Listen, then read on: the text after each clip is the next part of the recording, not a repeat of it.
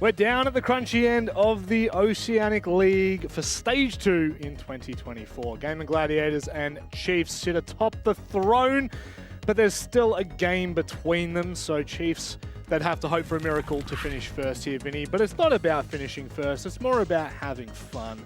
And speaking of having fun, Vince here joins me on the desk with our great co-analyst, Marsh Marta. It's great to have you, Marsh Marta, but we'll talk to you a bit later when we get to the veto system. I reckon we hold off on the Marsh Marta talking as much as possible. I think it would be great. There were a couple of words that were not stream-friendly last time I said. That's all I'm going to say. Vinny, 5 games that we've seen from every team now.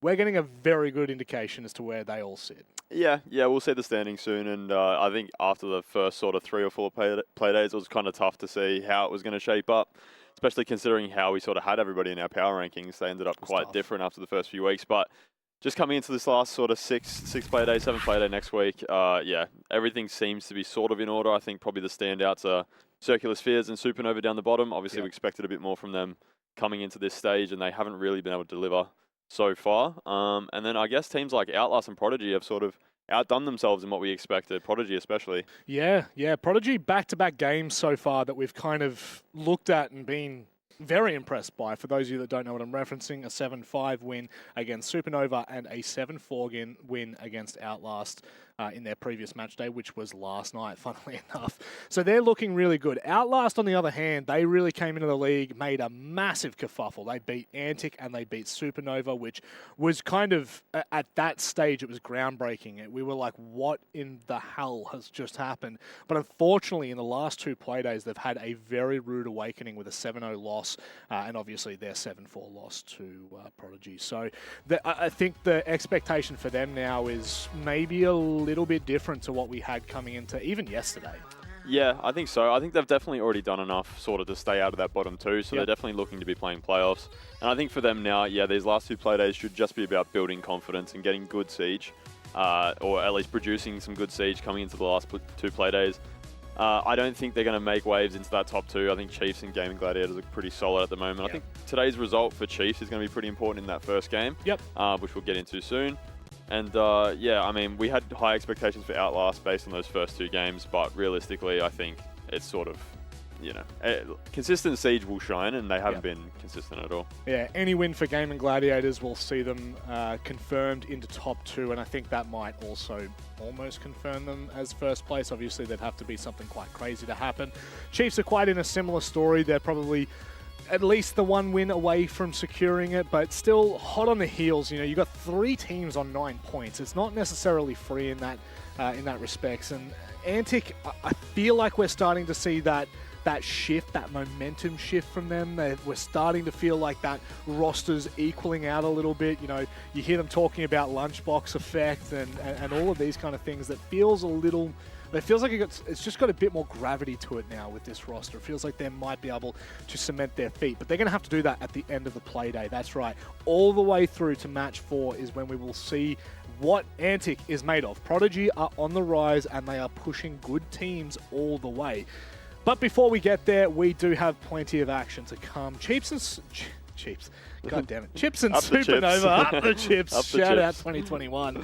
The Chips obviously go up against Supernova at the start of the play day. We'll break that one down in a bit, Vinny, but there's still enough on the line here for games like Match 2. I feel like games like Match 3, we're more so looking at Circular Spheres than we worry about the Odium performance. Yeah, definitely. I think Odium definitely haven't shown enough this stage so far to really be able to contest any of the teams. Usually there are a few teams towards the bottom that are sort of contesting with each other, but Odium are really struggling this stage, and I think it's definitely been more of a learning experience for them.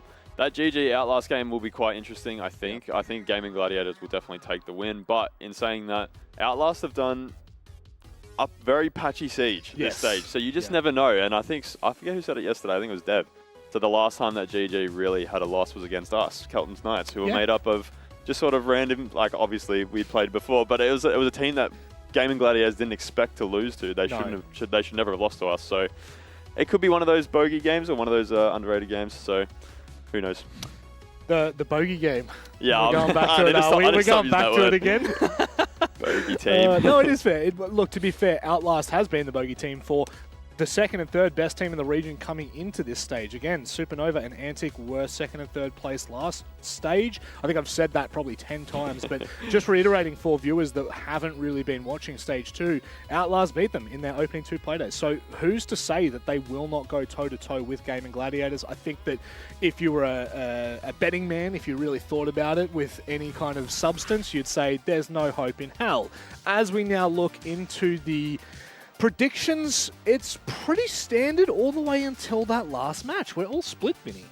Yeah, and I think it's probably going to be match of the day, that Prodigy Antic game. I think both teams are showing that they can play good Siege. I think Prodigy, obviously, as we keep talking about, have found their identity in their attacks with the shield play. And a lot of teams haven't figured that out yet, or at least not figured out how to counter it. I think Davey's done a really good job this stage of producing good results with that shield and his team working around him. I think we saw yesterday Antic using the shields, but it seemed like they were sort of forcing it, and it wasn't great for them. So I think that's the reason I picked Prodigy. I think that's just going to be the difference today. Do you think it's that conversation of 1 foot in, 1 foot out?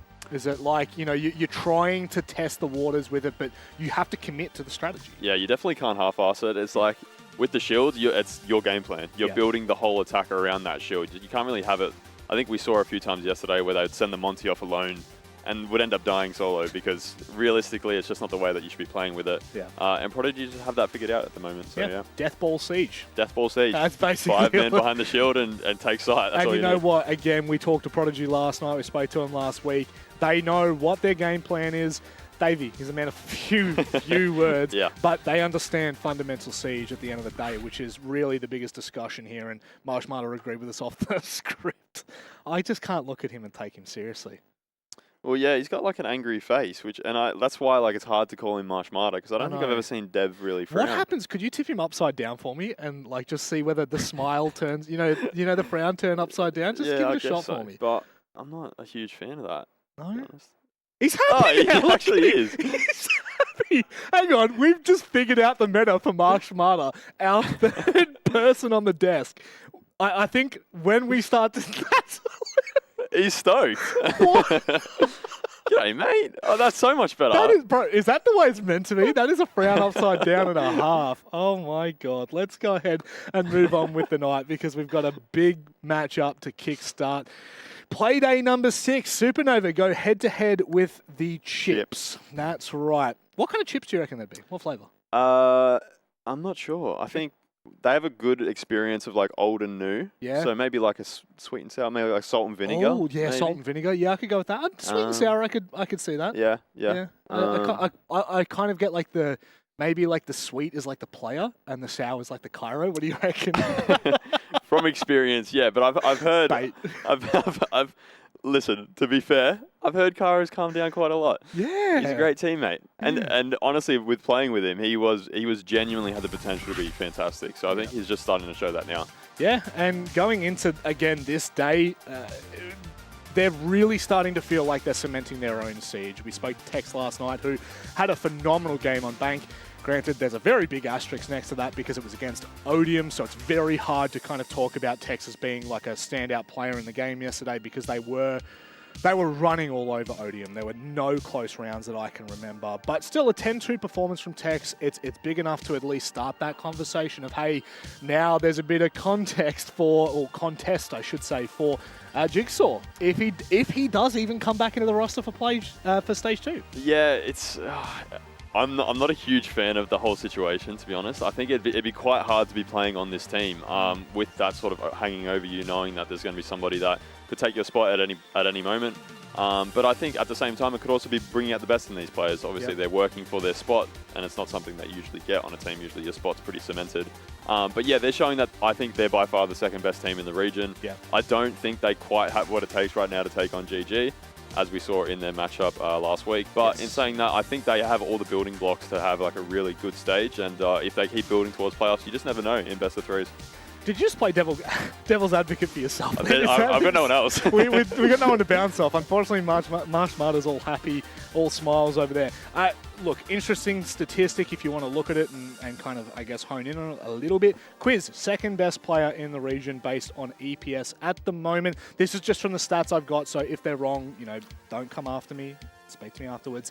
But out of 50 rounds played, 130 EPS. Yeah, he's been killing it. He's been absolutely killing it. We spoke to Oda during an interview, and he basically just said, he is Quiz. He is him. He is him. There's not much to talk about. He had a few months off between Stage 1 and Stage 2. I don't know if he played in Stage 1, but he was definitely playing a little bit in the off-season. Yep. And he just hasn't lost it at all. If anything, he's elevated his game to another level with these guys. I think he's probably as comfortable as he's ever been in a competitive roster.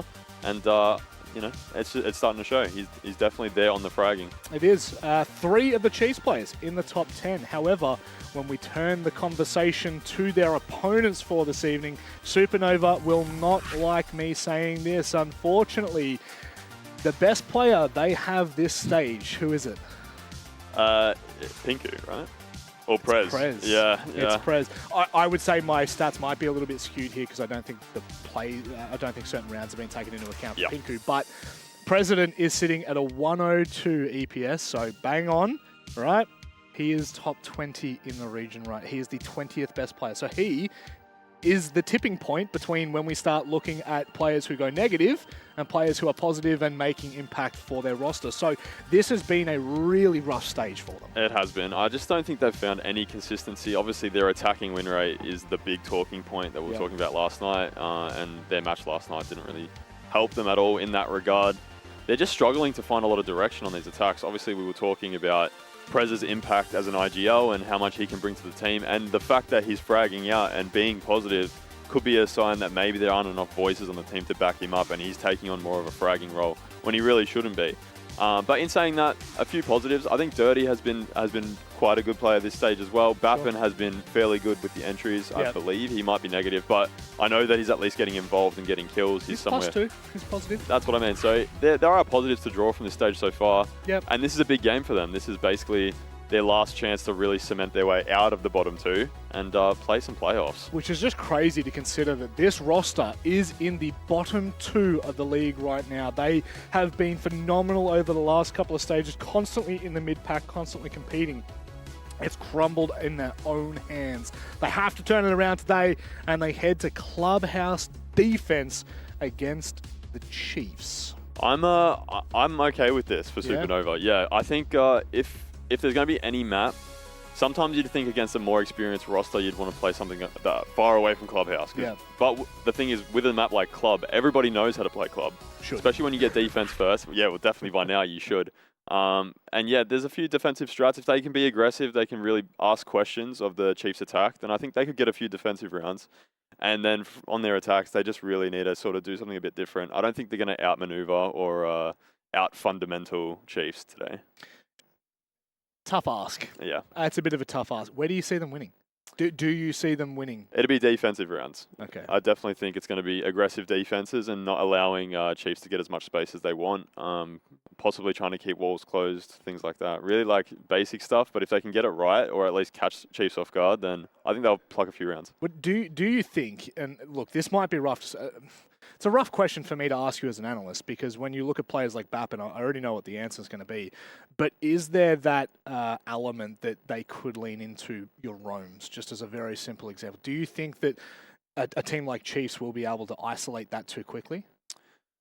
It depends. It depends. And I know Prez, I've played against Prez on Clubhouse probably hundreds of times with how long he's been in the region, and I've seen some pretty quirky Clubhouse strats. There's one in particular that made the rounds in OCE that I will not mention, but I will say I have the clip. Please. But yeah, I think the roam is definitely going to be the play. I think if they sit back on site and really, allow Chiefs to take the map, take map control, they understand the win conditions of Clubhouse. Yep. It's one of the most basic maps to attack. So it's just about asking questions. They'll go on the roams. They'll bring things like Mute, Mozzie, Vigil. I think we'll definitely see Bap and Vigil Boss G running around the map.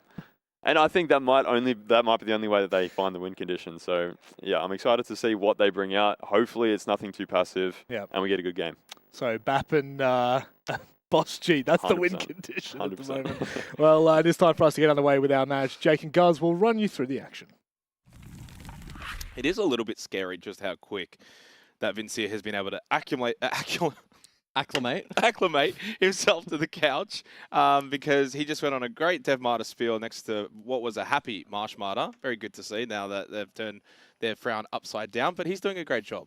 Yeah, honestly, that Yap could probably push the same distance as this game if Supernova fail to find success on the attack. Again, it has been one of their biggest weaknesses so far this stage, and that is why they currently sit in the bottom 2. An opportunity, though, for redemption tonight.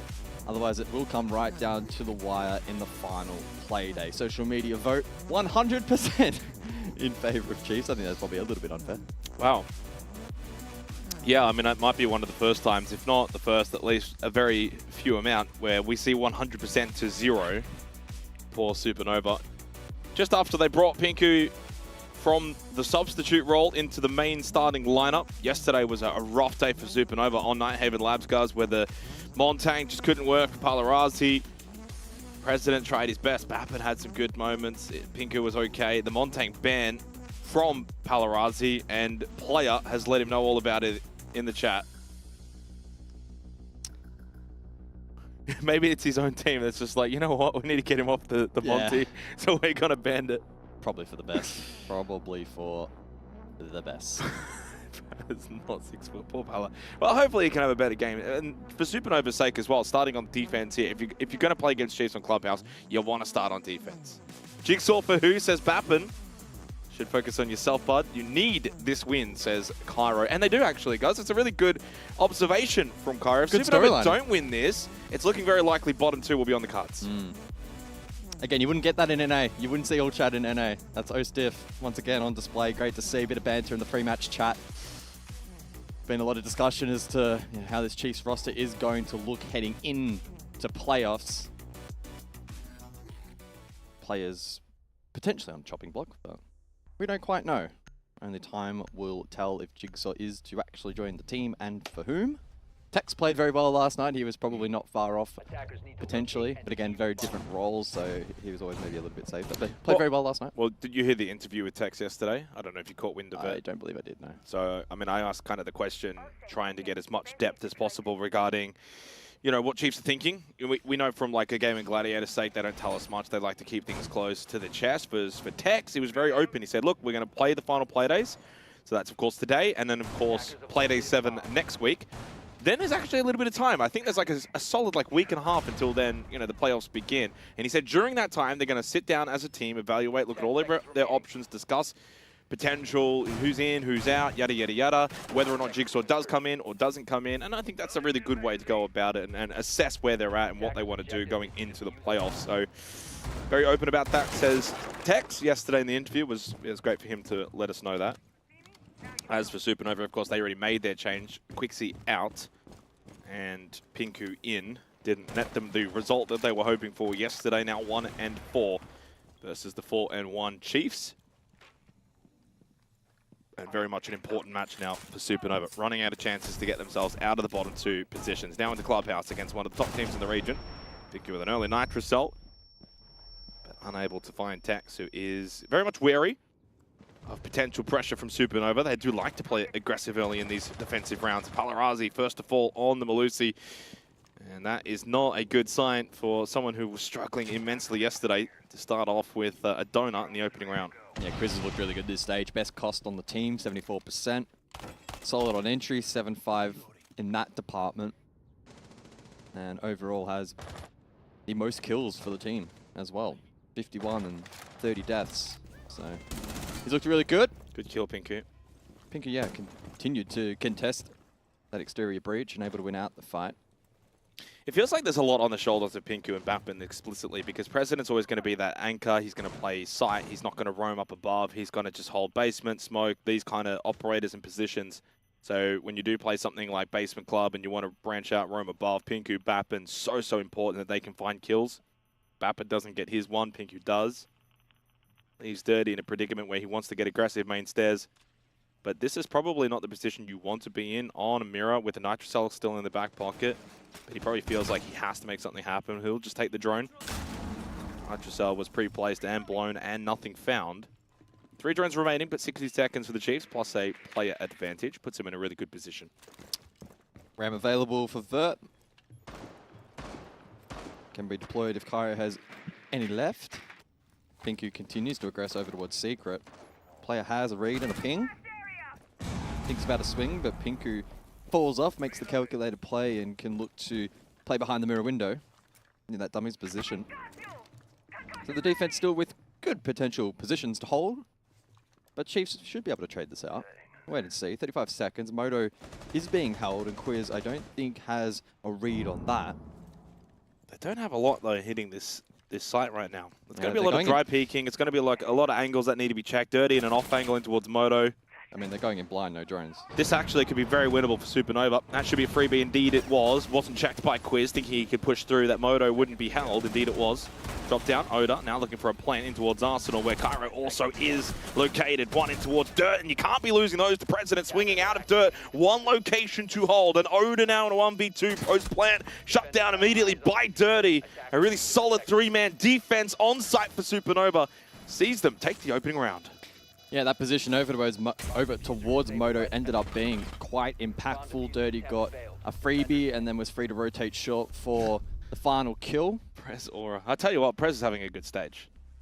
For a man who went on a holiday, came back and, didn't have a lot of lead in time, he's also, copped a lot of flack for, well, many years now. I think he actually had a decent stage 1 as well, if memory serves me correct. But this is actually a really difficult thing to do. The outward fast swing, the Ferrari swing as we kind of call it, instead of just jiggle peeking it, knowing full well that he is being watched. I think it's actually called the McLaren swing. I'm pretty sure they're faster these days. That is... it doesn't have the same effect, does it? It doesn't have the same sounding effect. 14% in terms of the total bans for Montaigne overall. Bomb located by attackers.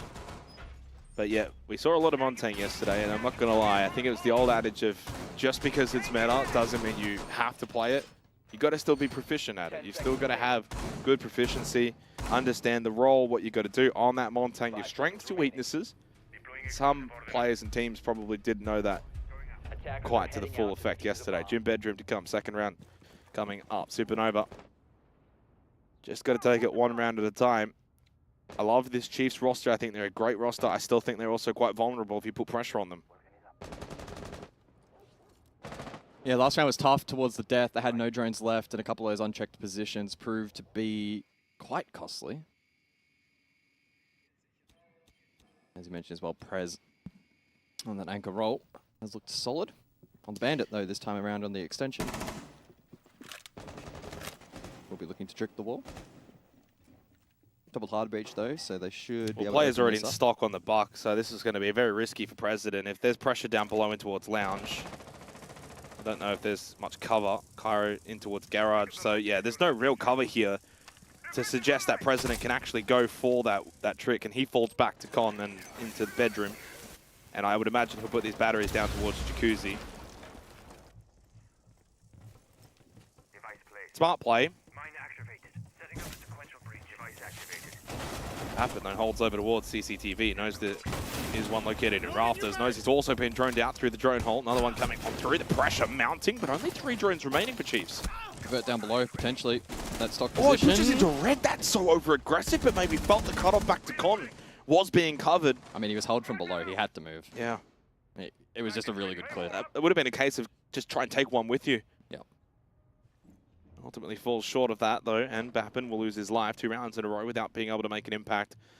Ooh, this could be interesting. I think Prez wants to try and hunt this player down below. Bappin's called it. President has certainly set and forget his shockwire batteries and can roam if he wants. Pre-places the Nitro. 60 seconds remaining. Jacuzzi still not opened up. Oh, we got him. And President will catch our player sitting in towards stock. The patience and slow approach from Chiefs not working there. Nitrocell blown outside of Jacuzzi, but again, doesn't find a kill. And Palarazi finds himself down on the floor without being able to fire back a shot. The Salma's thrown in from Tax, got by the Wamai discs. 40 seconds remaining. Does finish off a low health Palarazi. Misses the ace. Salma follows it up with the pistol. Pinku inside of Jim though. You spotted him. Good shoulder peek from Tex. Was at the bomb chassis for about 2 peaks there.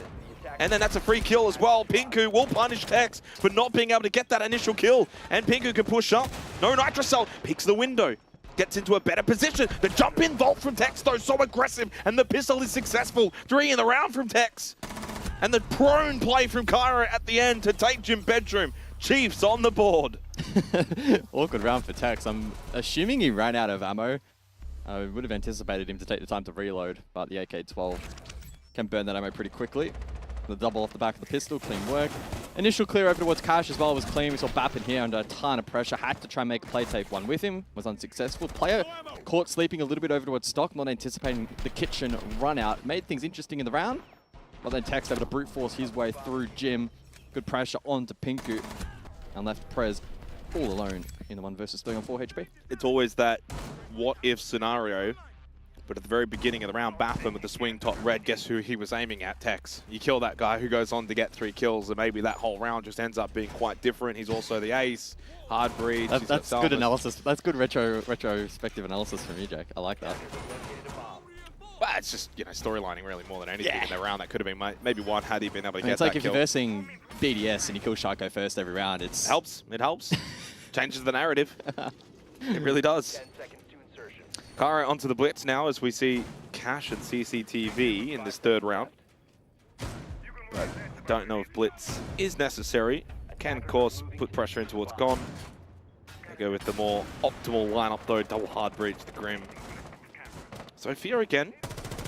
I have a feeling as if the Sophia is going to be the optimal choice in these opening rounds. I feel like Sophia's not, it's certainly not a must pick, and it falls more into that versatile pick. You can flex onto it depending on your likes or dislikes.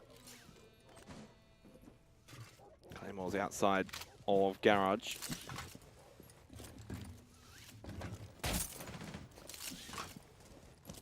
Yeah, noting that the Maverick is banned out, so tricking the wall isn't an option. The pre-placed mirror, Prez ready to pop that, and then a Nitro Cell or Impacts will follow from Bappin. You can see he's got that in hand already. But no focus on the main breach currently from Chiefs. Instead, it's looking like a more con-centric hit. Perhaps with the Monty banned out, they don't want to go for a more traditional hit with Garage Control, and that's fair enough. Does introduce other complications though in terms of clearing out Cash and the mirror top red, and so we'll see how they deal with these obstacles. I think this is also the kind of play, if Chiefs are pushing in from con side, Supernova cannot get caught into a swing game where they, you know, peek these angles and try to clear out con, and the jiggle peeks here. Tex, of course, trying to see if he can spot anyone. That was dirty. Inside of Cash on the castle. Yellowping trying to get a bit of movement here so the drone hole can be utilized. Quiz loses a bit of health. Taking a longer range engagement. This is a bit patient right now from Chiefs. It's very much to me aiming to see what if Supernova make a mistake here or there. President will go down. Drone hole unaware of his positioning. And the feet will get caught out. 60 seconds. Chiefs take the advantage. Difficult to know. Is this a stall or is this patience? Had to get that. Gun barrel sticking out. You know he's there. As soon as he peeks, easy headshot and dirty whiffs on the castle. They cleared the mirror top red. I don't know if they have, but either way, Dirty eventually falls. There is the mirror window to follow. Queer's able to finally get that with the Ash charge. So 4 versus 3. 40 seconds, plenty of time. And Pinku feeling the need to maybe make a play. Palarazi no longer able to play off the mirror window, but can still hold top red. Knows, of course, he's got Pinku down in lounge, so no one's going to be pushing up those red stairs. So Palarazi can keep all eyes focused in towards CashCon. 20. Late push now from Quiz in towards Garage. Pinku can get the timing. Well, he does give over some pressure. Good flick headshot. I assume he was aware of Quiz's position coming in through the breach, but no kill found from Pinku. Palarazi can't win his battle either up top, and player finds 2. Gets rid of Bappin, and suddenly the lurking Pinku by himself in a 1v2. No real time remaining. If he can get the denial, he will win the round, and indeed he will. Pinku clutches up for Supernova.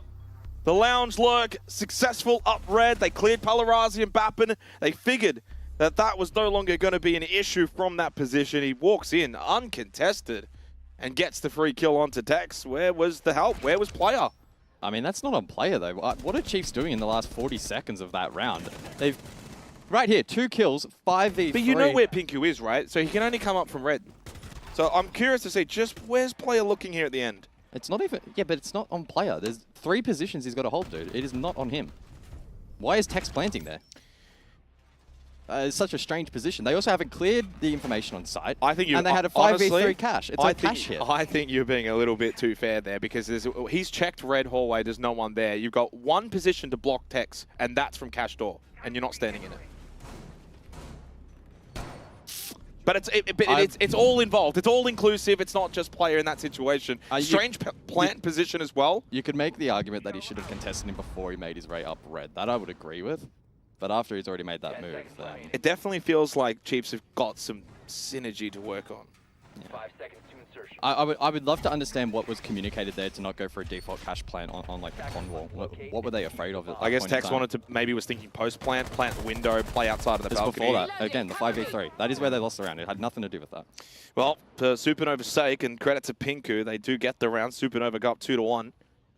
Just a little bit of pressure there, because in theory, as we go through 3 rounds, this is the expected scoreline. 2 primary, 1 tertiary. The only difference being Supernova did lose Gym Bedroom, but they clutch up on the tertiary of Cash and CCTV. So we go back to basement now. A little hidey play from Bappin on the Vigil in towards Logistic, channeling his inner Jay Kenner. And we'll see whether or not he does get droned out initially. Cairo will go past. I reckon he saw him and he faked it. You might be right. Yep, yeah, you might be right. Yep. That was actually a really good fake from Cairo. I was going to say, like, from the angle that we watched it on the POV, you could clearly see him plain as day. Yeah, and Quiz are going to sneak forward. They're making sound cover on the hatch. This is really well played. They know exactly where he is. Yep. So they are faking as if they don't know that he's here. He goes prone. The flash is effective. Really nicely done from Chiefs. Calculated and measured. Starting with Cairo, followed up then from Quiz. Cairo did actually take a beating down to 17 HP, but for the most part, a successful clear of Bappin in Logistic, and question marks for the heavy roamer, heavy fragger. Bappin has just had no involvement in this match. Yeah, good work from Chiefs and the roam clear. Oh, Nitro in response though from Pinku. We've seen him be very aggressive with the Nitro cells already in this half, typically on exterior hard breach. Immediately popping them as the breaches get opened up, but this time around, vertical. Very good read from him. Takes the Zofia off the board, not the largest of losses. They still have the Ash to counter the mirror. Still have hard breach and secondaries up as well. Tex is looking a lot sharper, I feel like, tonight, and yesterday was a really good game from him in particular. I spoke to Vinny on it when we were watching on Bank, and he was great. And maybe that game against Odeon was just great to kind of refresh the charges of Tex's battery bank. He's looking pretty good. Sharp heading into the playoffs. That mirror window will be dealt with. 45 seconds remaining. 4 versus 4 heading into basement. Last time one out by Supernova after the dirt hold from President was held very, very strongly. Palarazi towards triple. Left side opened up. And this time, and last time, was about Moto. This time they're not going to be able to hold a play in Moto. That was the difference point. And 6 drones up this time around, so Chiefs should have a better read, but President doing his job, the anchor on site. 20 seconds on the clock, and Quiz looking for a trade. He eventually finds it alongside Tex, but Pinku, info over towards short. Good to find that down, confirm it, and Oda in the 1 versus 2 has the skill to pull this off, but 10 seconds on the clock, good for 1. Pinku can play time. Over towards blue, but his position known. Oda needs to go for the hunt and the pistol out, spots his heels, almost gets the kill. Well played. But Pinku just holds on. Can I say well played to both there at the end? I feel like they both understood the assignment. I think that from Oda's perspective, didn't waste any time, pulled out the pistol, knew he had one win con, try and catch him on the back and get that kill. And from Pinku's perspective as well, hide, as you kind of pointed out, with like maybe 5-6 seconds to go over towards Gen. Timeout. Bappin wants to maybe get into their heads on the ropes, but he's only got the 1 kill. And I tell you what, the Supernova here, you got nothing from Palarazi, you've got 1 kill from Bappin. They're doing quite well against the Chiefs. I know it's clubhouse defense, but like half their team has got 1 kill. The only thing worse than like a top fragger talking smack in all chat is when the player that's struggling is the one that's initiating the shit talk. I think that's just even more difficult to tune out. So no, I'm loving that. And if you can't have impact on the scoreboard, you may as well in the mental warfare game. Well, it's certainly a competitive match at the moment. Supernova keeping things very, very interesting. Good initial kill from Chiefs. Great Nitro response from Pinku, who then ultimately was able to get his way back towards blue and play that time condition to perfection. There was 10 seconds on the clock for the 1v2 attempt from Oda. How to read right at the very end here. but just couldn't find that kill in time. Nice! How do I not hear that guy, bro? Good job. Good shit. Who said that? I would imagine that's it. Oh, actually, that wouldn't be Pinky, surely, because you would have definitely heard Oda sprinting at you at the end. Maybe someone got crept up on in towards church. I know Palarazi and President certainly lost both of their lives, but yeah, I don't know. Maybe it was Pinku. Not quite. I'm familiar with the faces. The voices, not so much. Either way, 3-1. 10 seconds remaining. Gym Bedroom, can they atone for their earlier loss in this opening half, guys, on this particular site? It was the Tex show. So he wound back the clock and found a 3K, mostly with the pistol, might I add. But he's now on the blitz, showing true versatility in terms of his operator lineup. He can play hard breach, he can play support, he can play shields, he can kind of do it all. And it's an intriguing lineup too as they bring the Flores with those Roteros on player. Cairo once again on the Grim. Just the singular hard breach with the Thermite on Oda.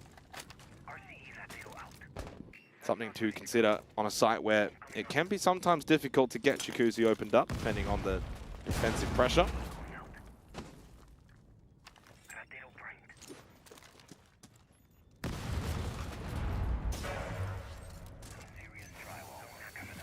This is going to be like a logistics pressure, open up con single wall, drop the blitz in,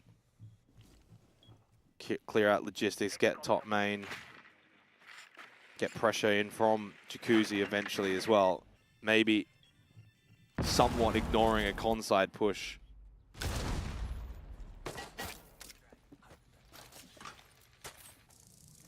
So Jacuzzi breach. With perceived pressure outside gym window, President unable to trick the wall. CCTV now into cash for Tex on the blitz. Keep in mind, Bappen is roaming down below in lounge, so potential flank opportunity available for him later on in the round as well. Or a Nitro Cell play at that. Could be facilitated by his own cameras. Smoke to go out to cover logistics. Nitro down below, unsuccessful, but Quiz does find success himself. That's the opening kill onto Pinku. It's a big one. Pinku's been good. He's been one of the better players for Supernova, so that's a big player to get rid of. I know he's only the mirror and he's already placed his windows, but has been really good for Supernova, no surprise. 60 seconds left though for Chiefs and still spending some time maybe in anticipation of some players looking to roam below. Bap and holding main stairs, Palarazi in towards logistics, still yet to find the kill. Holding a very critical position considering the pressure that's, I imagine, about to come his way with that blitz, most likely pushing in towards logistics. This is a big moment here if you're Palarazi. Oh, the F91S actually done quite a lot to deny Tex's ability to continue to push forward. He doesn't really see a whole lot, maybe somewhat of a counter, but Tex still is just able to roam around. Everyone can play off of him being a nuisance, and Bappen's too late on this flank. Everyone else is dead. Now you're in a 1v1 with the blitz in towards Con, and what can you feasibly do? Nothing. Bappen was very late to the party. Very late. Everyone else had gone home. I mean, that's the kind of flank where it's the right idea, but the execution on it just wasn't there. The timing of it well and truly off. Far too late. And maybe we'll catch a bit of it on the replay as to kind of when he got moving, when he got going on that particular flank. But in the end, too late into the round. And for the second time in this half, Chiefs will take Gym Bedroom. Yeah, the flank would have had to be very specifically timed, though, because of how clean that clear was from Chiefs. And if it wasn't for the Fenrir, which added just that extra layer of delay and made the pinch a little bit more challenging in through Logi, it would have been even more one-sided. We saw the util dump from outside Jacuzzi, the flash, and the Grim combination. Lock off the top main, and then Tex here was on for probably 2 or 3 kills in a row, to be fair. But the F-Not did stall out that momentum, also stalled out top main a little bit. You see all these players under an immense amount of pressure, boxed together, and then Tex was able to greet those from the breach, eventually top main, and collect the collateral along the way. So good work there from Chiefs. Much better attack towards the late round after floundering back on cache CCTV. 10 seconds left. And we rotate back to this objective now. 5 We saw Chiefs go for a contact last time around. They had a 5v3 briefly, then through picks. Attackers are heading out to Oda's defuse the bomb. 0-4, by the way. I don't know if you noticed that one, but he has not had really the impact we expect from him. Sure, maybe playing a different role. He's on hard breach, but I don't think that's an excuse for a player of his caliber. Not at this point in his career. He needs to be doing better than this. I wonder if this is a case of him having to take on More responsibility. more of an IGL role maybe. than previously. Well, And that's occupying his attention. I'll tell you, this is why you're the colour caster of the year, but it might be a reason why he isn't quite on his old team anymore, as now we know 5 voices, 5 IGLs. If that's something that Oda can't quite handle, maybe that's coming to the foray a little bit. We're not too privy to all of that info, but yeah, struggling to have an impact in this game where Supernova are certainly being competitive. Back over to Cash and CCTV. Impact just wildly thrown from Bappin, and speaking of not really having an impact, again, Bappin is just the 1 kill. Palarazi, no kills. Did like the F-Not mines, though, from the Fenrir, actually, to somewhat destabilize the Blitz. Like, it didn't completely counter him, but it was sort of like, oh, I can't see anything now.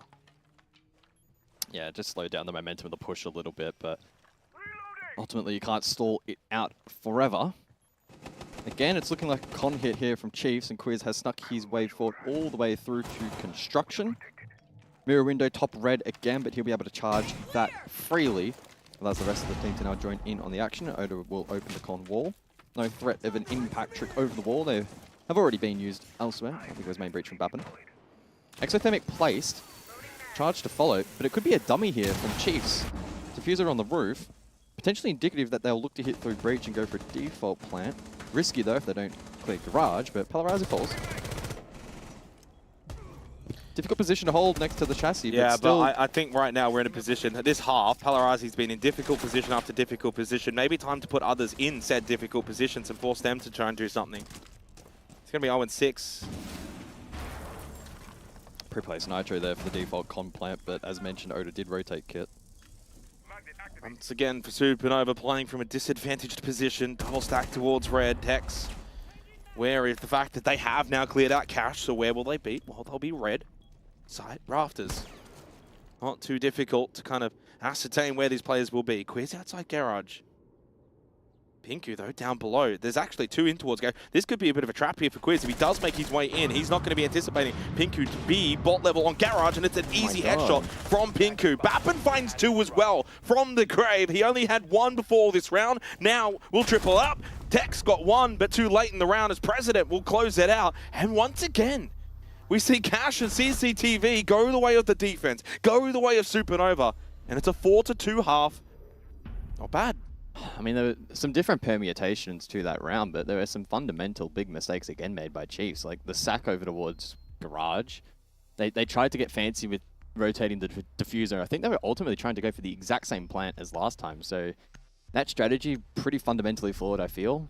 It was risky, though. And to the credit of Supernova, they just hard counted it the exact same way, pretty much. Risky from Supernova to put 2 over towards the garage side, when I think the anticipation from Quiz and Chiefs is a lot of the eyes defensively for Supernova is going to be in towards Con through Cash.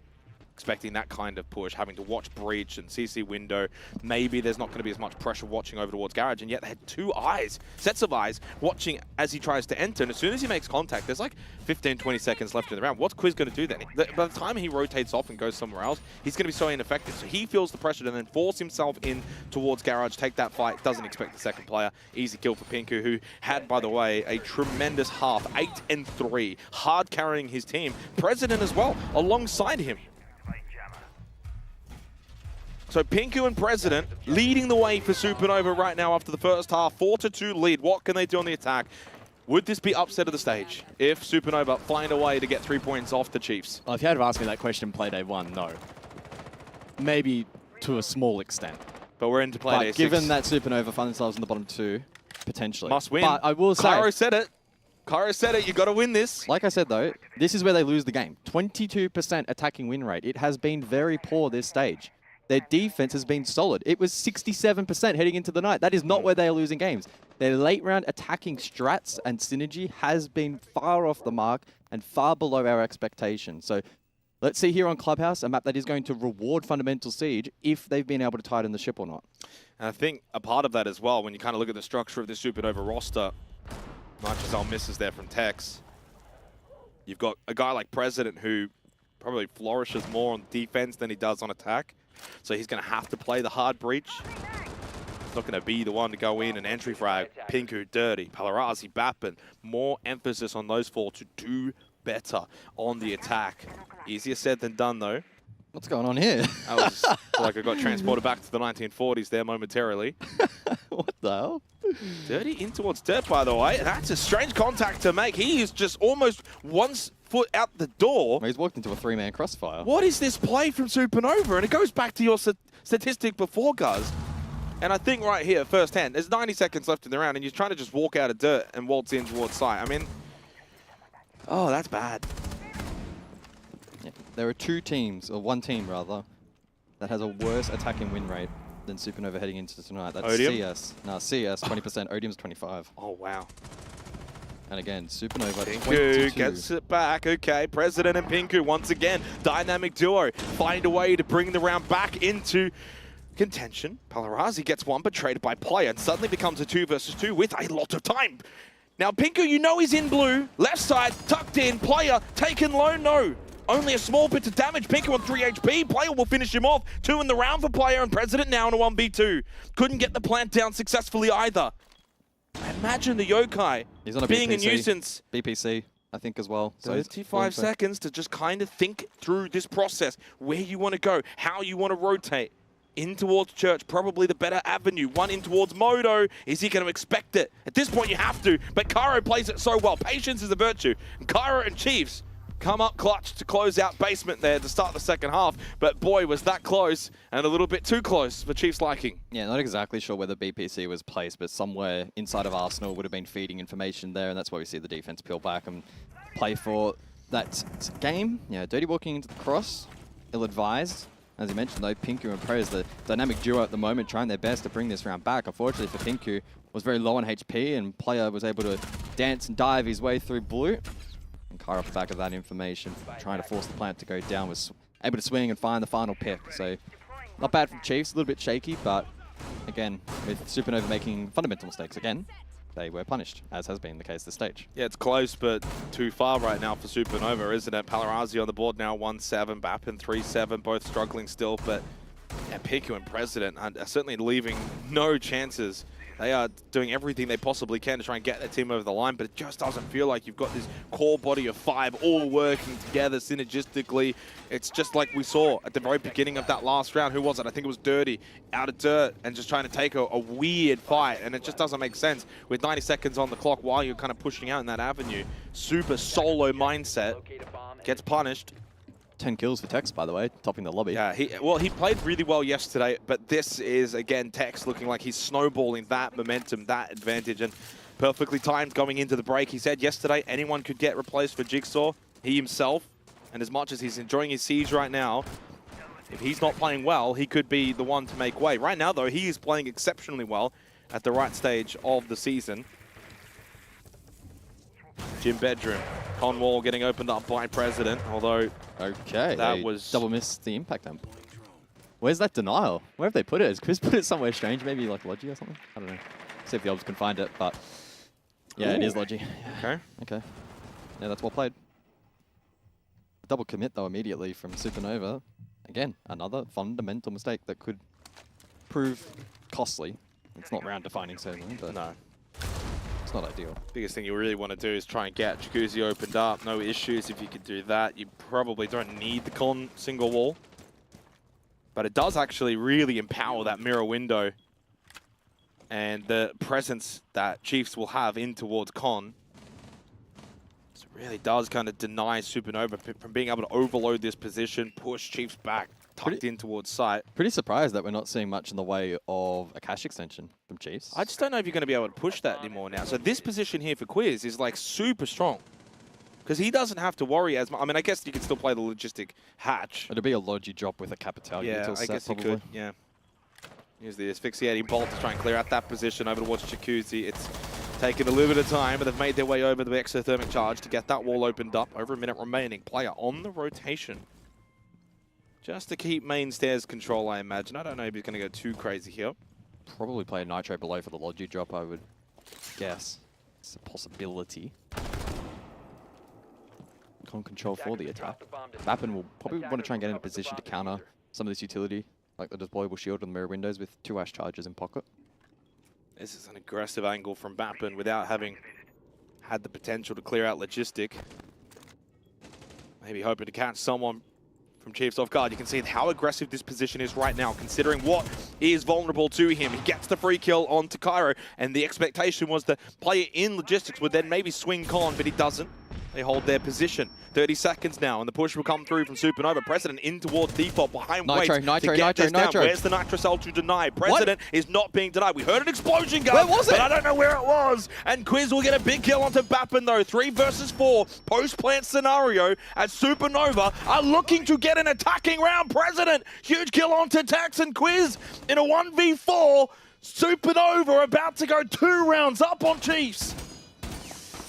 Well, Quiz's position was strong, so strong that he's now the last man standing in the 1v4.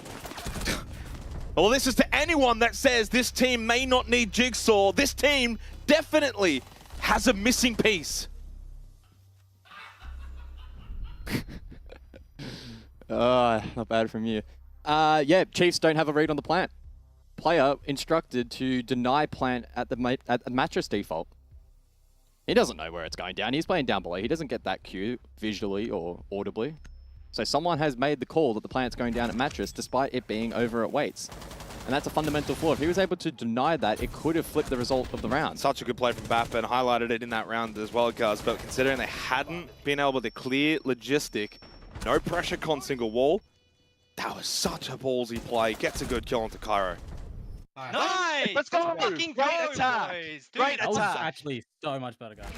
Hey, I feel vindicated. They know they can't attack. That was actually so much better, guys. Oh, wow. Why can't we do that more often? Oh, my goodness. That's like the moment of epiphany. That was like the realization we can play better. Oh, wow. And it was better, though. I think that was. might be one of the better rounds we've seen from Supernova this stage. And the belief, to me, feels like it's building. More importantly, they're only 1 round away now, guys, from being able to secure at least 1 point and deny the ability for Chiefs to get all 3. That's big. That certainly could have ramifications throughout the standings. Also potentially puts Chiefs' position in 2nd place under pressure as well. There's some big stakes on that Antic Prodigy game. Oh, yeah. As well, which I already had penciled in as being a bit of a banger. The final game of the night, both sitting on 9 points in 3rd place. They'll be hot on the heels of Chiefs here if they aren't able to find some success here defensively. Cash CCTV for round 9. Expecting a garage clear with the Capital. Didn't see that from Chiefs on their attacks, and it proved rather costly. Yeah, it was interesting. 2 attempts, Cash, CCTV, 2 failures for Chiefs. Well, you don't contest that, do you? Surely not. I'm talking about the player below, by the way, not player. Oh, hold up. Good trick. And he's in a good position here to maybe find a kill. He's still half HP, though, and has certainly lacked a little bit in this match. Oh, wrong side. Wrong side. Is this going to get denied? It will not. And now they have to vacate. It's a mini win for Supernova as they get the breach opened up despite the contest from Oda. Oh, really good drone inside a garage as well here for Supernova. That will certainly aid them on the garage clear. See how they attempt to lock down that position. Cairo with one of his shells, able to lock that down with the Scopos. At least that's the attempt, and he does get the opening kill onto Bappen, who's looked actually quite sharp in a couple of these rounds. So a big pick for Chiefs. Oh. And the Capital has cleared Cairo. I was going to say they weren't going to follow that up with the pick, but they are able to find it. Good work from Prez. I don't know about the Scopos up there on Rafters. I think you can have better options.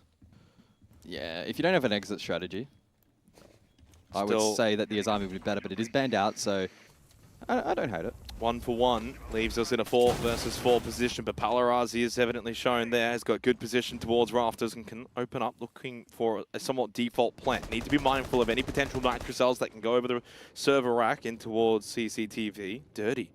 Player. And player. Yeah.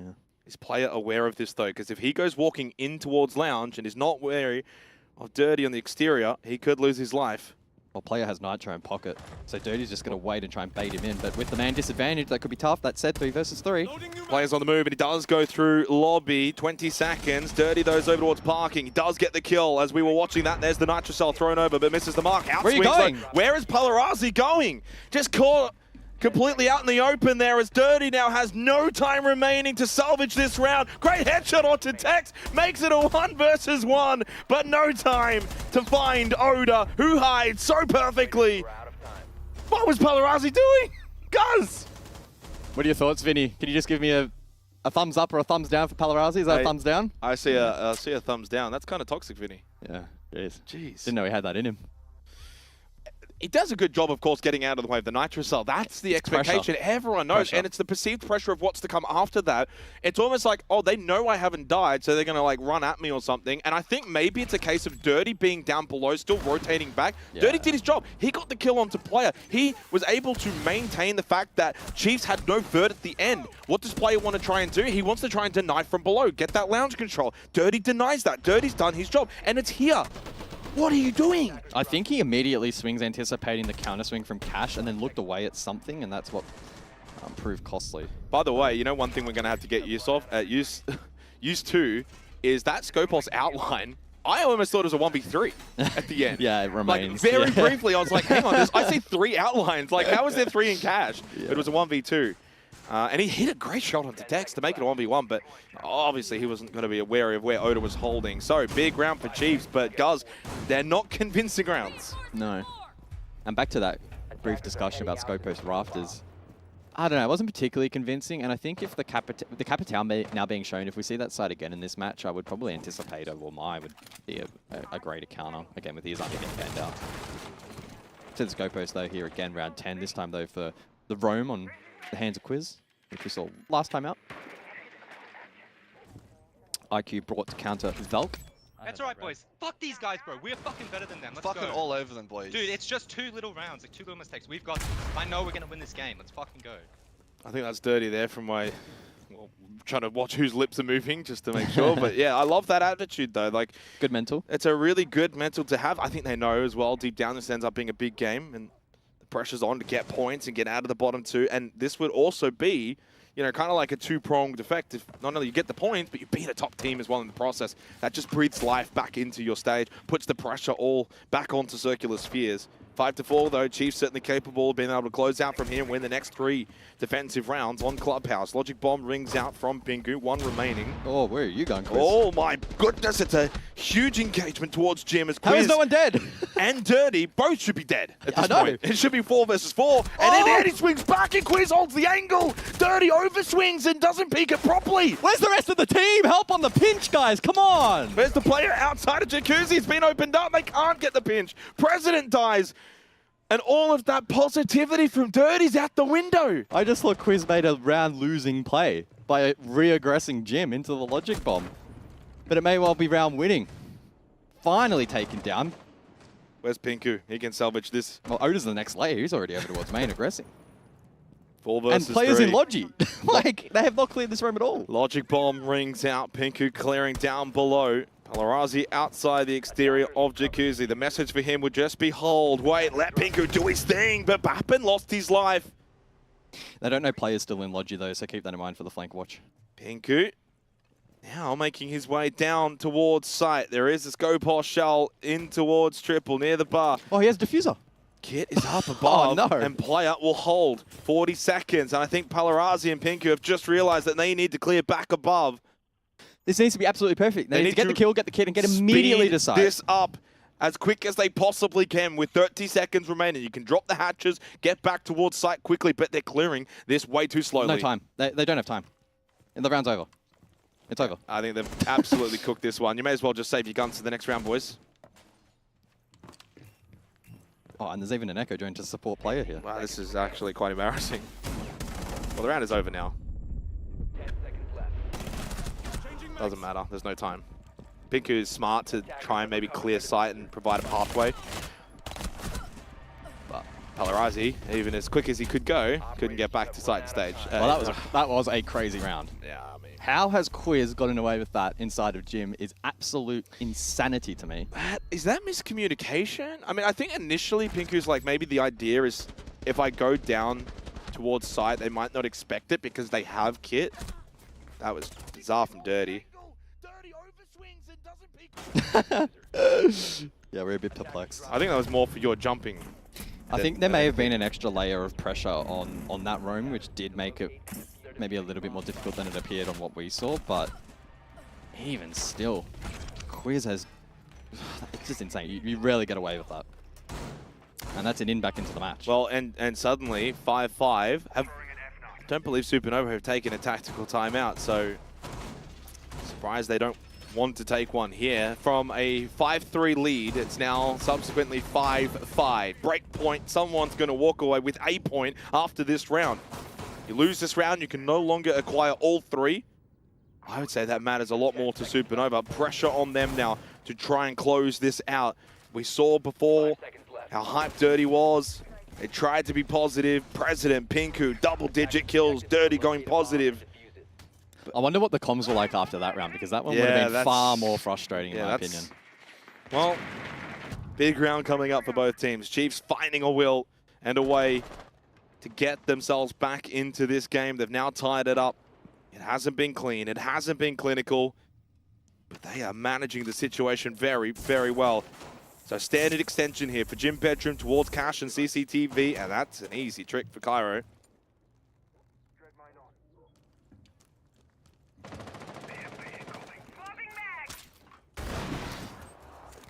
Attention over towards Jacuzzi and a Thatcher Thermite combo to aid that this time around. So not taking any chances in terms of hard breach denial this round are Supernova. We saw Impact Emps be a little bit wishy-washy last time around on exterior con. Bandit Trick still being employed here from Chiefs. It's Cairo this time around in the face of Salmas, and that will be a success. I think that they're starting to maybe feel the pressure here, Supernova. A little bit. Rushing things, trying to get some shortcuts. No pressure at all on Cairo, and that's probably some of the easiest bandit juggling you'll ever see.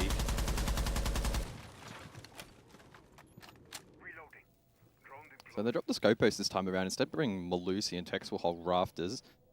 The Capital in comp for Supernova, I am, again, probably anticipating a garage clear. That being said, Diffuser is in hands over towards Jacuzzi. Mirror window facing this. Supernova, are they going to elect to take this head on? Maybe. Taking a lot of time, though, I think, to be decisive here. Oh, to be a fly in the wall, or mostly in their voice comms right now to just hear the communications for this Supernova team. What an angle for Tex. Don't mind that. Triple stack outside Jacuzzi, though, for Supernova means it's a very one-dimensional push. And they've given up. Rotate now, I think. President still on the roof. Could maybe come through from like a logistic hatch later on. Okay, a little cam here from Dirty. So we're aware of the fact that Tex is playing an intriguing angle into Ward's garage. 45 seconds. It's one that's not on site, but hunting. Hunting they are to maybe go for this kill on Tex. Dirty makes his way over. Will he find the opening kill of this round and give them the numbers advantage as Bappin towards main. Yellow ping, look down, play the ping. Indeed, he gets the kill. 30 seconds remaining though, and the rotate needs to happen swiftly to get back to Gym Bedroom. It could be an impactful position, especially if they are able to find Cairo. Pinku finds Oda. Bappin got to go up, got to start making your way in, get the trade, and he does. He gets the kill onto Quiz, and still now the numbers are with Supernova. 14 seconds left, player and Cairo up, player inside a bathroom. Cairo still towards CC, Diffuser. That's Diffuser on the ground with 8 seconds remaining. Huge critical kill, found by Cairo now in a 1v3. He can just maybe play off of the Diffuser, getting picked back up. Someone's going to get it, no one's going to get it. Why didn't they run straight away? They got it, they got it, they got it! Kill. He got the kill! Are you serious? They Wait, won the round? Why is he even peeking that? Why is he even peeking that? How much time was there on that? We need to see a replay ASAP on time. That was a 10th of a second. Oh, Cairo's devastated. There was 9 seconds when President died, by the way, and no one went to get the kit until 2 seconds left in the round. Yeah, I mean, it's awkward traversal right over towards Jacuzzi, so it takes time. They get away with it, though. That is wild. Well, lovely drone. Tex had no idea.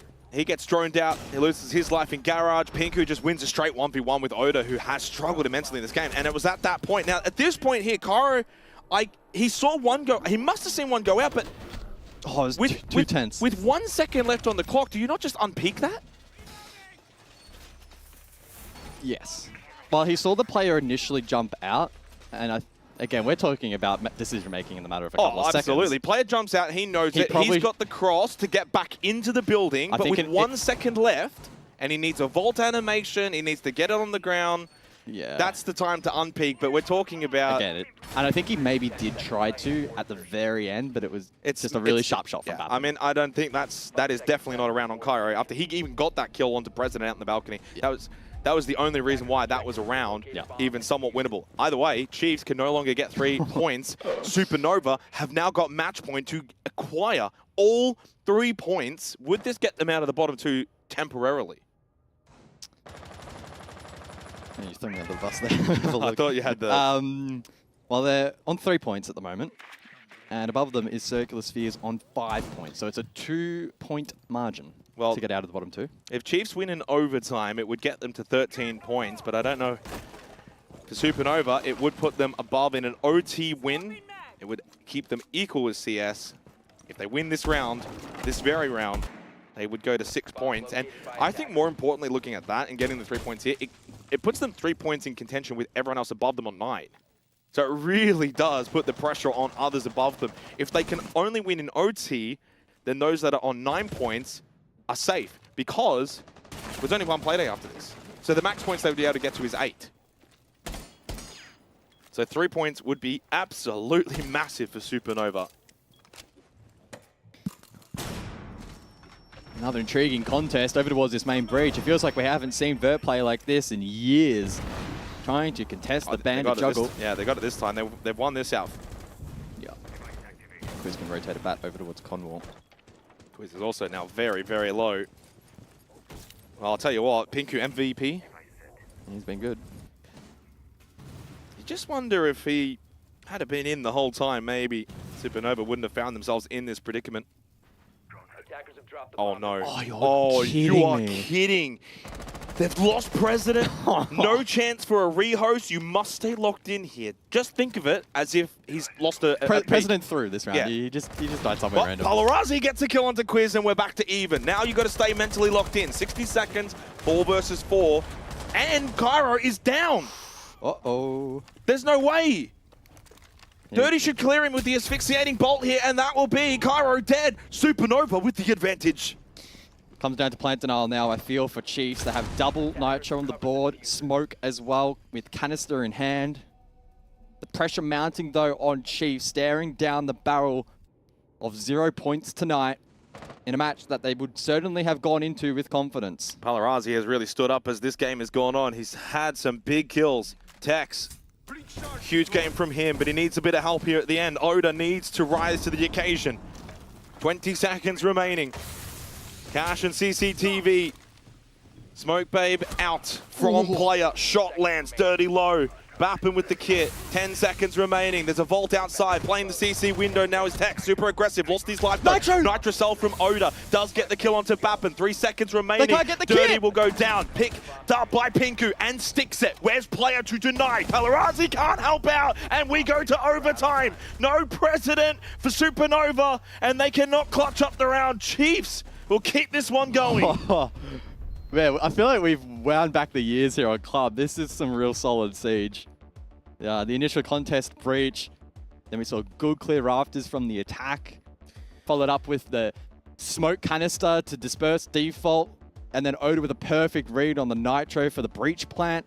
And then we saw Pinku with a massive hero play at the end as everyone else is scrambling to try and get that diffuser in hand. He eventually got it. And then player steps up in the 1v2 to deny. There were just so many good moments in that round. I mean, we're getting certainly a classic here on Clubhouse for Playday 6 of the Oceania League. Great swing there from Pinku to shut down. Palarazi's in lounge. Yeah, Palarazi's not even close to helping out Pinku there, but I mean, maybe again, it's that kind of, if you think back a couple of rounds ago, remember the round in which Palarazi had to move out from the Nitro Cell and I think it was Dirty. Yeah, he'd be looking to just go for a creep up red. It's literally just make sure no one gets the vert so we can get the plant, but then the creep up red is too late and just so happens players in a good position for an easy swing. There was very little time remaining. It was certainly a bit of a cluster of a round, but speaking candidly, President getting DC doesn't help. Supernova, if they have an extra player there, they maybe win that and get all 3 points. But they can't be thinking about what if. In this situation now, as we go into a bit of attack, they can't be sitting here thinking, oh, what if President hadn't have DC? We could have got 3 points. You just got to stay locked in. Still 2 points to get, and a crucial 2 points. But I do wonder what this now means mathematically for those teams that are on 9 points. I'm almost certain now they obviously can't go below Supernova from here, which does mean if you're on 9 points already, you should be locked in for playoffs. We can get that confirmed, of course, through production. I don't want to, you know... Don't throw me under the bus. I'm not going to throw you under the bus, but we'll get that confirmed hopefully by the end of this game, and then we can kind of get that driven across, because I'm almost certain had Supernova got all 3 points here, we would have been on for quite a lot of teams that maybe could have still finished bottom 2. But now, with them only being capable of getting to 5 points, 3 points next week is 8. Of course, they can't reach 9. And Odium certainly can't reach 9 either. It's been a rather impressive game so far, though. Yeah, so we've got a little bit of time here to kind of just break things down. Oda, strange game for him. I think certainly one of the, if not actually the weakest game we've seen from Oda on Chiefs since joining this roster. It almost seems like he's playing a different role, or he's got different elements that he has to focus on. On the other side, Tex, though, has been amazing. He's been clinical. He's been hitting clutch shots. Shaw lost his life in one of the earlier rounds at Garage, but is playing a bit of a unique, off-angle kind of position. Quiz, doing Quiz things. Kara's played well. I think players had some good moments. I think this Chiefs roster could definitely look back and say, we could have played this so much better. Room for improvement. As for Supernova, though, Pinku, amazing. No surprise. Been such a shining light for this roster so far this stage. Came in as a substitute, helped them almost take down Gaming Gladiators, and then he went back to the bench role, and then they've brought him back up to the main role. It's been an intriguing stage. President, of course, has come back and done really well. Palarazi, I think at one point was 0-7, but has been able to get involved as the game's gone on. Same with Bappen. It's been a great game to watch. It certainly has definitely felt like, you know, a Supernova team looking to try and keep their season alive. Well, we couldn't have written the script too much better for this game, Jake. I'm led to believe that Supernova will be attacking first in overtime. My burrito's going cold. Yeah, our burritos are quite cold at this point. It is what it is. But the big discussion point was all around Supernova, the attacking win rate, how will they go in this match? The 2 attacking round wins for them there in the second half. Keep their head above water. But now need to prove it in OT, where it's even more challenging. You do not have the opportunity typically to collect rounds on tertiary sites unless Chiefs want to go there. Do you think it's all just going to be a little bit too much for Supernova now that they've maybe squandered the potential chances, up 5-3 and then up 6-5? And yeah. How many times do we see it, though? We've done enough here where I think for a lot of these teams, they get into these positions where match point or multiple match points or close to match point, and then they ultimately fall short once we then get to, say, an overtime. Unfortunately, as we are having certainly one of the longer games this stage, it will be just a little bit longer, Guz. It's burrito time. It is burrito time for us and for you guys at home. Maybe go grab a drink, come back. We're going to have a rehost, and we'll be back in a couple of minutes. I still love you.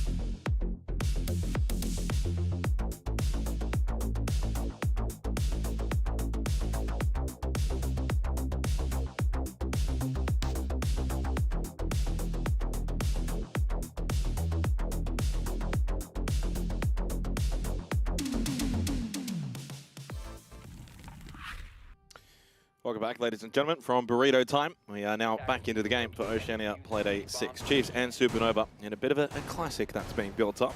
Supernova will play double attack. Chiefs will begin defense. And, well, I would imagine the favourites now to close this out with double defense on their side, getting to go basement to begin. Supernova have had their chances, but it seems like maybe time running out. So the Scopos in play again from Chiefs. We've seen it several times on this basement site. Most typically used for the roam. And last time out, the roam was ultra effective. 10 seconds to go. And Supernova found it very difficult to pinch Quiz off-site through Gym. So we'll see if Chiefs elect to double down and go for that once more. Seems like that will be the case, although expect the aggression to maybe be a little bit more tempered. Mute Jam has been scattered around on the top floor from player just to try and stall out a clear here from the attack. Drones will be critical in gaining information on how many roamers there are and exactly where they will be placed at the moment. It's a 2-2-1 formation, 2 basement, 2 first floor, and Quiz tasked with top floor. Quiz once again on the Scopos, and we'll see. It didn't last time have much of an impact. I think it was Quiz that was on it. Oh, maybe it was Cairo. I think it was Cairo that was actually playing it rafters as we see the transfer over to the second shell, back down to the basement.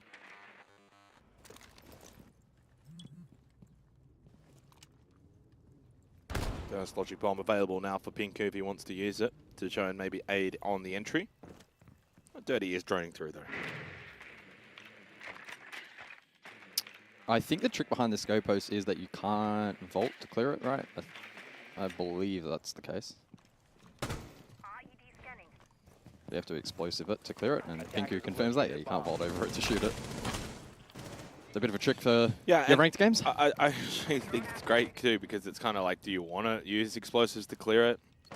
Probably. If you don't, then you give them an avenue to then flank. Have they actually dealt with it though? No. Well, they punched it, but just ignore it. Yeah, I mean, you could just keep a drone on it. True. It's going to be very interesting to see if Quiz switches back. Yeah, the thing as well is, when would you switch back as well? Is it... You can't really switch back surely when they're hitting site, because the time it would take to go from bathroom all the way down main to then have an influence in the fight, I don't actually know if it would be worth it. So you'd ideally want to switch back when they've kind of given up second floor, they're playing kitchen, and then you can switch back, transfer, and try and play down main and go for a flank.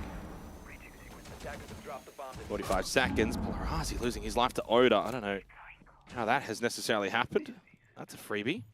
Attackers recovered the diffuser. Yeah, it means that triple wall may be a bit more challenging to open up depending on the util available for Prez. Not the best of positions here. Peel's seen in blue. Pinku, can he be the man once more? Smoke canister stalls it. Don't need to peek this though. Well, runs across, and he's very fortunate. Doesn't take a lick of damage. Attackers recovered the bomb. No logic bombs remaining. 10 seconds. A very stalled out attack. Good moto position here for Oda to watch from any push coming from bot main. It should be a free kill. The drop from Kitchen never really works out in this day and age. Somehow Bappin and Pinku have just been able to collect a bunch of kills, but no kit, no time. Tell you what, decent from them in terms of the raw mechanics of just shooting and killing players. I don't know how they brought that back. If they had an extra second, they but you're could have right. won the round. 1-2 more seconds to pick up that kit, they honestly probably win the round. That is incredible. I thought that round was essentially just over with like... With 10 seconds to go, they had nothing. Yeah. Well then, solid defense in the end from Chiefs. Having that OT defense advantage serving them well. Well, there was a player that left, but is a spectator, so we might be okay.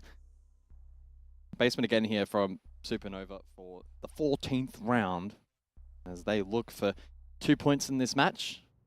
Trying desperately to escape the bottom 2, or at the very least, soften the blow heading into the final Play-Doh. Sorry, I didn't realize Burrito Time was still on, Jake. Got a mouthful. Well, it is when you're doing your wonderful color. I can have a quick little bite. Sure, sorry. I probably could have offered a bit more, but... You could have, but you threw me under the burrito.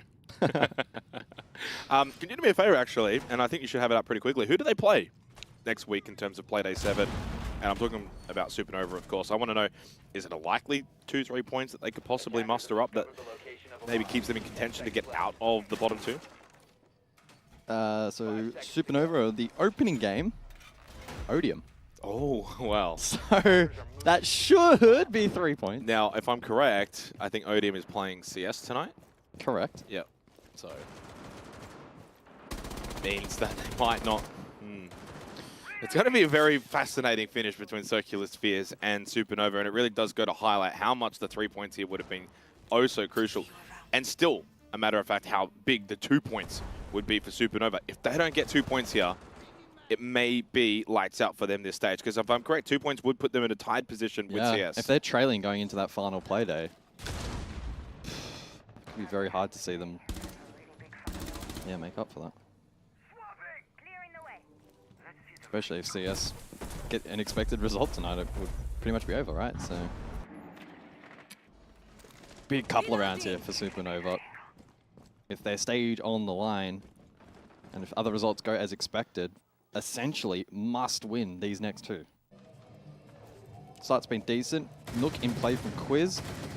Can continue to lurk around this first floor, allow the rest of the team to get to work. Well, the onus is going to be on Bap in here, as you can see in the pip. Yep. Over towards CCTV, lurking on the vigil. Now, typically you can see whether or not the attacker's kind of figured out where he is, the way he's playing. Just they kind of surround the area and then very much aware of his presence. I'm not sensing that right now from Chiefs. I do have a sneaky suspicion that Bappin towards CCTV could still have a big influence. Now, he is low, didn't quite see where that damage has come from, but lurking around red. There's a drone inactive, though. Oh, no. And a player in towards Secret. Player's dead. In blue's on drone. Still. Bappin. Oh, Bappin doesn't push blue. Oh my god. I thought Quiz was going to lose that fight. Player would have been dead to rights, guys. You mentioned it. I know. I thought he was pushing from red down to Secret. He would have got a free kill. He would have then been able to rotate back to site. 5v4. That would have been enough, arguably, for Supernova to maybe then win the round. No, that doesn't happen. And for some reason, he pushes through in towards lobby, loses his life, and gives Chiefs an avenue into the site. Cairo playing from dirt, the push from Quiz in through blue. Easy double kill, and this one is done. Supernova, you had your chances, you had your time, but only 1 point will be acquired as Chiefs bring this one back from a pretty significant deficit. Dirty can only delay the inevitable, as Player will get the final kill, the final say. Chiefs close this one out, acquiring 2 points. Well, that could be season defining for Supernova if Circular Spheres beat Odium tonight, which they are expected to do so. They could be locked out, which is going to be devastating for them. For Chiefs, I think for them maybe a little bit disappointing as well, right? This game going all the way, or at least to the 14th round. You saying no one's really won from this? Not really. We won. We got a really entertaining game. Honestly, of all the Clubhouse we have seen this stage, which has been a lot, that was a really close competitive game. Luckily, we're not out of entertainment purposes for tonight's. That's only game 1. Tonight's evening. Not only do we have 3 more games tonight, there's a special little prize as well for game 2 that you guys are going to have to stick around for. For now, though, back to the couch. I'm just going to ruin the surprise. Mandy's coming back. We've got to come down from Brizzy. We needed a bit of quality back in this cast. Unfortunately, we have lost significant quality, and there's a calm and poise that you lose with someone like that. But calm and poise could be summed up for Supernova, at least in regulation. I mean, coming into this matchup, pretty much everyone had written them off. Yes, we thought they could still perform. I never thought I'd see it go overtime. Yeah, I think they'll actually be a little bit disappointed with the way they finished off that game. Obviously, they got 1 point, which is probably one more than we expected them to get, but they looked fine, and I think Chiefs did not look convincing at all throughout the whole of regulation. They got a few late round wins. We saw Chris Player clutch up one round. Sorry, you know him like that? I know him like that. Yeah, don't worry, call him guys. Chris. He knows him like that. He clutched up one round on the smoke in a 1v2 where it looked like the attackers were sort of out of position, but a lot of those rounds came down to those last round executes. So, yeah, the Chiefs' defenses did not look very convincing, and I think Supernova's actually looked more convincing than the Chiefs. So, Marshmatter, happy or sad? I'm not doing the voice. You can do it if you want. No, we won't do it just yet. I guess just contextualizing Supernova's stage so far, it has been falling short. And today is a match where they were so close to getting a result. And unfortunately, they're really still a point, which is better than what we've seen in the past. Still not enough, but it is time to welcome in your best mate, Chris. So let's start talking to player and get an idea as to how things are going. Player, can I call you Chris? Is that okay? Yeah, you can call me Chris, Yeah, mate. Chris, I know That's you fine. like that. That's all right, mate. I remember the Combine days. That's a long time ago now. But obviously a performance that went a lot closer than most were expecting. Looked a little bit rattled throughout the regular part of the tournament before we go overtime. I don't know what I'm talking about there. How did you guys feel inside the server? Yeah, I mean, like, we're kind of happy they brought us to Clubhouse. We're pretty confident in Clubhouse, just a little off day from a few of us, especially me. But yeah, I think things were a little bit shaky. I think that was pretty obvious. Sure. But yeah, I'm happy to get the win. Yeah, you said you were happy to go to Clubhouse. Obviously, historically a good map for you guys. What was sort of the game plan going into the map against a team like Supernova, who are currently in 7th? I mean, I think they're playing to not really get like relegated. They're trying to get a playoffs. So we knew they were going to play very aggro. Yep. You know, try and make a lot of hero plays. And yeah, I mean, they played very well. They got a point. So Player, It's fine. you're a bit of a gunner. We've known you for a while in the region. You've been a prominent name for the last 2 years. I want to ask you, coming into, I guess, this stage, the shield meta's changed. Don't worry, I'm not flaming you. I'm not flaming you. It's okay. No, I actually want to ask your opinion on the shield meta at the moment, because it feels like a lot of teams, especially in OS, are kind of missing the mark a little bit here. Prodigy is probably the one team we see that's hard picking it and leaning into it. What are your thoughts? I mean, I don't think you can force the shield. Mm-hmm. Like, even if you don't have a good shield player, you can't really force it. Whereas, like, Prodigy, name's Dave, like, he's good on shields. Yeah. Like, that's a great ban against them. Mm. But yeah, we have, like, a good shield players ourselves, like Cairo, Tex can play shields. I can flex it sometimes. But yeah, I mean, it is definitely the meta. Yeah. And yeah, I mean, if you can abuse it. Why not? Anything else? Yeah, from I you? got one more. Okay. We spoke to Odo, and he said that since he's come in, he's basically taken on that leader role and been more of the IGL in the game. Individually for you, how has it been sort of transitioning to a different calling style, say with Odo versus Nate or Tex? Yeah, I mean, before Oda joined, like, I don't know, after he joined, like, he revolutionized, like, the whole team. It's, like, completely different. And he hasn't really taken, like, you know, he hasn't tried to take over the whole team. It's like fairly, you know, his leadership role is like fairly there. We also have like 2 other big voices like Kara and Tex, and honestly, it works really well with me and Quiz. You know, getting told what to do, where to run around and stuff. But yeah, it's all good. Now, player, this is probably, I mean, you can correct me if I'm not mistaken, but I feel like this might be one of the strongest rosters you've ever been on. Obviously, Man LFO, you guys went the distance last stage, but this feels like it's got some real competitive legs to it. How are you feeling as the team progresses? Well, for me, I think I'm the 5th best player in the team. These guys are really good. Quiz, popping off, Yeah. and Tex, like, they're just all good. Yeah. I mean, I feel like that in this team, like, I have things to work on rather than anyone else. Whereas on other teams, I thought, you know, I was the star man, but not in this team, which feels really good. It's crazy how the dynamic flips, and Jackson and Diddy will kill me if I don't ask you. So the Jigsaw, number 6 player, what are we doing? What's happening here, player? I don't know. I got to watch out for my spot, but I don't know. Obviously, that discussion's coming soon, but yeah, got to watch out. It is. Player, thank you very much for joining us, mate. Do you have anything you'd like to say before we let you go? I don't know, mate. Shout out Mag. He's hungry. He's coming back. But yeah, thanks for all the Chiefs guys for supporting us. Yeah, that's all, boys. Thanks for casting, guys. Thank you very much, player. We'll speak to you soon, mate. All right, thank you. See ya. Maybe we won't speak to him soon after that kind of an interview. Who knows? Well, it sounds like there's 2 names on the block now. It does. I've heard it does. Mag's been thrown around a lot. He's I know. hungry. He's ready to come back. What's going on there? That guy's not even in the same continent as us right now. That's literally like the 4th shout out we've had in interviews. Like every single time we've spoken to him, there's been a shout out for him. So maybe there's a few players on the chopping block come playoff time. Mag and Jigsaw both coming back into the roster.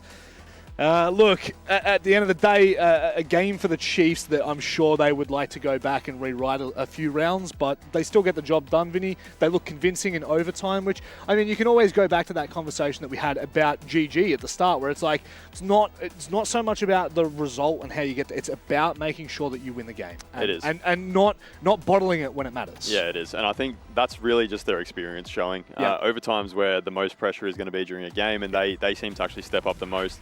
We saw in that last graphic that 11-3 opening kills. So Crazy. Probably the biggest story would be that they're not converting rounds where they're getting the early aggression or getting the early picks. Player said that they were playing very aggressive on their defenses, and they were able to get the kills, obviously, but weren't able to capitalize on those attacks. So, yeah, just looking there, great games basically for everyone on the Chiefs Esports, except for one guy down the bottom. 4-12, but holding an 86% cost. So That's wild. yeah, I didn't even notice that. definitely a more telling sign. We know the kind of player Oda is. He's a leader. Yeah. He's definitely doing the team thing throughout most of those rounds. Yeah. And then, yeah, another great game from Pinku. He's only showing that he definitely deserves to be in a spot at this level. Yeah. So I think that move from them to get him in was definitely the right one. And yeah, I mean, Prez again, 10-10, just playing his role. Bro, I'm telling you, there's just something different about the IGLs this stage. It just feels like there's a different air to them. It feels like there's a lot more of a competitive nature to them. And look, meta's shifting. We'll always do that. We'll always try and bring out the best in some players. But to double down on your Pinku conversation as well, that's Chiefs and Game and Gladiators that he has performed incredibly well off. So definitely a player to continue to watch as we get closer to playoffs, even though Supernova may not be in it. That's a damn sure. It's a little bit upsetting right now. Chiefs, they take the 2 points. They'll be happy with that because it still keeps them in second place as we head into the final play day. But we've still got 3 more games to come. And the next one, Outlast take on GG.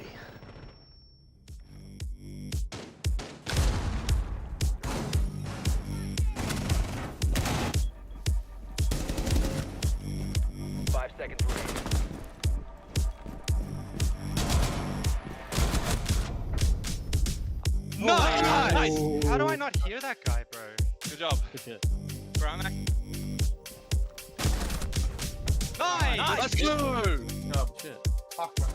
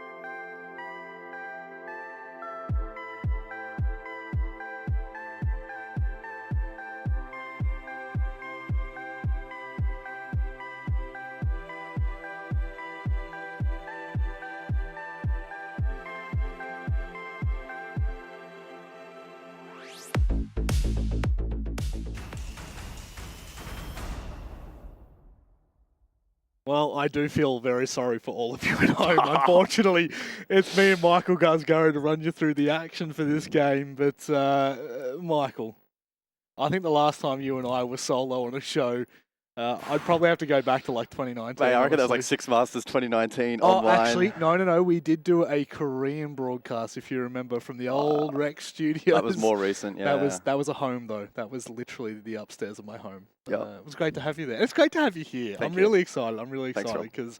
because you bring the best out of me. I bring the best out of you. It's just incredible. Sure. He really loved desks. He just can't get enough of them. Our next matchup, mate, Outlast versus Gaming Gladiators. It's, for me, a bit of a sad story for Outlast. A really strong start to the league, and they've just fizzled out a bit the last two play days. Yeah, Outlast did have a very strong start to the league, I will say, and I think I might have mentioned this on the cast last night, that their previous opponents probably did just obfuscate that result a little bit and probably made it look a little bit better than it was, but still does, you know, feel a little bit disappointing. They find themselves now in 5th heading into this particular playday. Still strong in terms of points gained so far, the 9 points for them. So we'll see how they go tonight. We have tried every single playday to hype up the GG matches, maybe being an opportunity for them to lose, or maybe the roster change won't work. So far, though, it really hasn't been that case. There was one loss for the Chiefs so far, so don't get, pardon me, for the Chiefs so far, but Yeah. you know, in the top 2 position, but Gaming Gladiator is still flawless so far. Yep, they're the only team untouchable. They are out in front now, of course. I say untouchable. There is like a slight little asterisk next to that. They did have a game go to overtime, and they also had a 5-2 down on a border matchup that we thought was potentially going to go the distance as well. But again, showing grit, determination, and really why they are the best team in the region. They have consistently been putting up the numbers. I mean, if you want to talk about the numbers, I look to Tuhan, but like one player that just keeps slipping into the conversation like a slippery salmon, Fisher guy, mate. He's up there now. Yeah, Like 35 and 30. Yeah, you read my mind totally. I wanted to highlight him as well. The entire team above 100 EPS, plus Fisher on one of the hardest anchor/support roles, generally speaking, on most maps, is really a testament to his ability to play that position. And also the fact that he has been relied upon at times. With some of these closer matchups, he has been a difference maker. In more lopsided or one-sided games, it's a little bit more challenging, obviously, to pad your stats in that kind of role. So it's been good from him. Even 8 entry duels so far. That's what I was going to say, bro. Is also pretty crazy for Fish as well, right? So he's been getting in on the action, and probably a reflection of the team trying to employ a little bit more of a different style of siege this stage, and yeah, the stats reflecting that. Yeah, it was touched on a lot coming into the interviews that we had with the wonderful Titan, how much had actually changed for this team. The roster, obviously, you know, really there was only the one shift from Oda with Tuhan, and the big conversation was, well, there is no longer a strong IGL. There is now 5 players that will call, and Fisher, yes, still will take the lead and will still do a lot of the prep work that we've known him to do in the past, but it's certainly split across, and it's well and truly showing in the stats. Michael, of course, going on to mention the entries, which he's actually on par with Sage, believe it or not. Same amount of entries as Sage. Well, entry engagements. He is technically -1 to Sage's 5 and 3. But yeah, look, at the end of the day, for me, they're just a terrifying roster. You are never going to break the ice when it comes to them. And even when you do, just one tiny mistake and they find their way back into the round. Let's start talking about Outlast again. We prefaced it coming into this matchup in specific. They have had really rough games, but I don't know whether that means we write them off. No, but we'll see how they get tested this evening against their most challenging opponent. ACOG, for me, has impressed. He's leaded the charge quite nicely and statistically been relatively strong, even despite, generally speaking, playing actually more supportive operators, right? Highlighted there, the Thatcher and the Goyo defensively. He's also been playing Mirror equally the same amount on defense, and not lagging too far behind on attack, much like Fisho, is the Grim, and also Flores to follow. So he's playing a lot of util ops, and still massive in numbers. 11 entry engagements as well at a +5. Super impressive. So if he can continue to lay down the groundwork, we'll see if the rest of the team can step up. But as you alluded to, if there is any point in weakness, whether it be on the entry or the mid-round or late-round executions or info gathering or shot calling or IGLing or all the complex elements of the game. So many of them. The one team that is pretty quickly going to identify that in 99% of games and then crush you on it, it's GG. You're getting spanked. it's a good limit test for them tonight. And if anything, Outlast can walk away from this match and be like, XYZ didn't work, and that's what we need to improve on before playoffs. Yeah, ACOG, top 10 player in the region at the moment with the second highest entry stat in the entire league. So just something to look out for as we get into it. Gaming Gladiators. Okay, so you're baiting us. I really want to see that lair from you. I want to see it. We go to Consulate, guys. I mean, I don't know how I feel about a Consulate with Gaming Gladiators. Last time we saw it was all the way back on Playday 1. There were many favourable scenarios for Gaming Gladiators. Put it down to nerves, put it down to new org jitters, whatever you want. They got pushed to overtime, but boy, did they bounce back. And obviously Outlast 1 win in the column as well. So I guess it's even territory if you want to look at it from that perspective. I'll be honest, I did not really lock into what you were saying because I was looking at stats, so I hope I don't say the exact same thing. Win. For GG? No, well, I'll let you go. I was just going to say that they both have the exact same like ban stats heading into this game, right? So both teams have had it banned against them 4 times and left it up as the decider once. Yep. So pretty intriguing that maybe other teams in the regions believe that this is quite a strong map for both rosters. I am also a little bit disappointed that we don't see the layer brought out. GG, I'm sure, are very confident and have a lot of exciting strats on that map. And so understandably probably hiding it for playoffs where we expect to see it played. But in terms of the complexion of the match, it doesn't matter. GG themselves will tout they have a 9-map pool, and we'll see that tonight. Well, Marshmallow, what are your final thoughts? Yeah, okay, I'm done with the bit.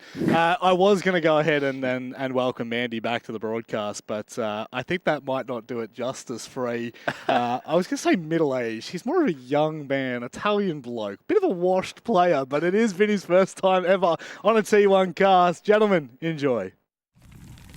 Young man, Italian. I thought he was going to mention me actually halfway through, Middle-aged but first, I'm actually. certainly not a washed player because I was never a player. Just naturally washed. Vinny, on the cast for this one, first time this stage. I am. And a pretty good game as well, might I add. With Gaming Gladiators, an Outlast team that have shown some really good things this stage.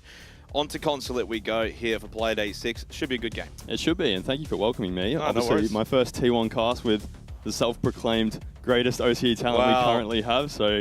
I don't know about self-proclaimed. I don't know where you got that one from, but I'll take a compliment when I get one.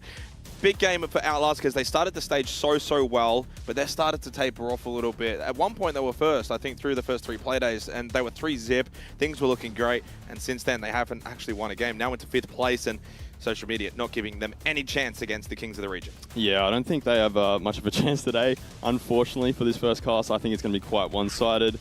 But in saying that, I think those first 3 results for Outlast were definitely needed with an asterisk on the side. They beat Antic, they beat Supernova, Circular Spheres, teams that are really struggling at the start of the season. So I think now this is definitely the time for them to bounce back. They need to secure that playoff spot. I think they're just about in. But yeah, definitely need to build a bit of confidence coming into those playoffs.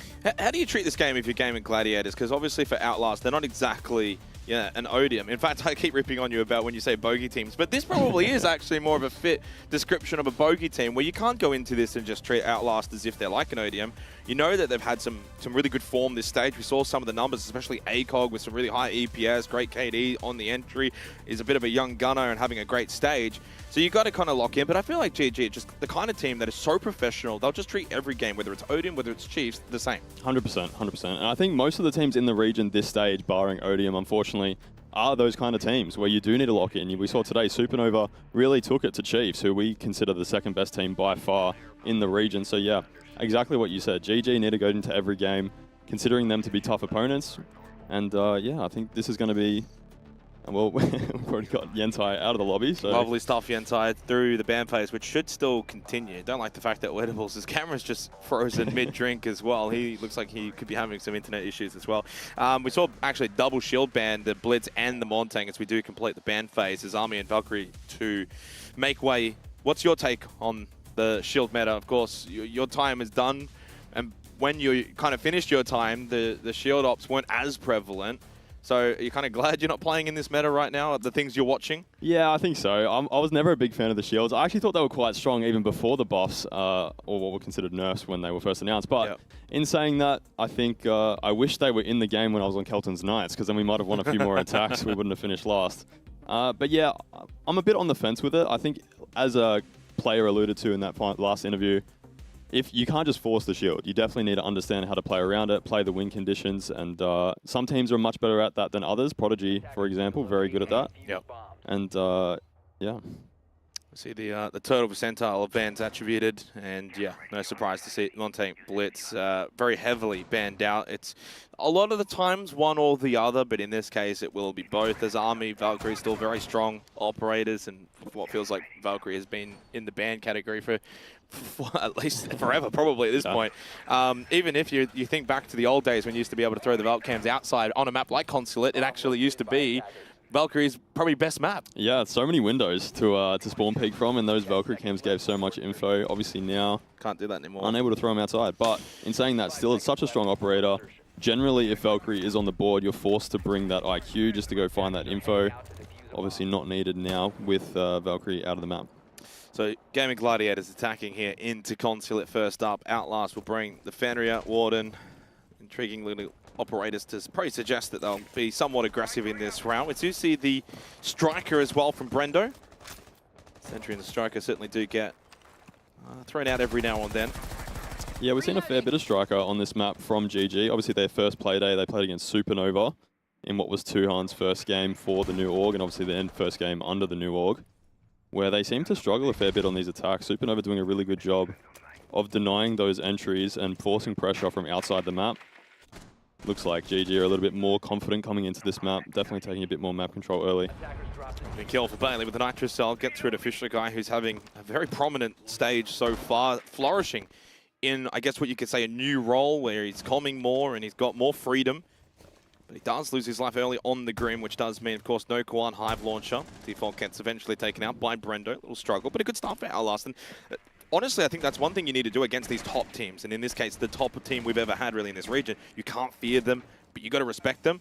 Still, you need to be somewhat aggressive where you possibly can be. Don't change too much. If you can go for an early Nitro, sure, go for it. Spawn peaks, go for it. But you just got to be aware of the fact that they're going to be switched on. They are, but you need to ask questions of them. Obviously, they're still human. They will make mistakes. And if you ask, the more questions you ask, the more mistakes that can be made. But you can't expect them to make mistakes if you don't force any pressure. Breaching charge deployed. Not too many teams have beaten them in this region since Cult Knights. It's certainly something you can hang on the mantle, Vinny. My highest achievement, playing for Wildcard, qualifying for Invite, but I did beat Bliss once. Did beat Bliss once. Minute to go in this one. Peek towards surface, and Brento's going to lose his life. Stuck in the corner. Bailey gets out and gets the down. Doesn't get the kill. Has already used that Nitro Cell, of course, getting the initial kill onto Fisher Guy. Bailey expecting maybe a bit of pressure to come from managers. But so far, a decent start from Outlast, holding good positions, not overplaying their hand. A little aggressive, but not overly. And Tuhan still holding this position in managers, making sure that his teammate can safely get resurrected, and he is.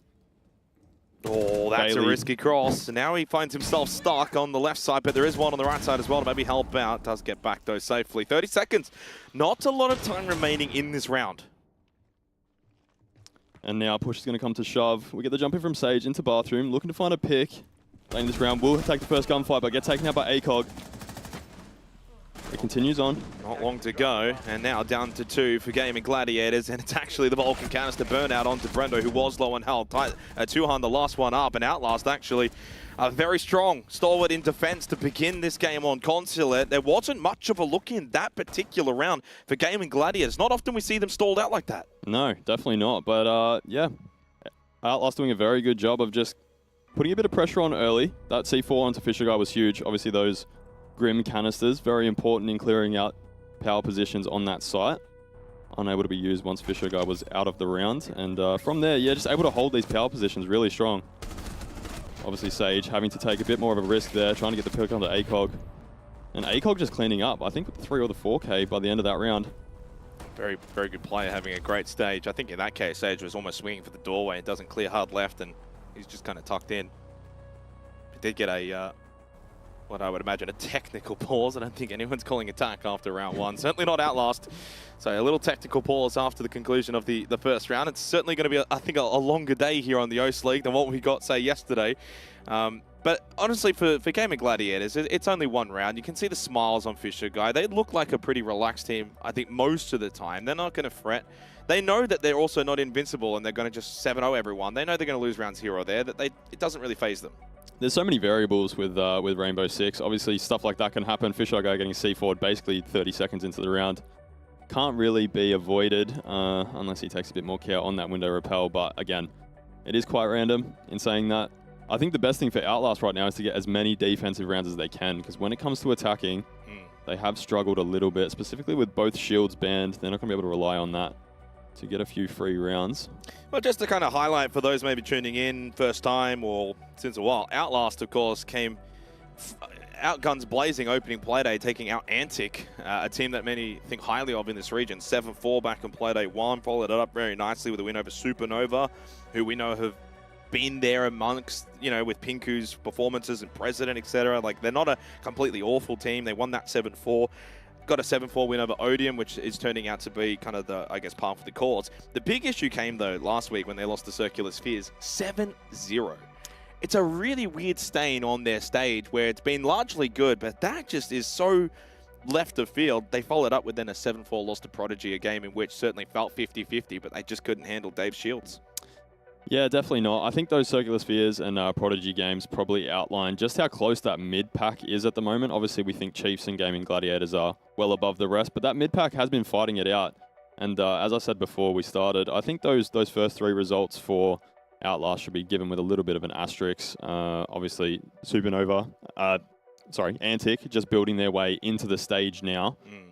They looked pretty not confident in their abilities going into the first few playdays. Sometimes it can be when you get them.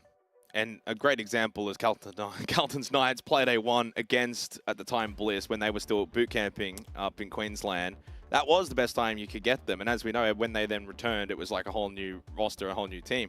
And I think maybe when it comes to Antic, if they had played that, say, like Playday 6, Playday 7, could have been a very different result. In saying that, for Outlast, well, of course, Gaming Gladiators tonight. And then next week, it's Chiefs. It's a rough way to end the stage, certainly not a good way to kind of build form going into the playoffs, unless you find successful results, in which case then it's the perfect platform. The good news for them, though, of course, they can't finish bottom 2. They've got 9 points. They did so after 3 playdays, so they can't finish bottom 2, which means they will play playoffs. But it's a matter of what damage can they do? Can they take on those mid? Can they get revenge on a Prodigy? Can they get a revenge, while you would hope so, on a Circular Spheres?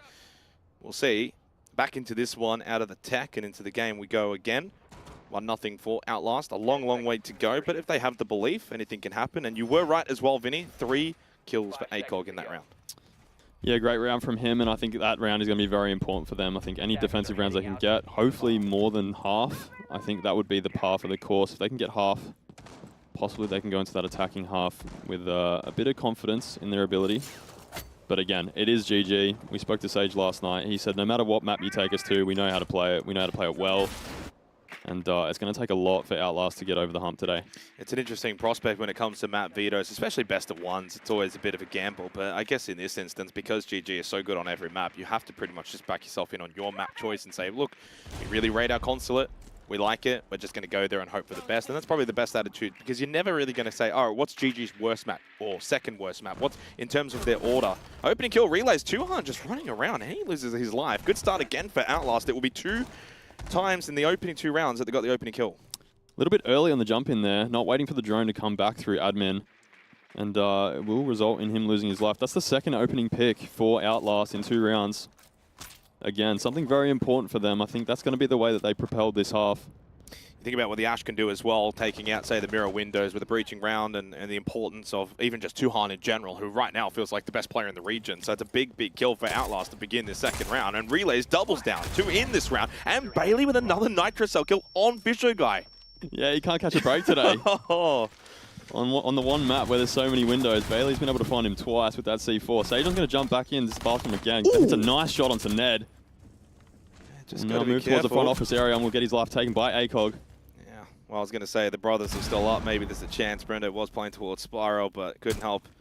Sage over towards Long, and now finds himself in a 1 versus 4 and a very dominant round from Outlast. Started with Relays on the Oryx, running around top floor, catches 2. Bailey finds another Nitro Cell kill, and that was essentially the round then and there. Sage, of course, gets a nice kill, but it's not often you see Gaming Gladiators get just completely decimated in a round like that. Sure, they can lose rounds, and it could be a bit scrappy, but yeah, fairly good start from Outlast here. Brendo will find 1, back onto Bailey. Brings it back to a 1v3. Can't count him out. Oh, Big battle, bot spiral, Brendo wins it. Yentire goes for the 1v1 in anticipation of trying to get the trade as quick as he possibly could. One holding yellow stairs. Movement though, relays, gives his position away on the Oryx. So Brendo knows where one is. He has to go get the kit before making his way down yellow. Yeah, relays. I think picking the right option there to fall off. Start playing this crossfire bottom floor. It doesn't He's not look going to like clear him. Surely someone's got an angle from below here. He can't get this plant into piano. Surely not. Pulse should be able to get this done. The plant doesn't happen because that Nitrocell got ripped. Brendo, off the sound cue, is quick, but not quick enough. Just not quick enough. I'm surprised that actually killed him. That was a bit of a pretty far away of a C4. But ACOG, once again, proving to be the difference maker in these rounds. Playing the win condition very well after two of his teammates fell. Relays. Able to get the two opening picks and the C4 through the vertical onto Fisher guy. I mean, we might see it again here at the replay, but I actually think that Nitro from ACOG is thrown in the direction that Brendo ended up running into, and so therefore, that's why, because if he had thrown it where the plant was going down, I think Brendo maybe gets away. Probably end up watching it here, but you can see the way he, so he goes right side, throws it a bit to the left, so yeah, he's basically running kind of towards that direction, hence why it catches him. Really good Nitrocell from ACOG, and in the end, a second round found for Outlast. A little bit sweaty towards the end because Brendo does Brendo things, but ultimately, they now get to go basement of all sites as well to try and find a third round in a row against Gaming Gladiators. Yeah, you can never count Brendo out, but just look on the side of GG. They have 4 kills between the 5 of them through 2 rounds. 10 seconds to go. That's not a great start if you're trying to win rounds at the moment. ACOG already up to 5-0. It's going to be their first change up when it comes to the attacking lineup as well for Gaming Gladiators. So we saw a lot of the Grim, the Dockerby, the Ace Ash, completely switched it up now. And maybe because of the site choice, and they can go and get Piano and Expo control, use the Boogie Auto breaches. You got the Skeleton Key as well, open up the floorboard. So could indicate, especially with the Jackal and the Nook, clear, get Vert, play off of that, and try and then corral them down towards basement. Yeah, just mitigating the risks on this roam clear for sure. That Jackal and that Nook seem to be very indicative of the game plan this round. Obviously the Ram as well, able to get vertical without actually having to be inside the building or really putting yourself in danger. Brendo will find one already down yellow.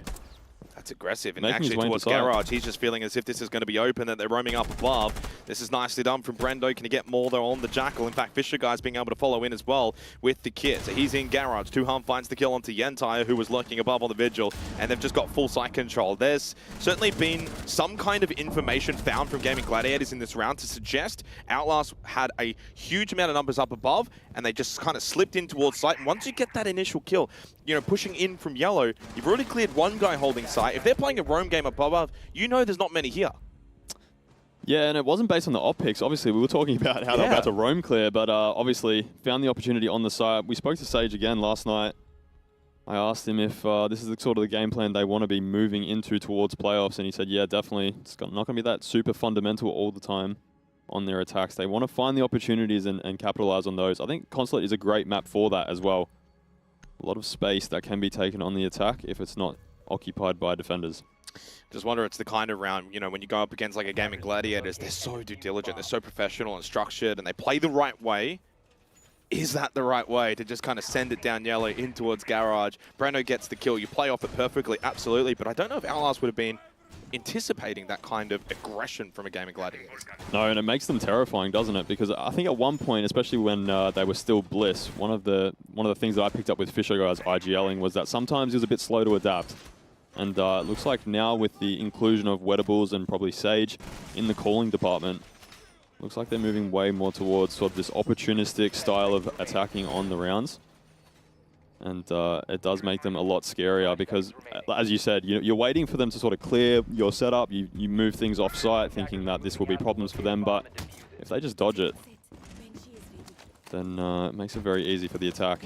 It's been a fast-paced start to all of these rounds. No opening kill after the 2-minute mark, so everything before the opening 2 minutes, which probably speaks to Consulate, Repel game, Nitrocell chances, spawn peaks. Certainly by no means super surprising, but the big thing is, though, whoever does get that opening kill is so far converted at 100%. It is only 3 rounds. It is a small sub-sample, but something to consider. Definitely, yeah. Little change up as well for Outlast now as they do bring the Tachanka. Thoughts here, 4th round. Is it the right time to be bringing this out? Definitely understand the game plan. They're anticipating a default plant inside CEO just on that window. It looks like Fisher has already set up there again as well. with the Grim and the kit. This possibly was the plan. Probably a good read from Outlast, but how did GG work their way into the site now? Relay's droned out over towards yellow. No real map control for GG, which would then lead to believe, can you clear util, get in quickly? But that will be difficult if he can't get rid of this Tachanka. We've also got the smoke to deal with as well, and Bailey, 3 gas babes available. But I reckon they're just going to hit all at once and hit fast. Fisher guy opening up vert underneath the plant spot that he's about to jump into, which is quite interesting. Looks like Brendo was already set up on the comm window as well. He's going to throw track stingers down there maybe, deny the ability to play directly below. Could do on the gridlock, minute 20. Candela was thrown in from Wettables. Fisher still opening up with the shotgun. Brendo towards yellow. So at least some kind of position inside of the map right now for Gaming Gladiators. They haven't really got a whole lot of it, mainly just Tuhan and Brendo. Anyone found? Not necessarily, and he can actually just push in towards the side room, and a double kill found for GG. No surprise, it was Fish that got one, and now can plant in CO. And suddenly, they've just been able to hit all at once, 3 kills. Good kill back from ACOG, but plant down in a position that is so difficult to retake. Yeah, we've highlighted ACOG as the best player on this team so far, but it's going to take a lot for him to win this 1v4. Lots of power positions taken up by GG, still a fair bit of utility on the board, and Fisher's going to finish it off. What looked to be quite a slow round towards the end. It looked like they were stalling out a little bit. Came with a very fast execute, and perfectly executed in the end by GG. Yeah, one of the slower rounds that we've had. First kill came at the minute and 5-second mark, so certainly just kind of playing the site that was there. We go back a little bit here on the replays, and Wettables was certainly a nuisance, but it was Brendo that eventually just goes up yellow. No one really prepared for that, no one watching that. I think they were too focused on the repel and over towards default, and yeah, once they got a little bit of site control, Fisher gets in, no one could deny. Round just goes the way of Gaming Gladiators, and they found themselves a second. We're all tied up heading into the 5th round. So a great start from Outlast, absolutely in the opening 2 rounds, but subsequently unable to win then the next 2. Yeah, and I definitely think that last round highlighted what's so good about GG. What we probably saw as stalling out was probably them checking all the boxes before going for that execute. Oh, they repeat as well, which is very intriguing. Back over to CO and meeting. Yeah, probably understanding that if that's the way that GG want to attack this round. I think we've seen 2 different attacks, though, on this site so far from GG, so we'll be keeping Outlast guessing on where they want to plant. Looks like with the setup, they're defaulting back to their initial clear. Unfortunately, that did end in a lost round, but possibly just trying to fix up a few of those mistakes from that first attack. Yeah, I mean, so far, again, small sub-samples. We head into the 5th round, but the successful rounds for Outlast have come from their more aggression in the early rounds, finding opening kills, getting GG off balance, you know, taking out a linchpin like a Fisher guy as early as you possibly can with those nitro cells that we saw from Bailey in the opening 2 rounds. You deal with the Grim, you're just dealing with Fisher in general. So you're very much disrupting their attack. You think about then the next 2 rounds, no disruption at all. GG are able to play the positions they want to play, execute the way they want to execute, get their game plan working. So if I'm Outlast, 2 rounds to go, it's all about how can we disrupt them. Bailey, this position in the hallway, trying to see if he can get one towards main entrance is probably a good position because it's all about that risk versus reward. Can you get that pick? Can you offset them? If not, well, we tried. And yeah, Fisher Guard's retaking this position again on the CEO window. On the Grim. Seems to be his favorite operator so far. Can get a lot done with this character as well. Brendo looking for a nade from top yellow skylight. I don't think that's going to connect. Possibly just dealing with a bit of utility. Gets rid of the bob. Relay's doubling down though. This is aggressive to then just retake it anyway. Does deny position last time out in the previous round. That was kind of the position in which Brendo was able to just push in and get quite a lot of space. So I think from Outlast, their perspective is if we can try and deny that, we can keep more pressure towards default. Oh, there's a headshot. Brendo lurking. Maybe expecting the fact that it had been cleared out. There wouldn't be anyone kind of re-aggressing into that position. They did lose Yentire. 4 versus 4. Most importantly, you've got good position control. Outlast towards top yellow. Yeah, but Tuhan snuck his way through managers into this vending hallway. Obviously has a shield to deal with on ACOG. But if the timing's just right, he might be able to sneak his way into the site. Good smoke up the hallway. Looking to just cause a bit of distraction and falling off. Wettable still has his position in piano, but Bailey will take out Fisher Guy on the window once again. Yeah, that's a big kill. That's going to be Kit as well in a tricky position. So someone else has to now go grab that, play the repel. I think you probably don't even have time to really go for that more default approach. It will be a case of just, can you try and get control, top yellow, push in, get the kills necessary, but a great angle from Bailey.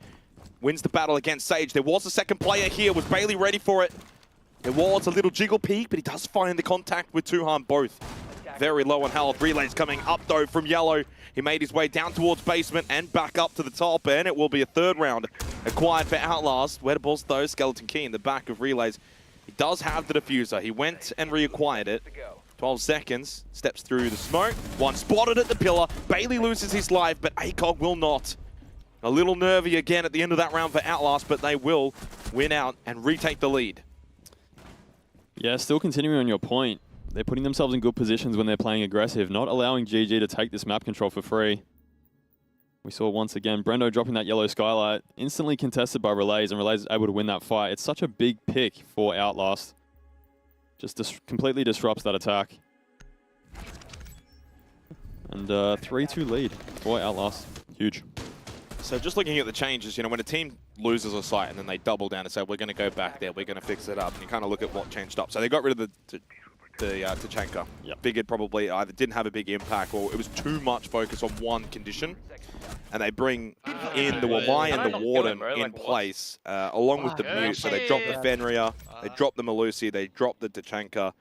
And they just kind of went a bit more bunkered down, play the whole objective, not just one approach. Certainly works a lot better. It was, though, for what will be the first round that a team got the opening kill and didn't win the round. That was, of course, a third opening kill found in a row for GG. Subsequently, though, they do lose the round. We head to basement to close things out. Outlast looking for a fourth round here on Consulate. And we will see the Scopos. This is definitely early days, but the site in which we've seen a very high pick rate. Yeah, it's an interesting operator, isn't it? We haven't seen a whole lot of it so far on other maps, but yeah, as you mentioned, on this site in particular, definitely one of the favorites. We've seen it a little bit on Clubhouse as well. But in my opinion, hasn't been used super effectively so far. Teams are figuring it out. Yeah. I think it's the kind of operator that looks easy to play at first glance, but it's got a higher ceiling than you might realize. Yeah, for sure. Especially with any new mechanic on a new operator, it becomes a bit of a challenge for players as well. You get caught in you know, playing the same mechanics over and over again. It can be a bit different. We've seen a couple of players kind of leave it in its default position actually in basement here, which is facing towards like bot yellow, and if you aren't aware of the fact that someone's taken that position and you transfer back, it's like an easy kill. So you got to be very careful moving into a good spot. You also have to understand where you kind of put it.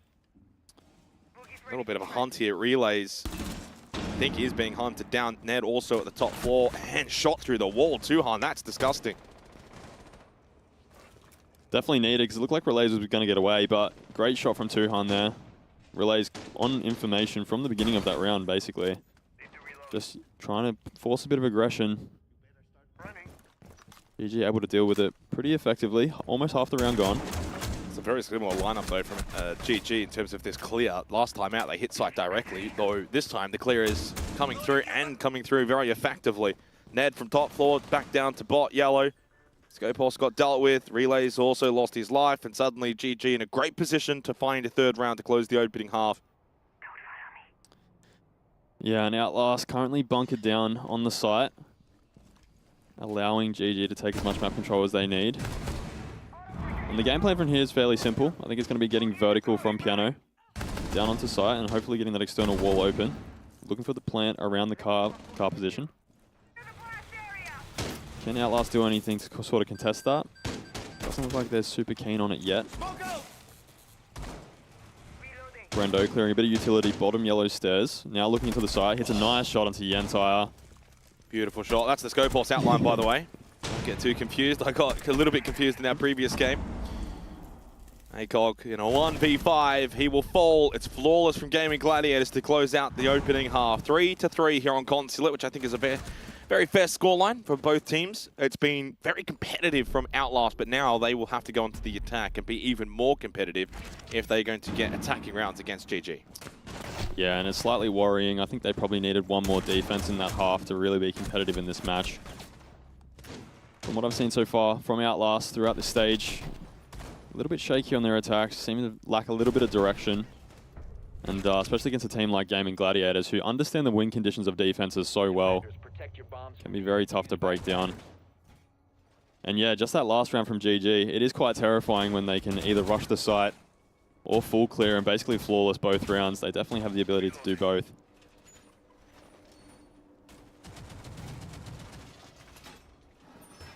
Seven and 3 for Brendo. Sage 4 and 4.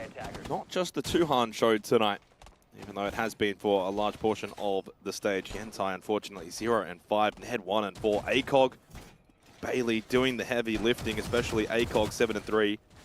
10 seconds to insertion. Ned onto the Deimos. A very aggressive looking lineup now for Gaming Gladiators. The Mozzie, the Poles, the Castle. He will be roaming. He will be on the move and forcing Outlast to have to clear them out. Yeah, this looks slightly like a consulate of old lineup back in the day when I used to play it. Definitely trying to contest those entries. Obviously, the windows play such a big part in this map, but denying entry is basically the most important thing on these defenses. Perhaps looking for a run out with the Pulse. C4 into Visa. Already has 2 on scan. Probably indicating to his team that this is going to be an admin across push. Has been droned though, so if you've got good comms, Outlast should be able to know where he's located, what he's been able to scan. Can be certainly commed over. Not too easy, but certainly does kind of lose a little bit of that effect now on the Pulse, where it's like it's not a secret. Yeah, it does, and even from the attacking side, them knowing that it's going to be an admin across doesn't completely nullify the push. I believe they're still going to go for that side of the map. Does mean that they're going to be quite wary of C4s coming up through Visa. As we can see here, Bailey going to a more safe position. And has info on the Pulse downstairs. It's a great drone. Great drone. You can see him in the camera as well, comming that. Does eventually get shot out. Red ping intel. Over towards Visa. Brendo. Yeah, jabs out now from relays. There's one close left, and that is a poorly timed vault, and Brendo will capitalize.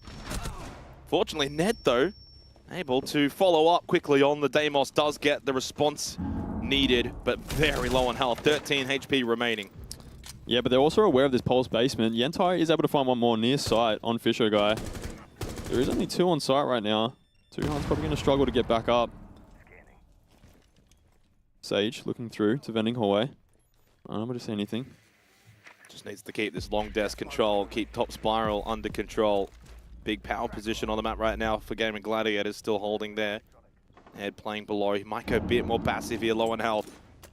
Rogue grenades thrown out, 1 death mark remaining. Right now tracking Tuhan's position. Yentai finds a second one. For someone who had no kills coming into this round, he's now found 2 very important kills to maybe find an opening attack round for Outlast in the half. 4 versus 2, down to Tuhan and Wet. Sejon getting a little aggressive there, looking for a pick. Obviously 4v2 now. Puts a lot of pressure on Tuhan and Wettables. A lot of control taken here from Outlast. Wettables is able to find the first. Oh, and finds the second. Gets traded with ACOG. Puts Tuhan in the 1v2. Tuhan is tracked with the death mark, so they know where he is. Straight in towards meeting. And Ned able to finish off. Low on health, well played from Outlast to close that round out. Good drone work, good information, played off each other well. Dealt with the Pulse so incredibly well that game. Yeah, really impressive. It'd be very easy to overlook droning the basement for that Pulse, but it seemed like they were pretty aware that he was down there. And then from there, I thought after this pick from Brendo, it was quite scary. Brendo doing a good job of covering his teammate, going back down to the basement, and then, yeah, once again, Sejon getting aggressive, looking for a pick back. There's this Wettables kill as he pops up. Oh, wow. Poor ACOG. Yeah, Tuhan maybe thinking that he had the trap on ACOG over towards default, but Ned had him covered. And fortunately for Outlast, they convert the round into their first attacking round win, up 4-3. Well, there's something brewing here on Consulate, Vinny. That's the question as we head to basement. Certainly a vulnerable-looking Gaming Gladiators, by no means impervious to taking some round losses, but they go into the clash now. Does sort of emphasize to me that they are really taking this seriously. They're going to do everything they can to try and win this out. How does the clash change things now in basement? Yeah, definitely for denial of entry, I think, going in towards yellow stairs. I'm not sure where Fisher Guy's going to set up here. A little bit interesting. The mirror facing the back as well. I think they're pretty aware that this is going to be a split push, front and back. Not sure if they're aware based on previous experience watching Outlast, or this is sort of like their default strat, but as you said, I think we should have known from the last map that these games that look like blowouts definitely haven't been. One interesting stat that has actually developed now is that the last 5 rounds in a row, Gaming Gladiators have got the opening kills. But 2 of those rounds, they haven't actually converted into round wins. So it means for Outlast, like they've been in this position where they're somewhat fighting back at the start of these rounds. They're not quite getting like these, you know, super lucky spawn peaks or entry kills that are opening things up. So GG actually getting good start to rounds. But it's credit to Outlast that they're actually having the perseverance and the resilience to just keep fighting through and finding little moments. It's been a really fascinating game to watch. Clutch drones out this round with the Brava pick from Relays. Over towards the yellow side of the map with that at the moment. Could certainly get a couple of defaults and look to maybe get this Kaid claws. Clash, Electrical. So backside at the moment. Logic Bomb out early from Ned. First of 2. Drone also to get some information. Yeah, Fisher Guy looks like he's going to be babysitting that backside. Oh, you just saw him. Oh, Yentire. I don't think he was expecting someone to be just sitting down below. That's Brendo in Cafe. And a lot of map control given up by GG. They have all of this control, able to, with the ram, as much vert as they need onto the site. The auto breach is doing quite a lot of work over towards Expo. Piano, mainly over towards breach. 90 seconds left. GG, I think, are almost just playing for this on-site defense and hoping that the clash will be almost like that final hurdle, that final barrier that it's like, okay, we'll give you top 4, we'll give you breach, but can you deal with the clash?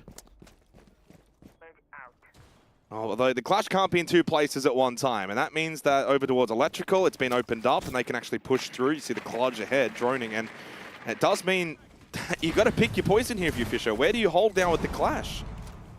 It looks like he's going to set up on the yellow side, but in saying that, Kaid and Tuber out on the board. Basically every external wall open now. Still got 6 drones as well.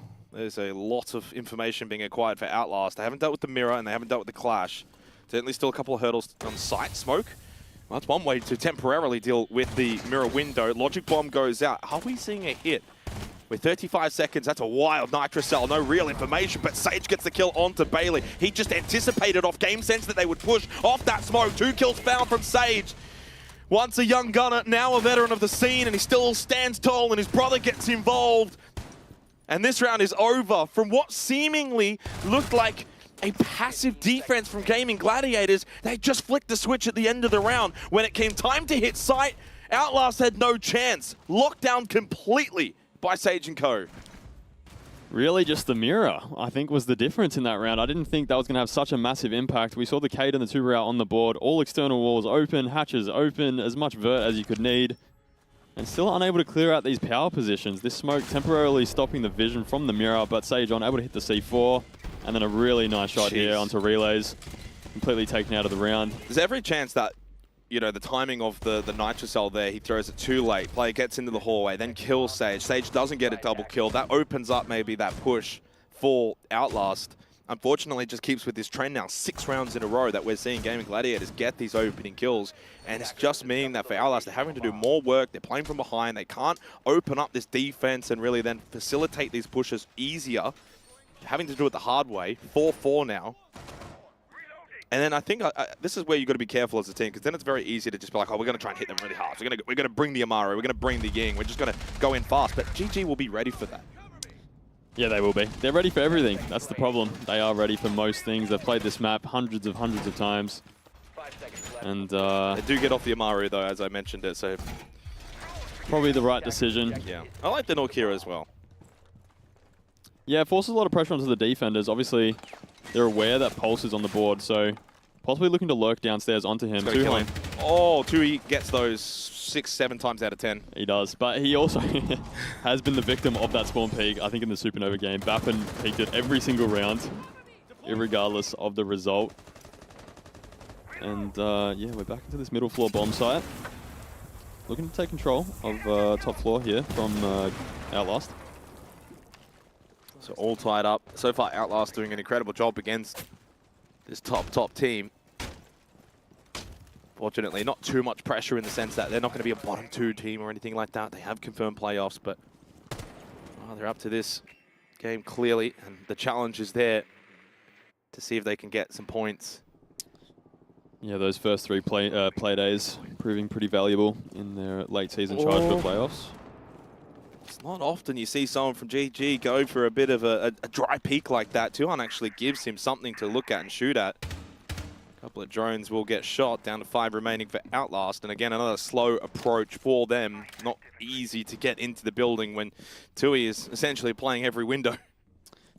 Yeah, well, we mentioned for Outlast it was important for them to ask questions of GG. But how have they got him pinched here, though? This is good hallway position. He might not be aware that he's going to just go down yellow. Oh, Tuhan is just going to get away. Yeah, well, I think they tried hunting him top floor, and he has been able to sneak out. Still top floor control now for Outlast. They can get the Boogie Auto breaches in through meeting. Got to start finding opening picks. There's a foot found, looking for an angle. Indeed, Sage stays standing for too long. Yentai eventually finds the angle and gets the kill. Opening kill for Outlast for the first time since the second round. Yeah, and that's huge for them because they wasted a fair bit of time trying to hunt down Tuhan. Obviously, able to escape with his life. Relays will find one more onto Wettables.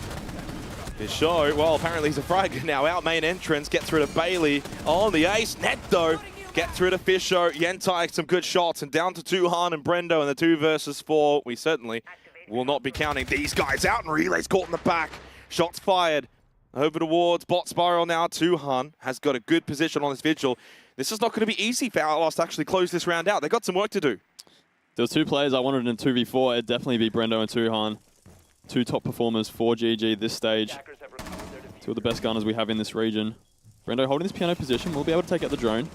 And he's aware now of this Grim's swing, position. Pre-fire, it's all over the place, but Brendo eventually lands it onto ACOG, and now down to a 2 versus 2. Make it 1v1 with 6 seconds remaining. Yentai doesn't have the diffuser. Ned had it, and now he's lost it. And this round has been lost for Outlast. GG, hold on. Wow. Oh no. Wow, Xenox. A capitulation. Outlast from 5-3 up, from 4-2 up. Cannot close it out against Gaming Gladiators. Credit to Brendo and Tuhan. I said if there was anyone in a 2v4 I'd want, it's Brendo and Tuhan. You were right. Just showing the way they know how to play, and playing together they are quite strong. So, I mean, a great round from Outlast, honestly. They'll be very disappointed in the way that round ended. Able to do a lot in that top floor in clearing. From there, just weren't able to get on the same page for this execute. Brendo and Tuhan picking the perfect times to get aggressive and get these picks back. I think the word you said there, aggressive though, right? A lot of other players as a 2v4 or 2vx are kind of like sitting, holding angles, they're waiting for that push. These guys are like on the get-go. They're moving around. They know where these guys are, what they can play off of, and they've done that so well. And Outlast are, ironically, with the more numbers in the server, they're the ones getting hunted. They are, and that's the only way to play it around like that when you're in a 2v4. Obviously, you need to isolate players as quickly as possible. If you allow them to get set up for the execute, it's only going to spell an attacking win. We've got a timeout requested here by Outlast. A little bit late. We will get at the conclusion of this round, win or lose. Brendo double digits now, Tuhan 8-4. He had a somewhat slow start for his standards, but he's been able to pick it up and having an amazing game. You can clearly see the synergy for these guys who have played before a long time ago. This is an easy peek for Brendo from balcony. Relays has just copped one there, and that's your hard breach gone, although luckily they got 2 others with the Maverick and the Ace. Still not ideal to lose Relays, who is unfortunately struggling a little bit in this matchup. Vinny, who's had a great stage so far, but in this game in particular, hasn't really been able to get going. He hasn't, and the Habana off the board first is going to be quite a problem, obviously, for getting these hatches on the middle floor. Getting these sight lines into the basement. ACOG able to start mavericking this wall, looking for it to make a rotate, but getting pressured from the Visa windows. We'll finally get that rotate done. Still a lot of presence top floor from the attackers. Already a minute gone.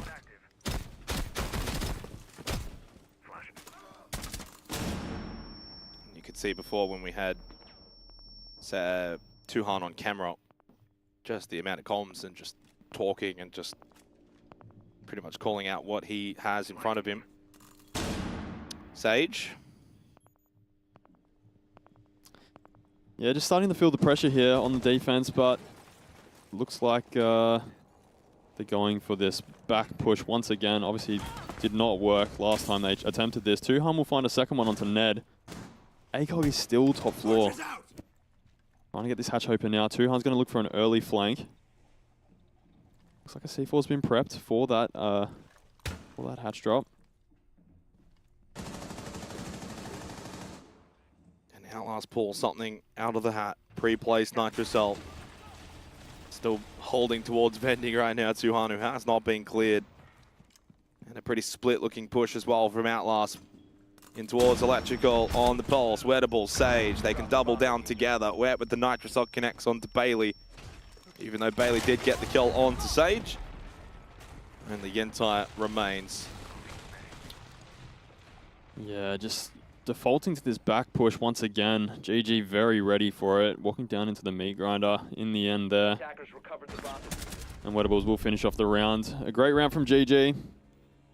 They almost lull you into this sense of like, we can beat them, we can beat them. You know, like they're not playing amazing. We're getting rounds. Guys, it's going great. And I know we haven't had any comms from Outlast as they have got, of course, the tactical timeout coming, but you just wonder where they were at as a team. That attacking round to start the second half. I felt like, oh, maybe something could happen here. But it's the GG way to then just kind of fire back and just be ruthless. Yeah, we look back at that border match against Prodigy when they were 5-1 down. We thought this could be it. This could be the team that takes them down. And ended up coming back and winning 7-5, I think, in the end on their own attacks. It's been an intriguing stage for Outlast. And I think, look, the consensus is they're probably going to lose this game from here. I don't think that anyone really would debate that against Gaming Gladiators. But they've shown enough in this game. And they've shown enough, I think, throughout this stage going into the playoffs. I know, of course, there's one more play day. That for a team that's still relatively new, obviously we've got some names that we've seen before in previous stages, some that we haven't. But I think if you know, and it's always the adage when it comes to those, if you just stick together, keep practicing, keep improving as a team, it's going to happen. You can't just keep making these roster changes though every stage and then expecting, and then you just, you know, a year from now we're going to have 2 players from this team still remaining, and it's like, well, you've lost all that progress. So I think there's something there that they can actually work with, stick with, and there's a good roster that could certainly be built. 100%. And I think the most obvious way of seeing just how much of an impact those roster moves makes are on the attacks. I think this stage, the most important thing has been the teams that can attack are really starting to climb the leaderboard. We saw Prodigy making their way up now. Antic is starting to really bring back that attacking win rate, and they're starting to climb. And unfortunately, it's teams like Supernova, Circular Spheres, Odium, really struggling on those attacks that haven't really been able to make much of an impact this stage. It's always the kind of difficult conversation, right? Because at some point, sometimes you do have to make some changes, right? So there's always that difficult conversation. I think it's just sometimes about understanding, are we making the right change, or are we just making a change for the sake of change? Yeah, and you can fall into that trap as well, especially if you feel like as a team you're starting to plateau and you're just kind of going through the motions, you're scrimming, it doesn't seem like things are getting better, or if things are getting better, it doesn't seem like they're moving at a rate as a team that you want to be moving at. The changes may need to be made, but in saying that, there are other factors that can contribute to it. Maybe getting some better coaching. Yeah. Maybe changing up your playstyle a little bit, changing up the roles. Change your habits, change the way you scrim, or mindset, mentality. Yeah, lots of ways. So many things. As we head into this match point round for Gaming Gladiators, up 64, 2 opportunities to collect all 3 points once again for this stage. Wouldn't be the first time. Sometimes we do see the Amaro here, but it doesn't always necessarily mean swift entry. You can see it play through the hatch. Right now, ACOG on the rappel with the Grim, somewhat similar to that Fisher guy role that we saw in the first half. Relays does have the diffuser though. Yeah, Ned taking up this position in piano. This is a very similar attack to what we saw from GG. It looks like they're going for the CEO push, trying to clear out this side of the map and then going for a plant in CEO, possibly not on those holes, but a little bit deeper. Ned's going to drone out the rest of his bottom floor just to check his flanks. Looks like he'll start getting to work on this CEO vertical. Tuhan's got a punch hole here. I don't know if Ned's heard that. Looks like he is quite aware that Tuhan's there, but they're going to get the lion ping.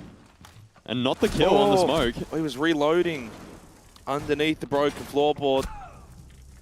That's going to be the end of Ned, the end of the buck, and end of maybe some of that vert pressure. Certainly Tuhan was, of course, loitering around the area. He can actually now move off and get further map control. Once again, another opening kill for Gaming Gladiators. It has been such a significant trend here on Consular. Outlast, outside of those opening 2 rounds, only one other time. 3 in total. And comes back to this hole to play off. Yeah, just continuing to put the pressure on here. He doesn't have to do anything rash, as long as he just sits down here and continues to pester these players. Just makes it tough for the attackers to know where they want to set up this plan. It looks like they're still moving towards that CEO side, but clearing out Fisher guy here with the smoke is going to be very tough. Yeah, and look at the health as well for Yentai. Relays, they're not exactly fit and ready to go. Brendo will get the kill on to Bailey, one of their more higher HP members. He's gone, and now Yentai Relays with 65 health combined. 35 seconds remaining. Let's be honest, in this match now. A 3v5, very difficult for Outlast to bring this back. Relays is going to have to send it up yellow, hope for the best, get some dry peek headshots and just frag out and see if that will be enough. ACOG, good kill, but Relays lost his life. That's Kit down over towards top yellow. Yentai has to salvage it. It's another 1v4. This one's done. Vinny, it's been a pleasure for Gaming Gladiators once again, teaching a team a lesson here in Oceania. Yeah, I knew I was casting this game from last night, and I thought we once knew them as Bliss.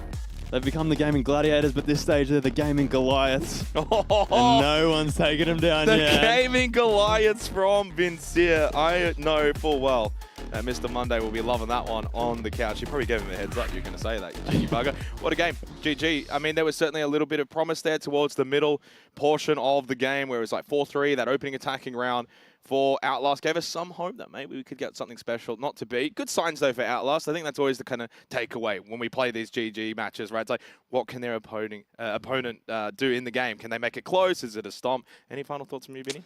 No, I think Outlast have a lot of positives to take away from that, as you said, and Gaming Gladiators are still Gaming Gladiators. Absolutely, or the Gaming Goliaths, as you so put it. Great to have you on the cast, Vinny. We'll get you back to the couch as soon as possible. I know Rob's a bit upset. Same with Marshmallow. Or Marshmallow. Great job. He's on it. He's on it. He doesn't miss Jake Xenoxon, did he? Apart from when he does, which is pretty much every single show. Yep. I would tell Vinny not to quit his day job, but unfortunately he doesn't have a day job to quit. So I guess he's going to rejoin me back on the desk at some point. Welcome to your first cast, mate. That was... It was a cast. Close matchup, though, Guz. For those that didn't see, you might have seen a head bobbing as it went back to the casters cam there. Michael forgot he was on the desk with me, so now he's prepping his stats. So I was up in the prod room, watching the obs go at it. Yep. Good perspective of the game because, we get to see about 3 times more information than you do from the one feed. So, no, it was a really intriguing game to watch. Obviously, GG, though, with a phenomenal run home. Stringing a streak of rounds on defense. GG remained competitive in multiples of those rounds. In fact, a couple of them, if the 50-50 or probably in most cases a 60-40 in their favor, went their way. And they got it across the line. They may have been able to push this game to OT in a different world. Yeah. So, look, props to them.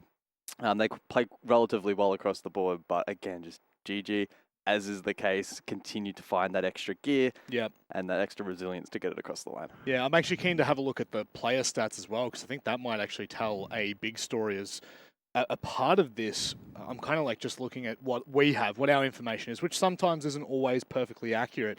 There are 3 players on 60 EPS for Outlast. Really? And they've still been as competitive as they were. And Bailey was in 80 EPS. Now, I'm sure it might be different when we actually go to the graphics, but that for me, I mean, does that tell the story of just Outlast's team ability? Or like, how do you read into that? Well, if I'm at a hazard of a guess, I think the entry stat probably isn't helping those numbers all too much. All of those players going negative in that regard, and that was a bit of a difference maker throughout this game. The entry conversion was, relatively powerful. That being said, Outlast, oddly enough, the one of the 2 rounds they didn't win the entry in that second half where they were struggling was actually when they were able to get the result in round number 7. So it certainly had an impact, and in terms of the EPS totals as a whole, kind of reflective of sort of what we anticipated going. It's certainly not in the 60s, but with ACOG at the top, he had another really, really good game, which we expected. The rest of the team's not quite able to take his lead. I really like if ACOG continues at this level of form. I mean, not to knock Outlast, because obviously very competitive game. 7-4 is not easy to do against the Gaming Gladiators, especially when you're coming off the back of some shaky performances. There's some question marks around what the validity of some of the results were. For them to come out in 7-4, I don't want to take anything away from Outlast, but ACOG could easily be picked up at this point. Like, he has been by far and away one of the more consistent players we have in the league, but I can't wait for this interview. I tell you what, I just got told who it is. Oh, let's welcome, for the first time in Stage 2, young Fisho guy. Oh, Fisho, Fisho. Oh, goodness me. How are you going, my friend? Doing good. Yeah, love a one-word answer from you. Now, I'm going to break this one down for you. I'll stick away from the match because I know Guz was watching a little more in depth. I actually want to talk about your performance individually. We've mentioned it in a couple of interviews now, and we've talked about it on the desk quite extensively. You're putting up some really serious numbers, especially for the IGL. I know things have changed, but for the IGL that you've been in the past, your numbers are incredibly impressive. Can you talk to that at all? The numbers are okay, but I mean, yeah, like a lot of the micromanaging, like sort of responsibilities are taken off me. I just kind of like do a bit more general shot calling and can just focus on the game a little bit more, and the others take care of everything else. Yeah, I was going to dive into that, Fish, a little bit, because I was sitting in the prod room and I could see the play cams of the team throughout it. It really does seem like a lot of you are talking mid-round. How does that change to maybe some of your teams in the past, and maybe on a more individual level? Does that then free you up for other things inside of the server? Yeah, I guess like there's less pauses in the gameplay because if there's more people talking, like the information's flowing, I don't have to just like sort of freeze and sort of figure out what everyone is doing, where the round's at. So yeah, just easier like that. Just opens the game. Easier to play. Jeez. Yeah. Tell you what, you are one of the best interviewers. I tell you what, Fisho. I wanna ask from you in relation. There's actually a comment that we've heard a lot in the community, but also Vinny has been quite vocal about this. We call you a giant maker off screen. Now, it's probably something we should be saying a little more on screen. What is it about you that really brings the best out of players? Because Tuhan prior to this, look, he was a great player, but when he steps onto this roster, he's gone nuclear, and it seems to be quite a big trend from you. What do I do? Nothing. It's all in the players' own hands, guys. Come on. They're just bringing out their own potential. I'm just not holding them back. So modest. Get out of here, guys. Do you have anything else, mate? I don't think we're going to get it much from him, so there might not be any point in asking another question. He's too humble. Look, my final question will be about Outlast. How do you feel as though they've competed throughout this stage? Because obviously they shook up the start of the stage and they were decently competitive today. Where do you put them? I'll be real. I haven't really watched many of their games, but I know today they had a few things perhaps for us. Yeah. A few, annoying little set plays and whatnot. So, that's a good start. That's a good start. I think honestly they're not half bad. Cool. Not half bad. Look, as long as they're pissing you off, they're going to be doing something right, Fisher. Do you have anything you'd like to say before we let you go? Thank you to my teammates. Thank you to GG, and thank you to Titan as well for the nice prep for today, and Min especially as well. Yeah, well, GG, go next, mate. Thank you very much for joining us, Fisher. Thank you. Bye. I'd say can't wait to talk to you next time, but who knows when the next time will be, guys. Couple more years. It's like an eclipse. It comes around once every couple of years, and it's just absolutely special. Everyone's out with their glasses watching. You definitely need that to digest some of the conversation. No, we love Fisho. Seriously, the comment that I made there, I don't make lightly either. He has been one of the Titan makers of this region. There haven't been many, guys, but he has been up there with some of the best to ever do it. And, Brendo really is one of... Not you, Vinny. Vinny, stop pointing to yourself, brother. It's not going to happen. I don't even know if Fisho would be able to carry Vinny. I don't think he could. I wouldn't mind seeing that one day. No. In terms of the comparison, though, between the two today, the two stats to me that actually stand out as quite an intriguing storyline just in the vacuum of this game. The trade kill difference is wild. 7-2 in favor of Outlast is super impressive from them. And then following on from that, multi-kills 8-12. So to me, just at a surface level, indicates that there was a bit more of a reliance on individual effort tonight from GG, which we may not typically see.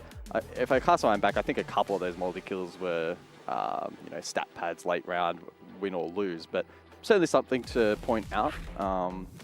And obviously, Gaming Gladiators can't be relying on that kind of solo effort week in, week out, but in a one-off like this, it's not too bad. 15-5 from Brendo, so there is one of those solo efforts, and a 3-0 entry really helping the team out. 2 out of those 3 rounds did equate to a round win.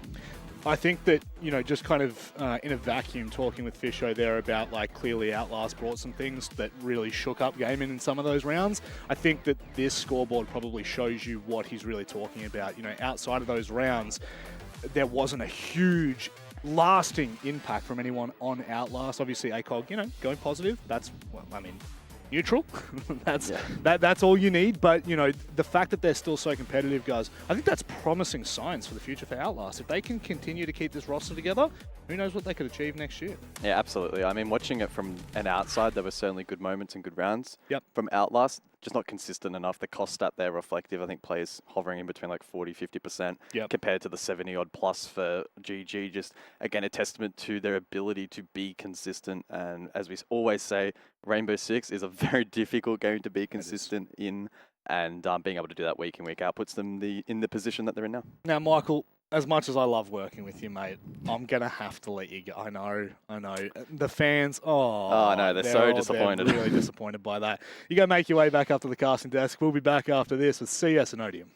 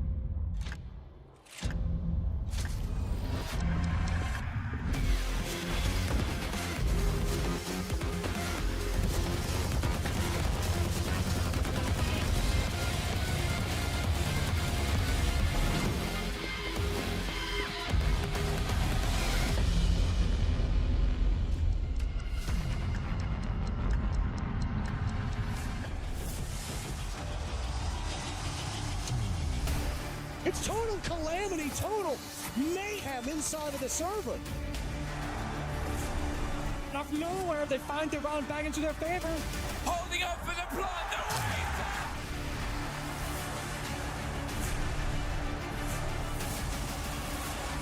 And I think he might just find it!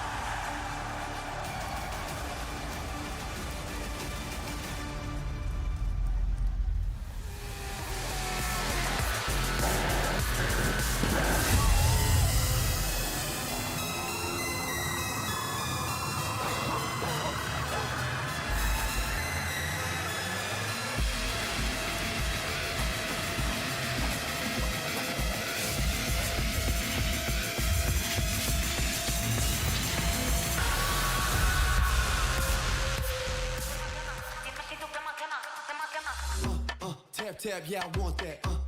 No lines, I don't cut back. Sweet, salty, and all that. Let loose, come get that. Can you play that back, back, back? Can you run that back, back, back? I'm trying to play that back, back, back. I want that. Tap, tap, let's go, let's go. Tap, tap, let's go, let's go. Tap, tap, let's go, let's go. Right here, can you feel it? Let's go. Tap, tap, let's go, let's go. Tap, tap, let's go, let's go. Tap, tap, let's go, let's go. Right here, can you feel that?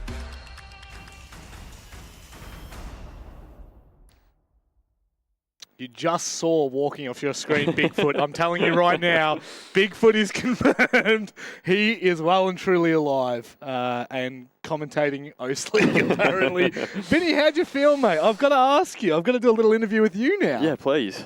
How was it? It's scary. It's pretty scary, mate. Yeah. Casting's hard. I have a It's lot of not fun, respect is for you it? guys. No, it's fun. No, don't get me wrong. It's fun, Yeah. and it's good to be on that side of the being able to see it live and commentate as things go on. But it's hard. You have to be doing things on the fly. So It's pretty crazy. What I think the biggest thing is like when you kind of there's this you tunnel vision a little, and then all of a sudden you might black out for like 15, 20 seconds and come back to, and all of a sudden something's happened, and then you're going to try and find something to talk about. That was what I used to hate about casting. definitely when Xenox is casting sometimes. Yeah, I definitely feel about that. It's a tough one, but look, you did well, and it was a pretty decent game as well. I thought it might have been a blowout. 100%. I thought as well, but after that first match, when it definitely wasn't a blowout when we thought it was going to be, we probably should have expected a closer game. But in saying that, Outlast did a good job. I think GG just too strong. As we said, they needed a few more defensive rounds before they went onto that attacking half, and unfortunately just wasn't enough. It was not enough. But look, positive signs for the future, there's no doubt about it. Now we can have a look at a standings graphic that's going to help to contextualize what is going on from here on out, because this is where teams start to completely fall off the abyss and unfortunately miss out on finals altogether. Right now, there are only 3 teams. In fact, sorry, there's only 2 teams. Odium are well and truly eliminated. Now it comes down to a game between Supernova and Circular Spheres, obviously not against each other. If Circular Spheres win this game, they will go clear into the playoffs format and Supernova will be locked out, Vinny. But the big question will be, is it doable? This is a very big game for them. It is a very big game. It's going to be the most pressure they've been under all season. During the like they've had patches of really good siege. Obviously, we've seen players like Saved having some really big impact in some of those rounds. Neptune having some really big impact. But it's going to take a whole team effort today to get over the line. Obviously, they want to be playing in playoffs. I think they probably deserve it to be playing in playoffs. I think they've shown a little bit more than, say, Supernova, and definitely more than Odium this stage. So. I think they will get there. I think they will get over the line. But, yeah, it's going to take a lot for them as well. It certainly will. And I'm just going back through results. They have been a part of don't mind me doing this live on broadcast. It's really just great form from me. They've been a part, so they've been a part of 14, well, technically 12 games right now. 5 of them have been 7-0s, either in their favour or against them. So that starts to put into context what Vinny's just said there, with sometimes they put up good results and other times they get demolished. They 7-0'd just the other day. They 7-0'd Outlast, who of course have just been competitive with Gaming Gladiators. So it's kind of like the context of Circular Spheres, it's really hard to nail down. Even last stage when I thought the team looked maybe a little more well-rounded. But regardless, we go into this game and the really, really big talking point, Vinny, we just got comms as we went live. Sprue is subbing in, and I believe it's for Physics. I'm certain that's who it's for. It is for Physics, yeah. That is there's no shade on Sprue whatsoever, but this is a change that can really start to maybe sow a little bit of doubt. Yeah, Physics is a big out for them. He's done an amazing job this stage, honestly, on a team that's been super patchy. He seemed to be fairly consistent, playing that hard breach sort of support role as well. So, yeah, it's going to be tough for Sprue to fill in. I'm kind of interested to see the way they line up the roles. Maybe JPEG moving back onto that hard support. I haven't seen much of Sprue in the past, or if he's even played at this level before. I know his name. So yeah, well, he's been a coach for. I feel like he's been a coach for quite some time now. But I don't think I've seen him in an official. I could be completely wrong, Vinny. But it just completely changes the dynamic of the game. At least from like a storyline perspective, it's like, oh god, what happens here? Who knows? But they will be taking on Odium. Oh, geez, you're a host. Well, yeah, you went silent right as the graphic I did. came Well, up. I thought we were going to talk more about Circular Spheres. It didn't happen, though. But I saw the boys pop up, so I thought I'd intro them. Obviously, having a pretty tough stage so far. Unable to register any points. Already locked out of playoffs contention. And, yeah, just really need to sort of do something these last few games. If it's to have fun, have fun. Go out there, have a bit of fun. If it's to start learning, double down. Try to figure out where you want to go after this stage if we're going to see this iteration of the roster coming into next year. Yeah. Who knows? But unfortunately just not their stage. No, they've got 5 of the bottom 5 players in the league, with Hale, who's just in the 8th position there. So it is very difficult when we look at this conversation to go anywhere but Circular Spheres. However, potential sub, we've got to sow a little bit of that conversation. Could it happen? We go to Cafe. I feel like we've just seen some really interesting maps this stage, Vinny, in games where I felt like there might be a little more on the line to go to something. But mainly it's just because I don't see Cafe a whole lot anymore. Well, yeah, this is only the second time we're going to see it this stage, I believe. So, yeah, it is interesting. I think it's probably a good map for Odium to sort of cause a bit of chaos. Cafe is definitely one of those maps that teams aren't playing a whole lot, which probably means that they're probably not scrimming it a whole lot. They correctly banned out Odium. Banned out Odium. Yeah, they banned themselves out. They banned out Bank with the last ban, which I think was a very good ban from them, obviously having some pretty bad results on that map so far. And as we can see from this graphic, Circular Spheres have played this map once and lost it. So They did, and it was to Gaming Gladiators, to be fair. So, you know, I think CS had defense first. They went 3-3. It looked like there might be some rumblings of competition on this map. And then, I mean, GG just do what GG does best this league, which is just absolutely slaughter a team when they get comfortable. Just give me a rough estimate. Do we think Odium's competitive in this game? I think we saw Circular Spheres going on the defense first, and I think that's going to be pretty telling how much Odium are going to be in this game if they win any of their attacks. I think it's probably going to be like a 7-1 or a 7-2. Well, this is quite ironic. It's a mid-game for some mid-casters.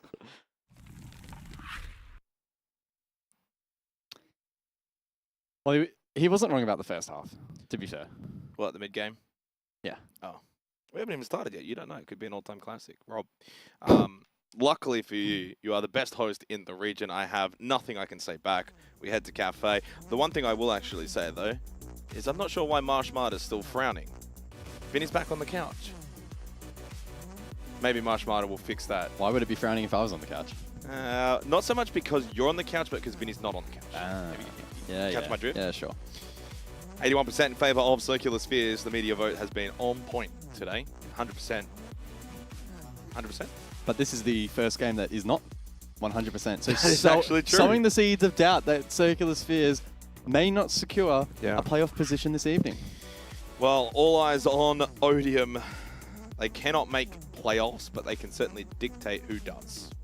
The power is in not their even just hands. today, but also next week when they play Supernova. Now, if Odium win tonight against Circular Spheres and then lose next week to Supernova, CS would be out, Supernova would be in. Could they do something even more hilarious, though, and beat both of them? That would be pretty insane. I feel like in some of these instances in the past, we could maybe spin the storyline that... Actually, have I just... Can Odium still qualify if they just straight up beat both of them? Gus. I've just discovered. You've hit gold. You've struck gold. We're in Ballarat and you've struck gold. I've struck gold. If Odium win their last 2 games, they're in the playoffs, basically. Now, that is, of course, with the assumption that Circular Spheres would then lose to Prodigy, which Prodigy would go into that game as favourites. So I tell you what, final dance, the last dance for Odium here. Win tonight, win next week, and you could be into the playoffs. Huge opportunity. They got it all to play for. Look, like I was saying, in the past with similar storylines, we could maybe try and spin it and say that the team fighting from behind, in this case Odium, may perform better because they're not quote-unquote under pressure. But I really don't think that is the case. I think they have been genuinely skill-gapped throughout the stage. Pressure has played little factor in their results. And so we need to see a miraculous turnaround on all facets of the game for them to be able to, you know, salvage this stage. That is the reality that they face. Yeah, but the reality as well is there not some kind of credence to the fact that now, is it just for a team that struggled so much this stage, but you haven't actually played Circular Spheres or Supernova, the other 2 teams that are also struggling a little bit. So we actually don't know, like, how big is this gap? But I think the gap is pretty well established as being quite large. What do you think about Sprue, though, coming into the roster for Circular Spheres? Does that upgrade, downgrade? Does that weaken them? Does that give more of a... I think physics is a big loss here for Circular Spheres tonight. I mean, look, I don't want to pump the tires too much for Odium, but if there's ever a case the team with the worst stats is having the worst stage, hasn't found a win, has a chance to actually get on the board, it is ironically the last 2 play days against the 2 other teams that also have not confirmed a place in the playoffs. The stars could potentially align, but it's going to take. They're going to have to play. They're going to have to play better. Oh, yeah. They need to play the absolute best they have this stage, which is a significant upgrade. Heading into the night, their round diff does sit at -27. The most positive was GG on +18. But this is where so round differential matters. But if you've got just straight up more points, which if they beat CS, get all 3 points. They beat Supernova, they get all 3 points. The only way they would miss out is if Circular Spheres beat Prodigy. Don't know if that's happening, to be honest. The way that names Dave and Prodigy are roaming around at the moment in this particular stage. So we'll see. It has to start now, though. Odium still with a chance to make playoffs. Must win footy.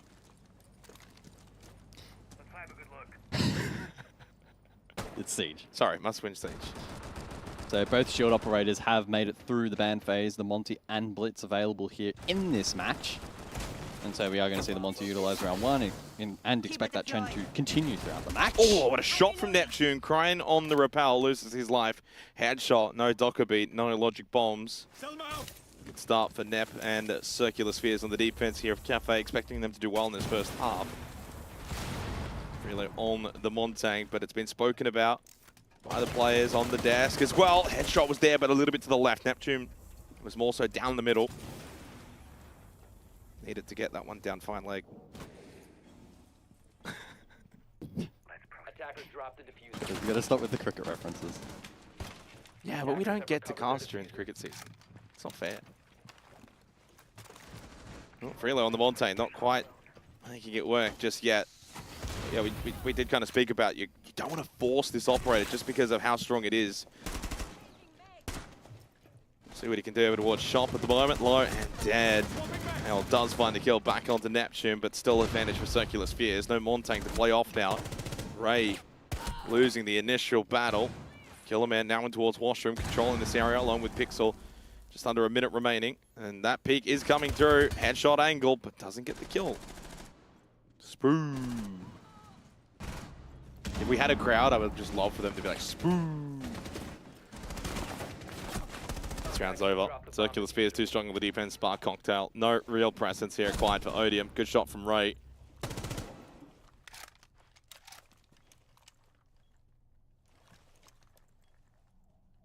Seconds left, 1 versus 3. Well, there's only one player I know in the Siege universe that could win from here. Starts with an S. Any clue? Ends in an E. Seconds remaining. Spidey time. Oh, that's what was that copy faster again? I don't remember it, but I'm sure we'll see it tomorrow. Circular We're going to see it in chat right now. If you guys are watching... where's our Spidey Time fans at? Watching Asia in the last play day and you understand the reference, I hope we do get to see him tomorrow. He's built up a bit of a fan base. True. He could be the most popular player from South Asia. No, I think he is. 1-0 start for Circular Spheres. Odium try to play a shop drop top. Doesn't work. They can't get lounge control. Lost battles here as well. Neptune super aggressive. Whoa, that's nasty. That is a 1 pixel angle. Wow, watching that on the replay is probably not ideal if you're Freelo on the Montang, just giving up the side. And that's where the Montang can be so difficult. As strong as an operator as it is, and it's so easy to just have this outcry of like, it's broken, it's so strong, shield meta. You don't know what you're doing with it. It's certainly not a free round win. It's not a pick and win. Yeah. Trying to bring up its win rate so far. Pretty sure it was like 50, like the mid 50s or high 50s. Yeah, mid 50s. Blitz was a little low. I think super high 40s maybe. In fact, I want to compare the win rate in OS compared to global. I think that could be interesting. So it is exactly 50% in OS so far this stage. Oh, so bang on 50. Yeah, and we'll let the global load. It's going to take a little while because it's a lot of data. Would you assume it's a little higher than 50? I would assume, yeah. I'm going to guess and say 52. Okay. You want to take a guess? Yeah, I'll say 53. It's actually 49, so it's actually a little bit lower. Wow. Oh, so we've got the best shield ops in... I'll tell you. Maybe, I'll tell you what though. Teams don't know how to counter it. Is Davey the best shield player in the world? No comment. Yeah, sure. Well, until he plays at an international land, we can run with that story. He's got a big game coming up, of course, after this one for what will be the last game of the day. There's a peek, that's a kill. Saves will get a freebie onto Hale. And Circular Spheres running circles around Odium at the moment and making their dream of playoffs looking quite dismal. We did see the Scopos as well, picked up here by J-Pop.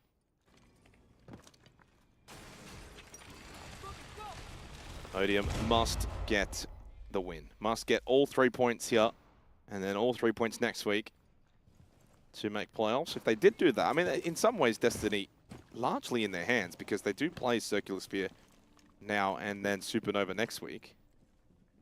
Easier said than done. Now, so Odium's got some really bizarre, their defensive win rate was like 14%, if I recall, yesterday. I think they lost the one defensive round that they actually played, so it's probably down to like 12 or 13%. I think it was actually their attacking percentile is higher than even the likes of Outlast. Higher than Supernova, yeah. Blitz, dead. Man, you don't see Blitz die like that too often, do we? Good shot back from Razor though to get the trade on to save. Yeah, 25% attack win rate for Odium, 13% defense win rate for Odium. It does mean going into the second half here in Cafe, they're no gimme. Boogie Auto Breacher doing its thing over towards Mining. That one laid out by Freelo. Making his way over towards Whiskey as Ray loses his life to Neptune, who has been an absolute menace so far. J-Pop makes contact with Freelo, could transfer out if he wants to, takes the battle and is somehow impervious to taking any kind of damage. Throws out the impact, a second to follow. Freelo, half health, continuing to just fire shots. And eventually takes out the pesky robot. Yeah, 2 versus 3, so maybe an opportunity here for Odium, but quickly squandered. Wow, Razor quick to fall on the drop as well. So back-to-back rounds for CS on defense. It's also back-to-back entries as well. Another stat to highlight heading into this game. Odium, on the flip side, have the worst entry stat in the league. Only 30%, which is certainly not aiding. Well, early round here, Hale takes the peek in towards bot white, loses that one. We see the Blitz just completely oblivious running around towards Train. The Blitz even more so compared to the Monte. You need to really be careful the way that you kind of turn your body, opens so much up. And unfortunately, Cryan struggling there on the Blitz. And I think for shield play, Odium might have to just start moving away from it. Indeed, they will not pick it this round. So I think it was Freelo on the Monty and then Cryan on the Blitz there in the opening 2 rounds. Both unsuccessful. We spoke to, I think Player was asked by Rob in the interview earlier about, you know, whether or not, what his thoughts are on the shield meta, and Player basically said, if you can't play it, don't play it. It's not that amazing. You know, you have to be capable. Floating drone. I don't think it was floating. You reckon it was like... I think it was just tucked under the arm. Tucked under the arm? The arm of the chair. Depends on the angle that you view it at. Because on the other angle, oh, yeah, no, you're right. Hey, go under a little bit, just go under. It is defying physics by not falling over. Yeah, I mean, look, it doesn't really... really... there is a gap, actually. Yeah, there is. Nah, there's a gap. There is a gap. We've got that one on the arc. Please fix. That's game breaking. That's a goal. Is he using... That has not hit the post. There's nothing on edge. Is he... is that an exploit? Absolutely not. Well, it could be an impactful drone over towards pillar. An 8 in the lurk below. How much lurk play we'll see, I don't know from Odium. The Ram is an intriguing pick here into this setup. Yeah, why is that, guys? Utilize it. Why is that? Well, indicative that they want to get some vert when they go for the clear from Cocktail. Don't mind it. See if it is able to have an impact grid like there for a bit of flank watch potential. Red Stairs. Track Stingers certainly pack a bit of a punch now. Save though, pretty eager still to hold down the line, but eventually will fall back to front door. So Odium will slowly chip away at this map control.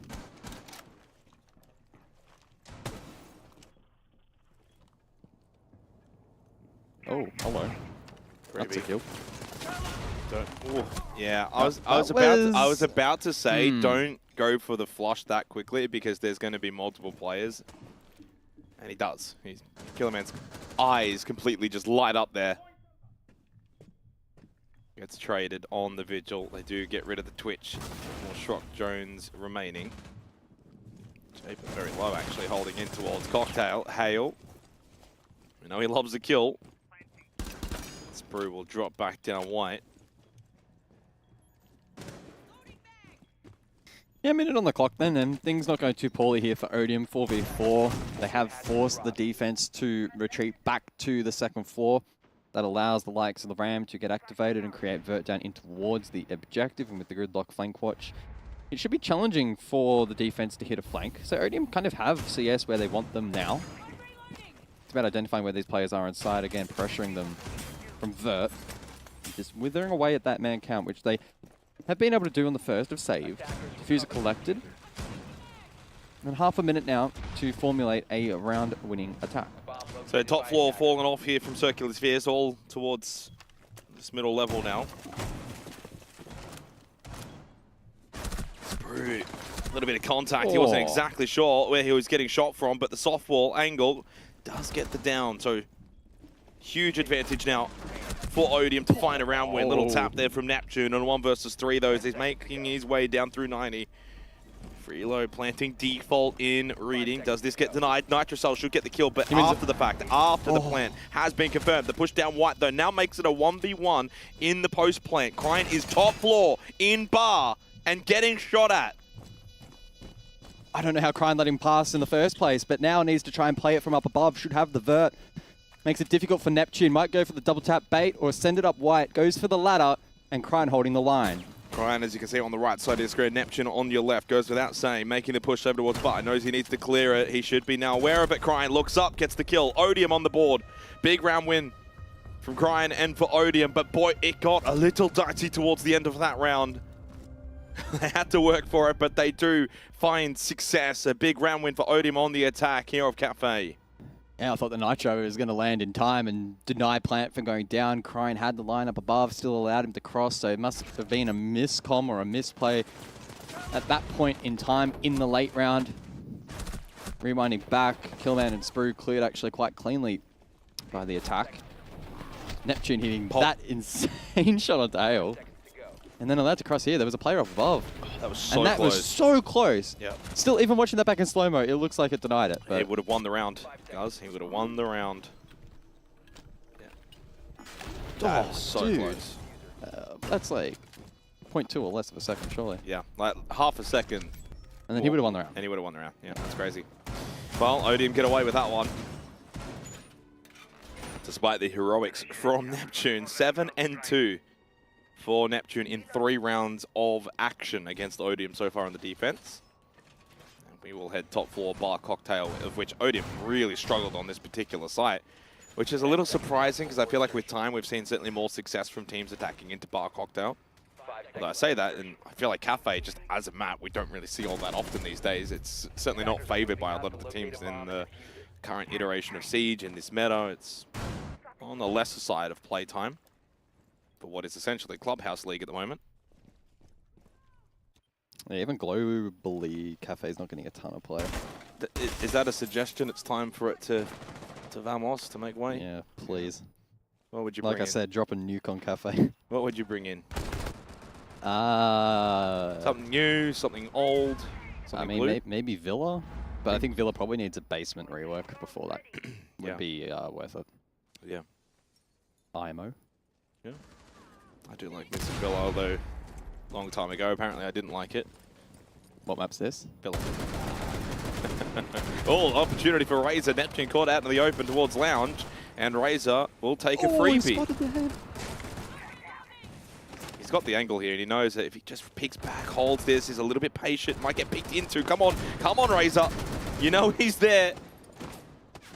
Oh, and he does get a kill, but it's onto Sprue.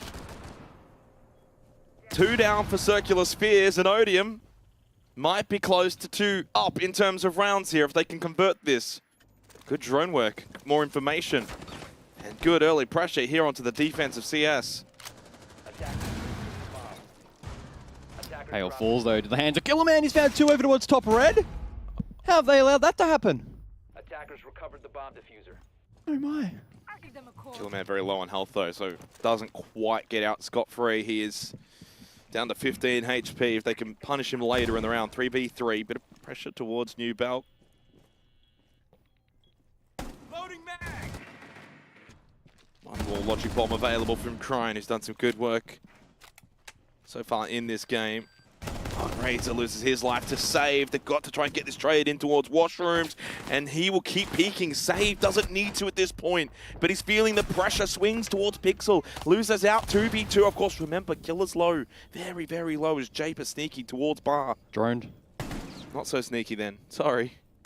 Falcon Canister, you could blow up here to just try and delay, block this doorway. Japer's going to want to hold it for as long as possible. He just keeps creeping. Off-angle position. Will it catch someone? Peeking from shop. Indeed, he will, but then the vault, because he doesn't get the kill. Japer's allowed to drop Pillar. Ray very low. Well, now they've got full side control. They've completely fallen off. Reading Pillar respectively for the defense. Ray just needs to hold up against the retake as Crine goes for the plant. Can they deny from below, though? That's the question. Nitro? Man. Is there a Nitrocell? He does have it in hand. It's a little late, though, and off the mark. I'm not sure where Killer was thinking that plant was going down, but he is wrong in his guesswork. 15 HP. 1 versus 2. Retake scenario. Great position from Ray, holding that top white stairs. I'm assuming his teammate would have been in a position to try from a cross position, and Odium make it 2 in a row. Spicy. Yeah, good work from Odium, able to chip away. 2 players up. Unlock sight. Some peculiar decision-making from CS. The drop-off from Japer. Sensing pressure behind the chassis. The overpeak as well from the whole team in the early round. And then Killer, Nitro and Pocket utilized far too late into the piece. It was a good re-aggressive from him from top red, and then he plays below low HP. That's great. Did he couldn't have gone from shop, right? Was that from New Bulk? Yeah, I don't know. Actually, what's interesting now, I think the other play was in bar, so I actually don't know if there would have been a trade potential. Don't know how well they were set up there. Either way, Odium get the round win. They go to 2-2. The only issue, right, is the caveat being, we spoke about their defensive win rate before 13%. Is that applicable, though, to a map like Cafe? I think they've probably played enough Siege now for that number to be pretty reflective, even if you give that a plus-minus So they got some work to do in the second half. If you give it that, even a plus-minus range of like 20%, that's still only good enough to maybe win 2 rounds. Maybe 3 defensively. You reckon they need this third, at least a third attacking round? In this circumstance, yeah. Okay. Well, they've got 2 rounds to do it. And they've got 2 shields. So the Blitz and the Montang move in together, shielding the way for the rest. Ray on the Nook could certainly offer a valuable flanking opportunity. So what's the game plan here? Do you send one small bag? Do you push one in then from the other side? Do you go for a pinch? Do you just push them together? Do you play the Blitz behind the Monty? I don't know. That's an early smoke. Nitrocell thrown, but misses. This is a strange start to this round. Right now, it feels like no one wants to make the mistake. Impact's thrown out, but not hitting anything. There's a headshot angle towards Small. Well, Killerman's been allowed to cross all the way through Small, despite there being 2 players outside, and denied the ace summer in through Bakery, making life more challenging for the 2 shields. So, big play from Killerman, and should have been denied by the attack. Frost as well in play under that window, so keep note of that. Look at that, Obs. And 1 sting or 2, or a couple now going out from Hale. But in through prep goes Freelo on the Blitz. They have lost though Ray. The Nook losing to Save. That's top floor in towards Cigar. Hello and hello. They both just kind of peek through the window, but no flash. Nothing that you can do here. Neptune though does lose out. Pistol back from Freelo. Puts the shield away temporarily, and they can go for the plant inside a kitchen. Now Hale got a team kill onto Freelo. He kills his own Blitz. But the Montang can now play a post plant for Odium. Yeah, Monty post plant, always a challenge to deal with. Save forced to Small cross window, over towards Small, but covered. Odium are starting to make some magic happen on Cafe. They're cooking, baby. They are cooking. 3 rounds in a row for the team on the bottom of the standings. Looking to rise into the playoffs. They need all 3 points today and next week, but doable, guys. Suddenly very doable. Boy, oh boy, wowee.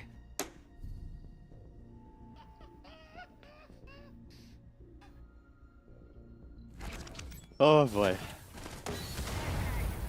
Yeah, the double shield strat from Odium. It was pretty messy outside Bake. They allowed Killer to cover small. But eventually they were able to unlock key positions. Neptune fell, and despite the TK there, which was, I guess, a one trade, they held on. And with the Monty in the post, yeah, great position they find themselves in. They reached that 3-round benchmark. Sorry, I killed the guy in coat at the same time. How do you kill me? I'm crouched. Because I crouched. How do you kill me? I'm crouched down. And it's like, well, I'm crouched down too. Sorry, I killed you. I killed the guy in coat. That's funny. Ah, worthwhile trade.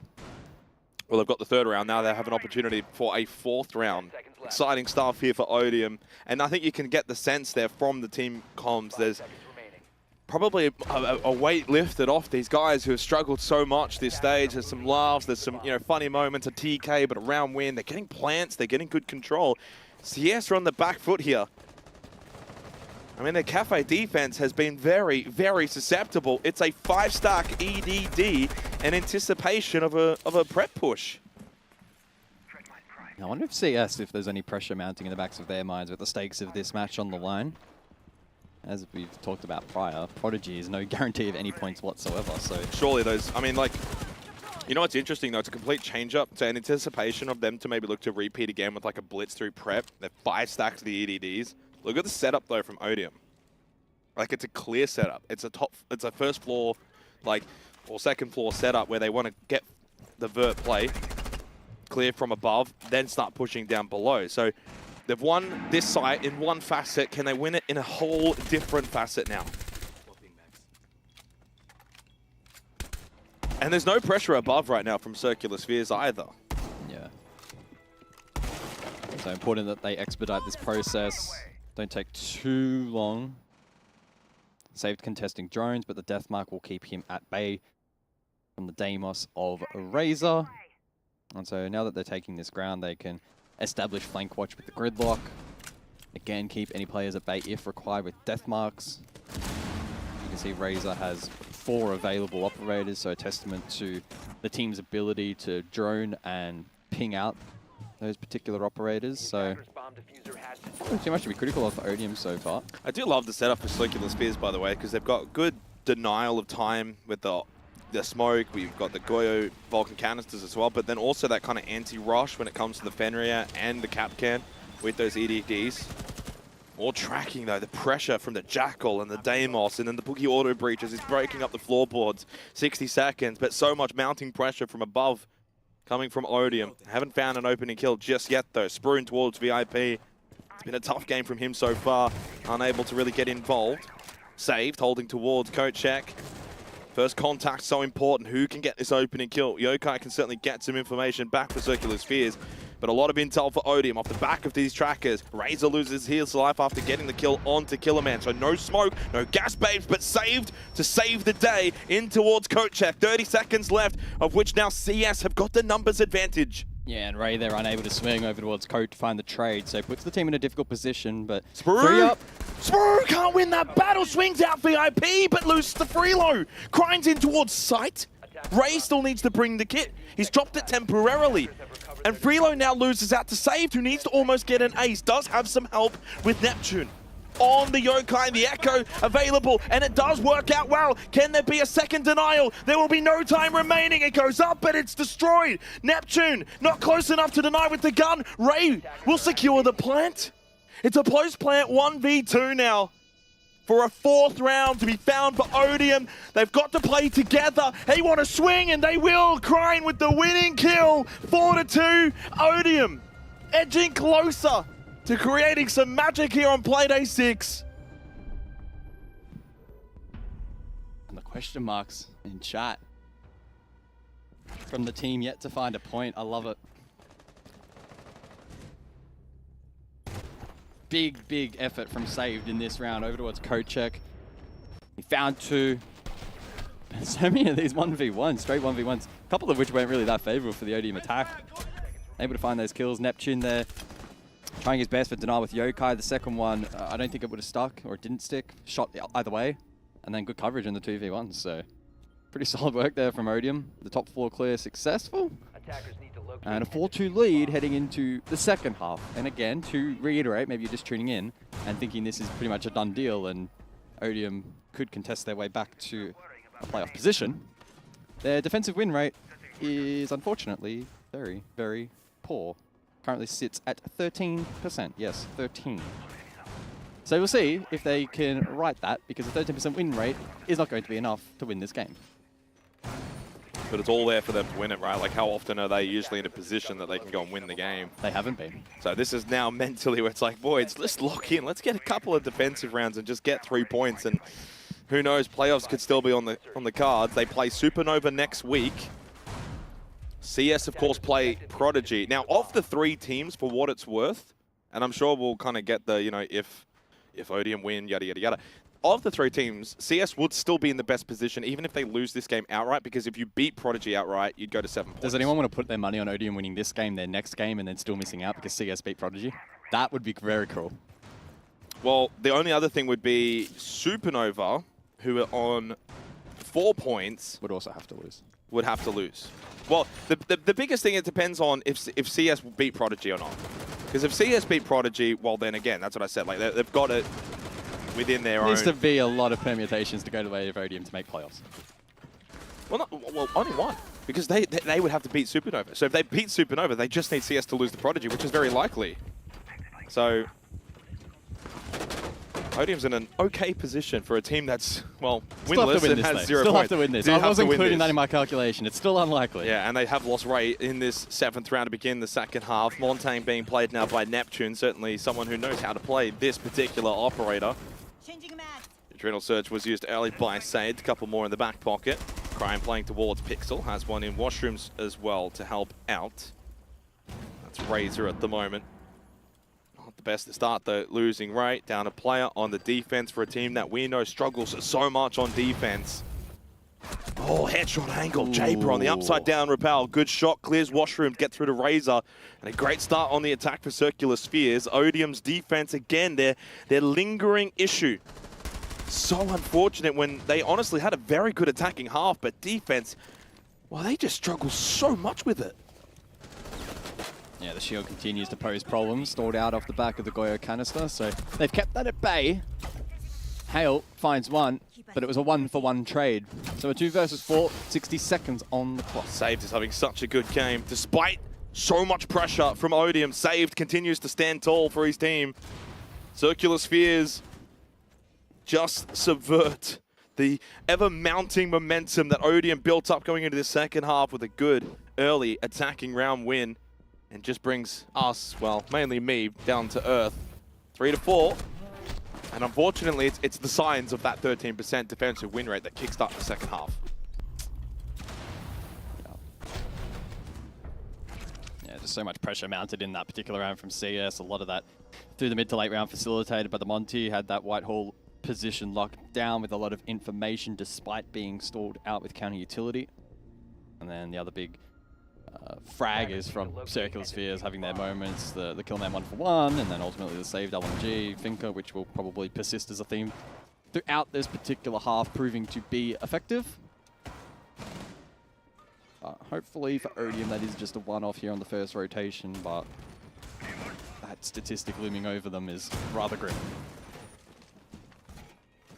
Yeah, this is going to be the difficult task now for Odium, surprisingly. For a lot of other teams, you'd be kind of like, oh, they got 4 attacking rounds on Cafe. They should close this out on the defense.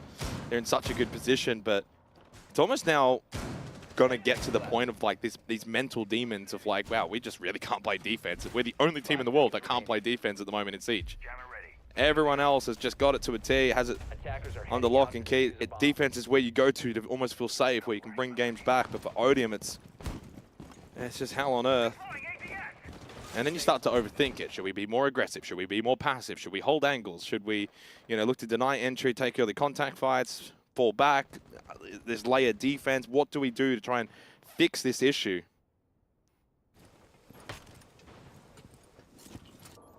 And you know Neptune's going to play this Montaigne very, very well. So you got a shield man to deal with.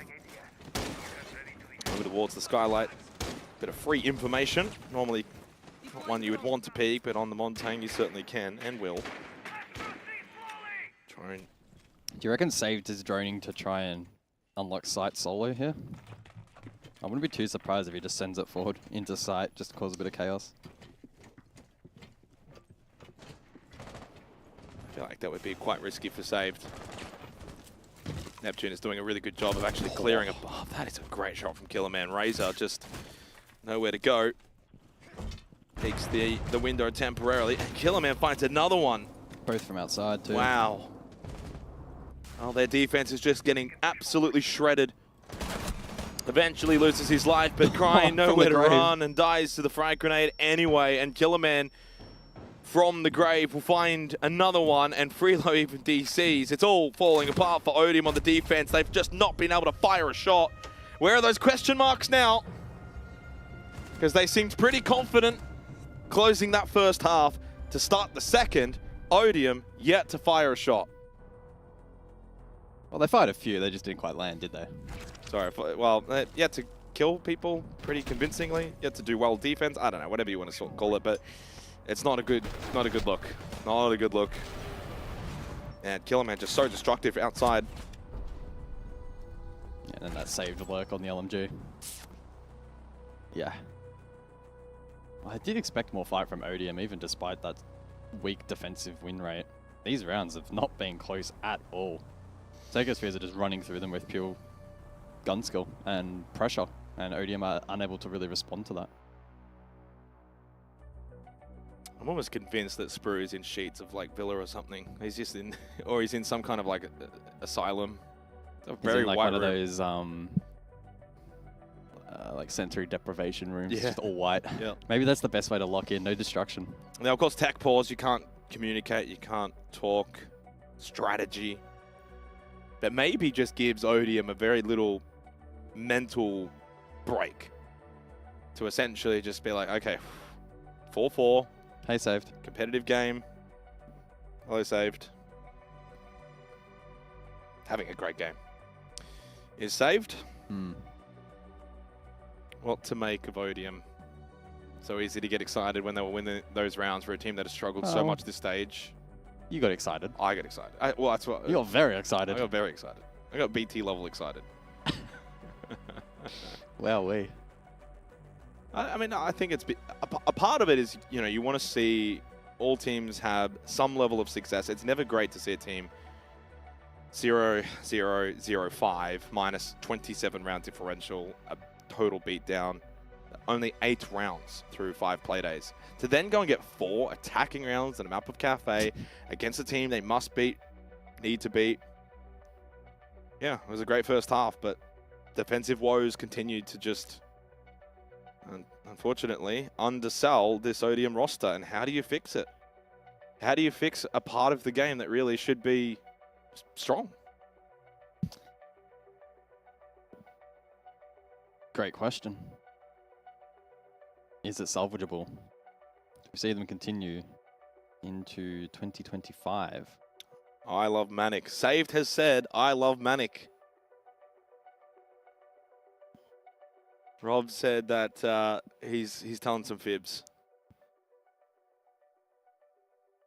I don't know. Maybe they're tight like that. I don't know. Rob, are you guys tight?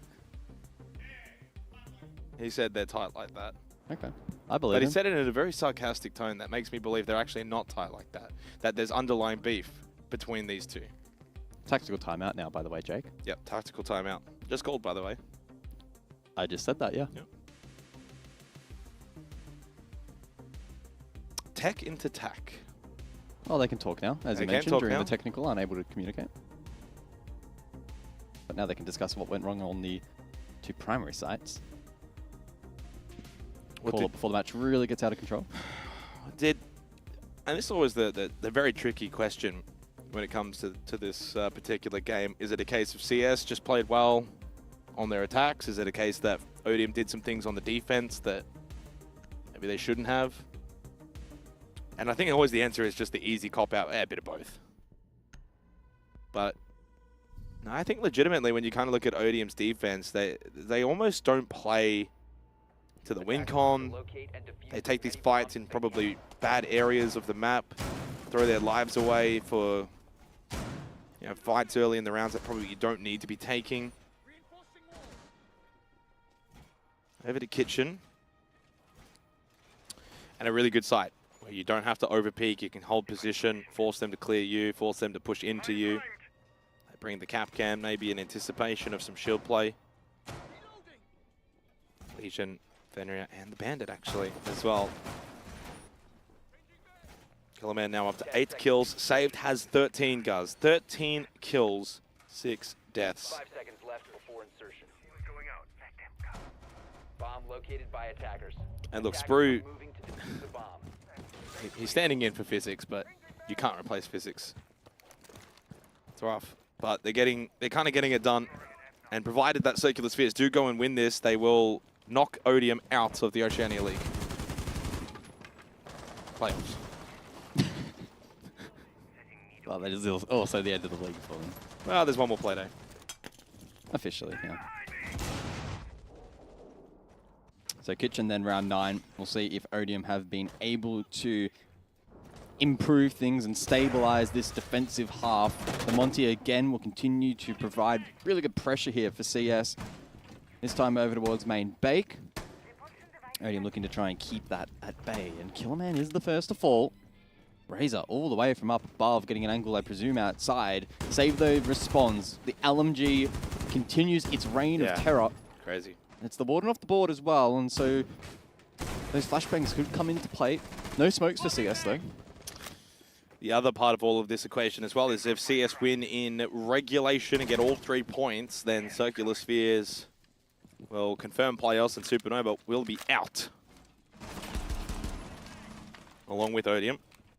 But if this does go to OT, things change up quite dramatically. And round differential is going to play a huge, huge part next week. So Odium even just pushing OT, if CS win in OT, that's also fine if you're Supernova. So Supernova, absolutely the biggest Odium fans right now, and they're just finding kills. 2 in the span of 10 seconds gives Odium a 4 versus 2 advantage.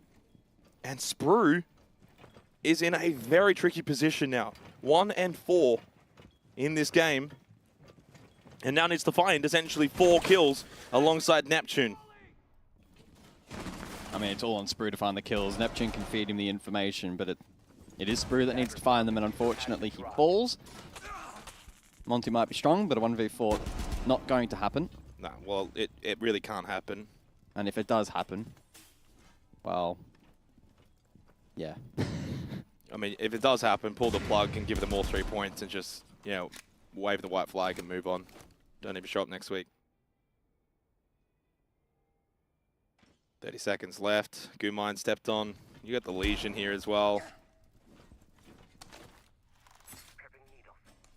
So it will be 5-4. Odium will just need one more round to be the savior for Supernova. Another Gumine. So annoying for Neptune. 15 seconds to go.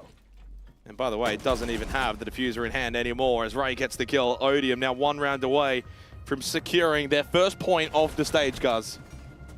Ooh. And again, it does mean that for Circular Spheres, their fate of playoffs will be decided next week in a whole host of games that we'll be playing. Of course, CS will have to beat Prodigy. They'll have to then hope Odium beats Supernova. It gets quite fun for next week's Playday, that's for sure. Must, though, get Odium into OT for that to happen. For CS, they need to win 3 rounds in a row now if they want to confirm playoffs right here, right now. Yeah, Odium's primary defensive sites, though, did not look particularly strong. And so we'll need to see a reverse of fortune there, both top floor and reading. Circular Spheres were very dominant on attack, and provided they haven't dropped their heads too much off the back of a disappointing attack on Bake, they themselves could be the ones to initially find match point. But who knows? If that's to be the case, this match then could be decided back on Kitchen. So potentially a little bit more to play out here on Cafe, as Odium offers some resistance. Pulse in play for round 10. We'll see what kind of an impact that might have. So if Odium win outright, they will go to 3 points. Most importantly, though, CS will stay on 5. If Odium win in overtime, CS will go to 6 points. And of course, if Circular Spheres win in overtime, they go to 7. Now, what that means then, of course, is, and look, their ability to win outright right now is getting slimmer and slimmer. Of course, 8 would get them the magical number and into playoffs, but yeah, 7 won't be enough. It would put Supernova in a position where if they get the 3 points next week, then it comes down to round differential. Which is very close at the moment, -7 for Circular Spheres to -9 for Supernova heading into the night.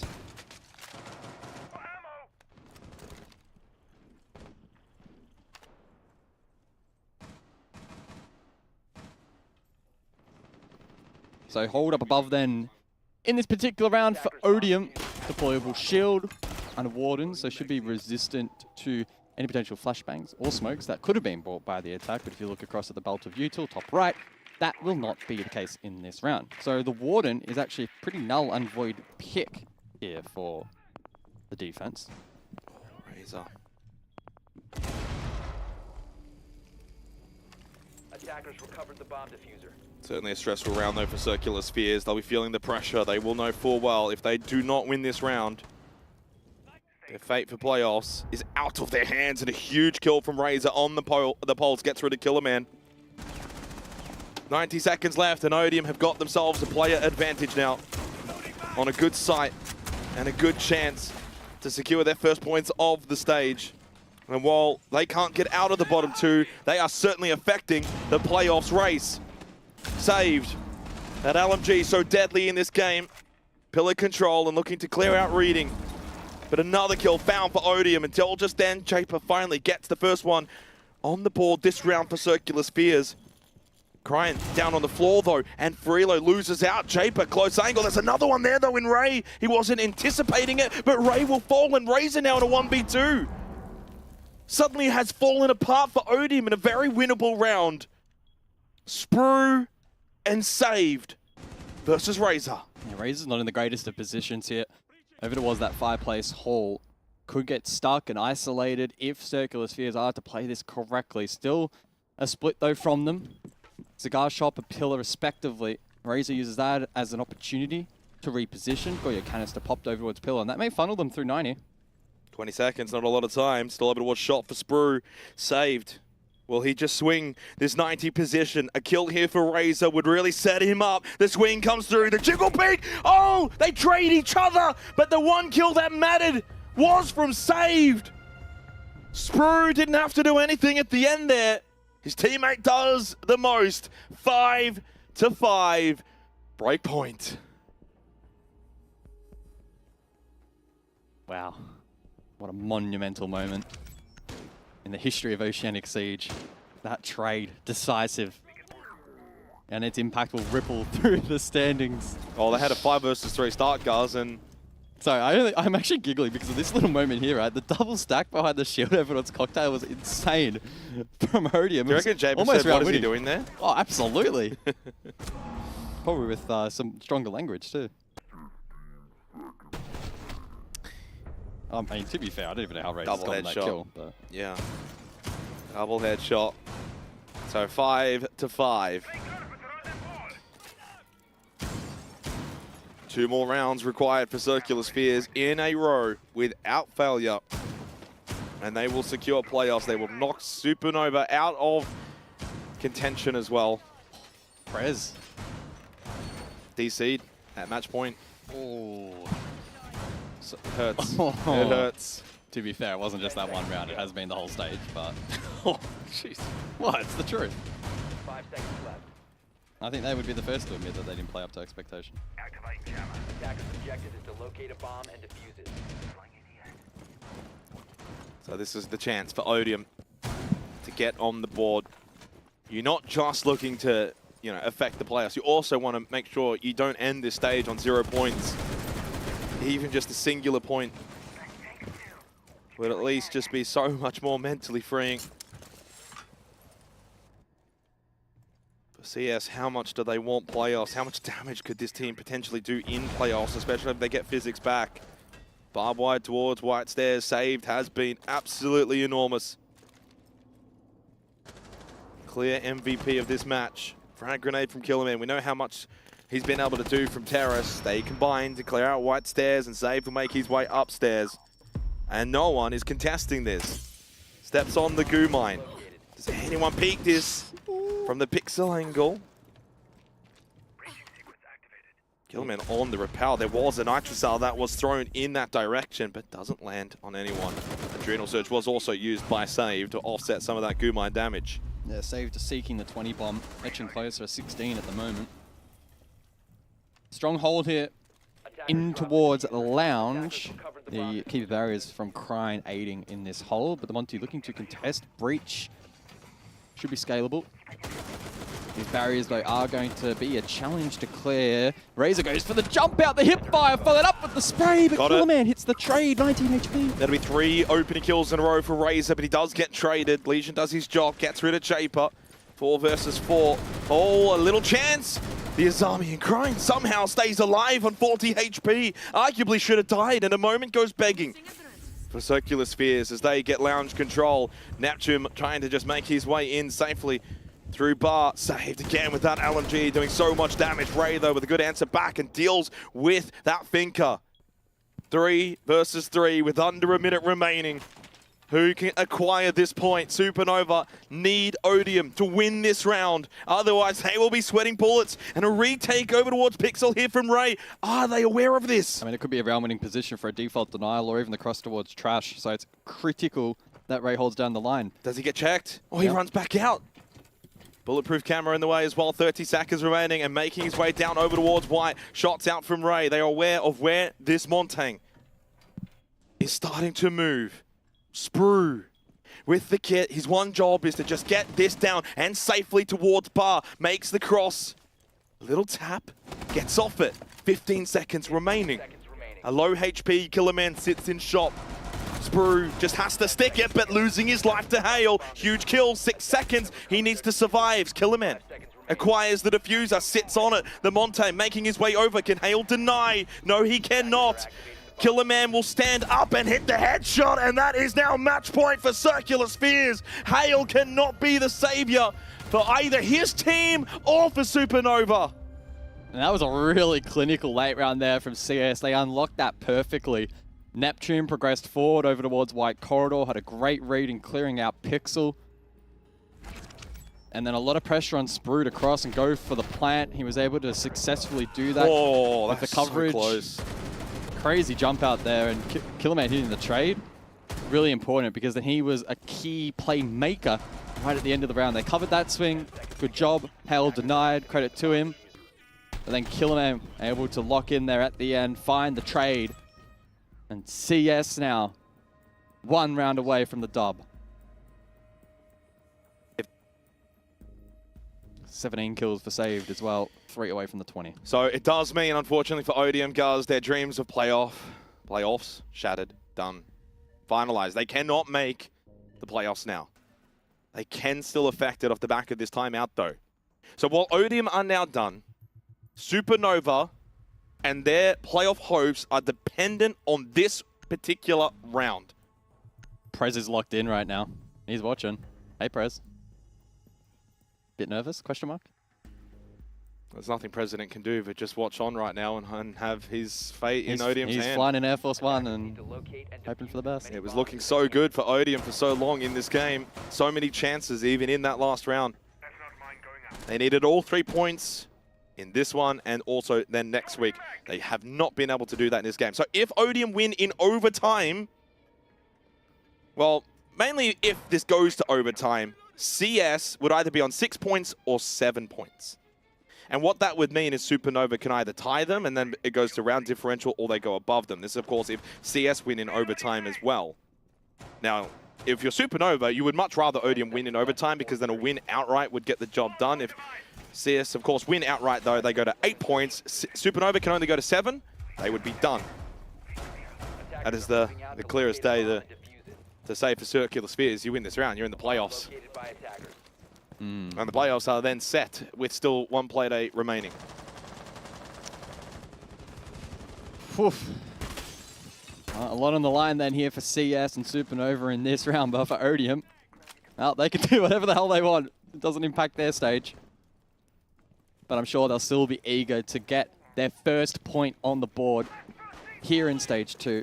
They could still get their point next week against Supernova, and if CS win this particular round, then obviously for Supernova next week, they'd have nothing to play for essentially, so it could be a possibility. Nitrocell's thrown out, catches nothing outside of Bake, and Freelo losing his life to Neptune. President, a long sigh is let out as he's feeling the chance at playoffs slipping away for him and for Supernova. It's going to take something miraculous here from Odium. Saved, so lethal with that LMG, and a free kill in through Coat onto Crine. No one watching this position that has been dominated. Red Stairs, one out though by Ray somewhere else. Hale gets a headshot onto Japer. You've still got the Montaigne to deal with, but suddenly life back into this round and back into Supernova. But here comes Neptune on that Montaigne, on that shield. He's been playing the shield so well and feeding the rest of the team information. We've seen it across all the sites in which they've attacked with the Monty, the value that it's been able to bring, the pressure. Code again, this is just an area that Circular Spheres have just dominated, finding kill after kill. Hale towards Whiskey, takes this battle, doesn't get the kill. That was so required at that moment. CS with the advantage, but Ray pushes in as Sprue goes for the plant, being guarded by Neptune. The shield, but an angle foul from Ray, shuts down Sprue. Neptune with the pistol, shuts down Ray, and it's a 1 versus 1 with 60 seconds. Hale's got it, done it. Odium have secured their first point off this stage. And Supernova are alive next week on Payday 7. This is must-watch television. This is Rainbow Six Siege. I tell you what, I thought for sure it comes down to the 1v1 and Neptune wins that on Monty. You just don't lose a 1v1 these days. But then he goes for the ADS. A little bit overconfident for my liking, and it proves costly. And it completely changed the complexion of the stage now. Don't blow a blood vessel, by the way.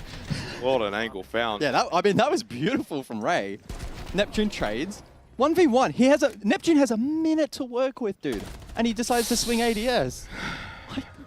What? Oh, what is this?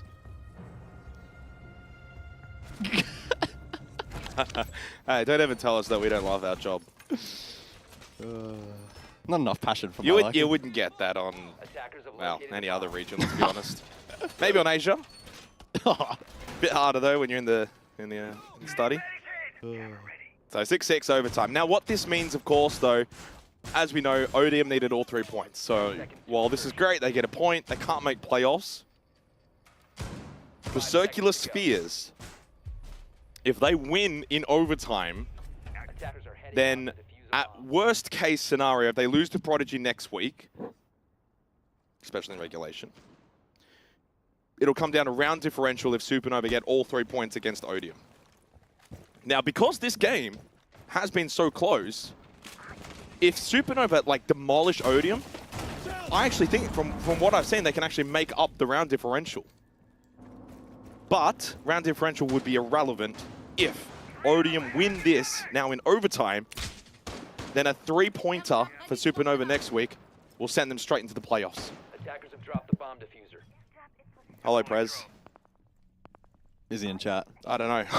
I'm sure he's probably watching. He's probably let out a sigh of relief. Oh, after that last round, I mean, we got excited. I can't even imagine how excited Supernova were.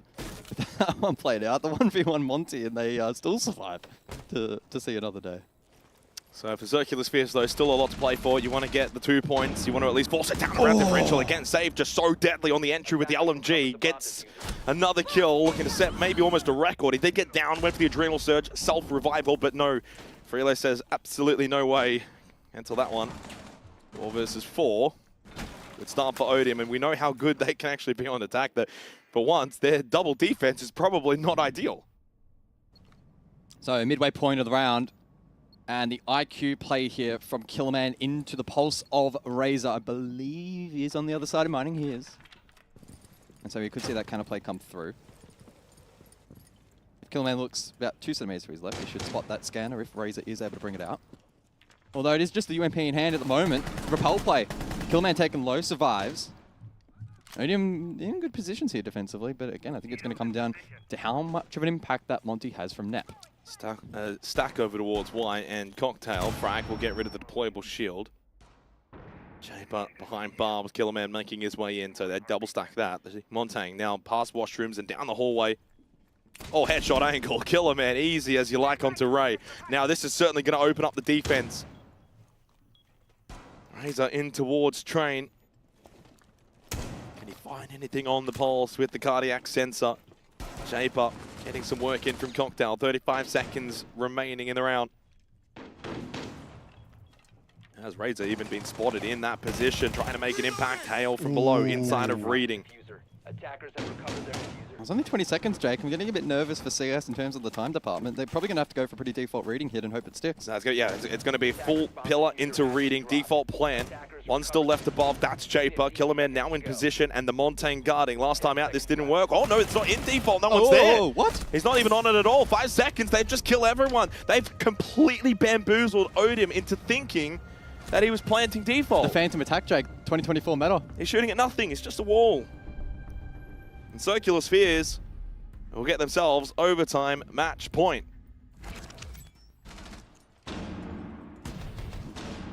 Again, another sharp entry from Saved. He was traded though over towards Pillar. We saw a bit of the jousting between the IQ and the Pulse. And then right here, Hale shooting ghosts. Thought the default plant was in position. But that is again the phantom pressure provided by the Monty, baiting the defense into believing the plant was going down. Big round win from CS, and a third floor defense to try and cap off the W. Can confirm Presway was in chat and he was very excited. Can you blame him? So 6-7 though, Circular Spheres looking to now at least do some damage control and secure the 2 points, which would make next week come down to essentially round differential. The other thing that it would do is that any kind of overtime against Prodigy would then secure them a place in the playoff. So again, trying to just limit the damage here, but if they can walk away with the 2 points against Odium, it's not all hope lost. They'd still be in a really good position. But as we know, Prodigy, a great team. They will be hard to beat next week. Believe it or not, it's almost 10 o'clock. We're still got the whole game to get to. No, not an early night tonight, Not an early night tonight. No. It's going to be a good one too. Actually, I wonder, we may end up still somehow saving the best for last. Prodigy taking on Antic. On paper, or at least going into the night, I was pitching as the game of the night, but we've actually had some bangers today, which is nice. And maybe there's still a little bit more in this match. Can Odium fight back the worst attacking team in the league? And now it's on the attack here at OT, where they need to keep their heads above water and Saved. Eager to jump out. Ray! Well, he did some damage. Wasn't enough, though. No, it wasn't enough. Big opening kill for Odium, and more importantly, to shut down the man who has been so dominant in this game. Saved. Dead, gone, buried. 6 feet under. And a good opportunity now for Odium. Upper player. Aggressive from Neptune towards Piano. There's a drone there as well. Keep a barrier just to almost give him. He saw the head, he didn't shoot. Pull the trigger. Just a little bit of hesitation, I think. Or maybe it was offside. I don't know. Yeah, it could be offside. Oh, that wasn't. Well, that was not. And he does pull the trigger. Neptune evens it all up. Evens it all up. Crying on the Montaigne. We know it didn't really work for them. Well, they've done this defensive setup before CS with Neptune on the Azami in this position. It was so difficult for Odium to clear it last time, and I fear again that they're going to struggle. Although Neptune does fall off a bit, maybe sensing the pressure from the Monty if he spotted it or heard it. Last time out, it was, I think, Freelo that played the Montaigne. This time now Crine on the Montaigne. Crine played the Blitz. That also didn't really work out. 90 seconds remaining. Lounge gets opened up from top red. Odium's attacks, remember, in the first half, they got 4 of 6 attacking rounds. We know they can attack. That's not a miss drone. You can't miss drone Pixel. Canister will pop, looking to delay. Hale, obviously, just stuck a little bit. I wonder if Ray's going for a white lurk. Could be the X factor here for the attack. Banshee. Neptune looks pretty locked in. Absolute nuisance to push through. Washroom's control, though, starting to go the way of Odium with the pushback of Neptune. Oh, they've gone back to a more linear push here, so they're just going to stack it and hope they can cut the cross when they go default. Or maybe they go deep. They go deep. Oh, there's a free kill. How do you not kill Ray? Inside a shot, mid-vault, just about. Reload finds 2. Lost out to Japer, but that's okay. Now it's a 3v1. Crying low on the Montang. Japer certainly a chance. You would never back Not it down. like this. Not like that, though. No, indeed. Hail.KD finds the kill. That matters.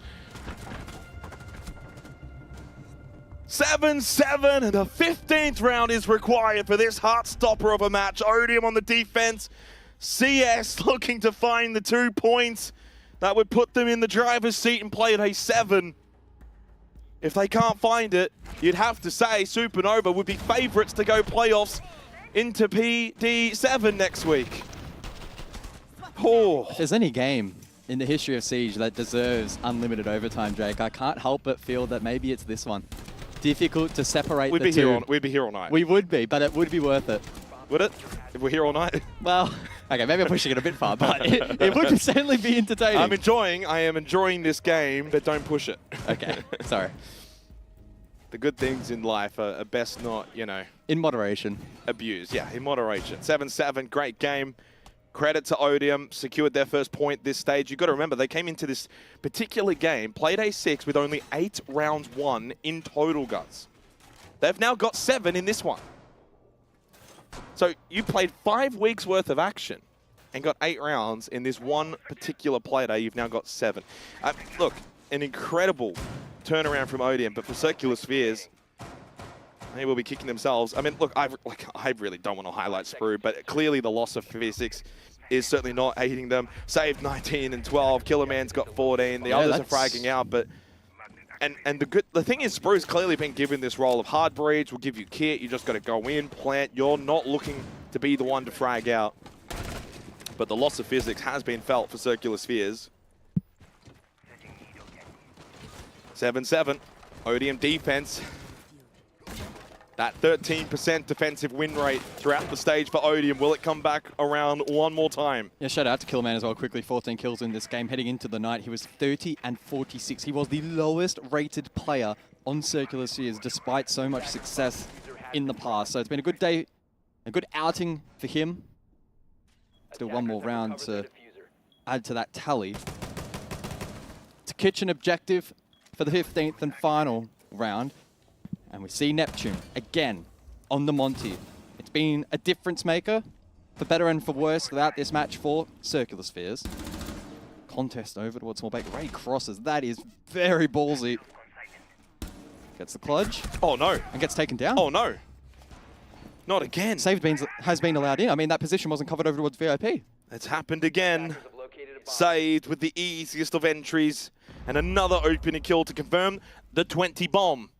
20 for saved. Killer finds another. Razor somehow gets the kill, but down and almost a chance for Hale, but shot in the back, and it's all falling apart at the seams now for Odium. They cannot close this out. And while they did secure a point, it's Circular Spheres that get the 2, get the win, and put themselves in the better position going into Playday 7. But not as good as if they had won this outright. They've got some work to do next week against Prodigy, but what a game of Siege. Somewhat disappointing and a little anticlimactic to finish in that way, but credit to Circular Spheres, credit to Odium. That was a great game of Siege from both of those two teams and sets us up beautifully for Play Day 7. I want Vinny's thoughts, I want Rob's thoughts. Let's go and get Marshmatta's thoughts. Marshmatta agrees that Circular Spheres could do a lot better in that matchup. I don't know, there's not much I can really take the piss out of you for. Actually, there is a lot, but Vinny, way too close in the end for Circular Spheres. We definitely expected this to be a lot more confident, a lot more comfortable. Maybe Coach Diff? No, I wouldn't say so. I think Sprue... Ooh, hang on. I mean, actually, no, sorry. No, you're right, Coach Diff. Yes. Yeah. So he played well. I think he did his job. I think he was in a pretty tough role. He had some pretty big shoes to fill as well. Physics has been going off this stage, so I think he held his own. Circular Spheres obviously pretty close, but it is hard when you've got somebody else in. Obviously, Physics on that role is probably generally their main caller, so you probably lose that voice a little bit. And they did a good job, obviously, with the Monty up, or both shields up, I think, in the end. they'll bring the Monty and putting it to pretty good effect. Well, this is a very interesting one. I can't wait for this one. We're getting them all out tonight. Let's welcome in Sage from Circular Spheres, mate. Oh no, we don't have you. We don't have you. Go try and talk again for me. Hello. There we go. Now I've got you. I don't know how well you can see this, but this is just a bit of love thrown back your way, mate. Did you see it? Yeah, don't worry. I saw you, mate. I saw you out here. I'm so glad. Hey, I've got to admit, your performances, you've moved across rosters and you've been able to maintain a very disgusting performance as an individual, even on a team that's been struggling. How have you found this stage? Honestly, if you want me to be honest, the last 2 stages I played when I was on Odium, I had a brick PC. It was a 1060. I was barely pushing 100 frames. This new stage, I've just bought myself a 4070 Super. No one can keep up, bro. I'll be honest. No one, there's a lot of players in this region that are just so bad. It's unbelievable. And if you want to be honest, there's about I'd say only 4 good players in this region, but I don't want to say them. Are you up there? Are you up there with them? Mate, I'm number 1. We know it. Vinny. Yeah, we saw a fair bit of the Monty tonight on Neptune. I'm not sure about that decision, but I will say you guys did bring it. Is it something you guys have been practicing with, or is it sort of the way you guys played tonight? Honestly, it's just the way that we played tonight. Think about it. Neptune sacrificed he sacrificed being on the Montang for us to win. I don't think we would have won the Montang, to be honest. There was a lot of problem solving that we had to do. I'll be honest, Odium, they played actually really well, considering the amount of destruction that they've been getting. Yeah, that's actually something I wanted to lean into a little bit was, obviously coming into today, everyone had written Odium off entirely. Is it a matter of, you're kind of playing with the coach, you're a little bit hindered, or is it just that they played well? That's definitely a factor. Matt Sprue playing for physics, that's a big factor. But at the same time, you can't, give credit where credit's due, right? Odium, they played really well, so you can't discredit them for that. But yet again, I don't think we were also all in our game. Anything else? No, I think that's it. No, mate. Apparently, production's telling me you need to leave the lobby because you're holding up the next game. I'm really sorry, mate. You're really that guy. You're just being that guy. That's okay. That's okay. Production's having a whisper in my ear. But on top of this, Save, look, I think this might be one of our first interviews. Is this one of the first times you've been on an interview? No, I was on an interview. I think my first stage I played. Jeez, and that was pretty awkward. But yeah. Also, I did want to say one more thing. Oh, Matt, no. you did say about 2 weeks ago that I was the lead for the team. Me and Neptune were kind of I don't know if it was Neptune or I was the lead for the team. Yeah. Nah. I disagree whatsoever. Nah. You can't. Everyone that knows me knows that I don't lead. I just spawn in the lobby and I'll shoot people. Don't you reckon that's what you get? Don't you reckon that's leading in a way? You're leading from the front. You're kind of right, but look, I'd give it to J-Pop. Yeah, you're gonna give credit where credit's due. I mean, you've got some big heavy hitters in there. Oh, you're a busy man. Sorry, I don't mean to keep you any longer.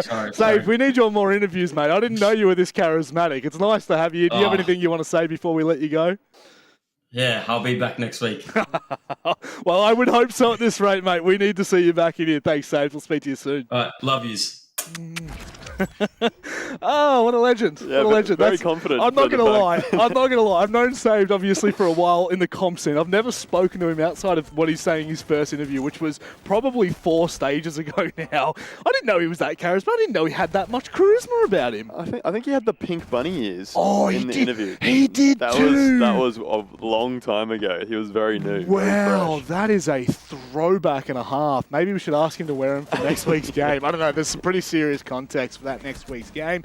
Just kind of, I guess, breaking this down a little bit, Circular Spheres, I do feel as though there is still a lot missing for this roster. They've got some really sharp gunners, Killerman stepping up after having a quieter stage, Save just continuing on a trend of upward trajectory, which is kind of terrifying. I know he's talking trash in there about other players in the region, but you can do that when you're dropping 153 EPS and, plus 8 KD in a 15-round game. You're allowed to do that. Yeah, 100%. And he definitely put his team on his back today. Yep. They looked, definitely not confident in the way they were attacking. But in saying that, it was an attacking-sided Cafe, which was pretty surprising. Obviously, the shields were up, and that does skew the attacking win rate a little bit in favor of the attackers. But honestly, I don't know where to go with this. I think you put a little asterisk next to it and say it was close because they were playing with the coach. I think if Physics was in the lobby, it probably wouldn't have been as close as it was. But also in saying that, Odium can draw a lot of positives from this. They definitely took it to what I think should be one of the better teams given their talent, but just haven't really been able to live up to at this stage. Yeah, it's been lackluster, and that's okay. You're allowed to have stages where things don't always go according to plan. There's been a number of roster changes made across the entire region, not just for Circular Spheres, but as you start to kind of scope out a little bit, obviously we've got one of the biggest changes made for Game and Gladiators. You've seen a lot of changes for Chiefs, Circular Spheres, Man LFO. There's been a lot of moving around of rosters. So coming into this stage, I think we prefaced it as like it'll be competitive, but we don't really know how competitive it'll be at the top end. I think it's kind of played out that way. Circular Spheres are slowly and surely getting back into their realm of comfort, which, you know, as we head to playoffs, should they make playoffs, Vinny? Because that's still a should. There's an asterisk next to should. They still might be able to do some damage. Best of threes are a different beast. Yeah, they are. And these kind of wins, even though it was close, it was 8-7, it was against the team that hasn't got any points yet this stage. It's still a win, and a win is a win. And if you can grind out a tough win like this, it definitely does a lot for the confidence. Obviously, players like Saved getting like close to 20 kills. Or I don't know if he got a 20 bomb. Yeah, he did, I think. Yeah, but like that's the kind of thing that builds into playoffs. You want these kind of guys going off. You saw Neptune there on the Monty a lot as well. Yeah, shows they have the ability to be fairly flexible. They have players that can do a lot of things. Horrifying. And, yeah. It is. It's truly horrifying. And again, for Odium, got to give a shout out. You know, finally we've seen some competition from them. They got their first point, as Xenox quoted, must-watch television.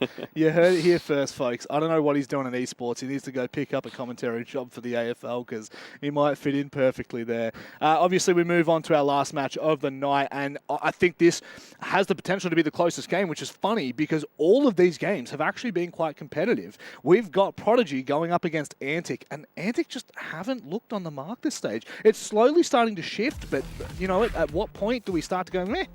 Maybe we'll talk about Prodigy first instead. they're definitely finding themselves. I think it's hard to say that it's going to be close because every game that we thought were going to be stomps tonight, again, we're close, and then usually the games that are meant to be close end up being stomps. I think Prodigy have done an excellent job this stage. I've mentioned it 100 times already, finding their identity, understanding the win conditions that they want on their attacks, which is most important thing, I think, for younger teams, or younger in terms of experience in T1. They are, of course, the oldest team in the region.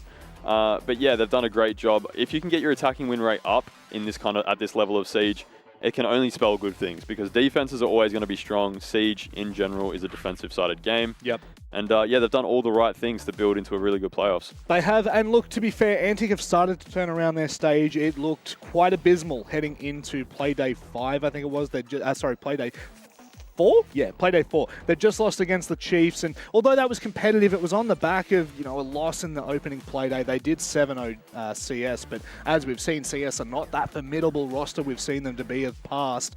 Now they come into today's Playday, they get to kind of set the tone, they get to set the mark. That's really important for me. Antic need to clean this up going into playoffs. They are the roster that we pinned as the second best heading out of Stage 1, and we head to Nighthaven Labs. We've got a lot of thoughts about this map at the moment, especially in this region, Vinny. It's great internationally. Domestically, it doesn't have the same venom to it, but both teams have gone flawless so far on Labs. They have, and I think the reason we're so harsh on it is because of how much we see it. Obviously, this has got to be the most played map in this region for this stage by far.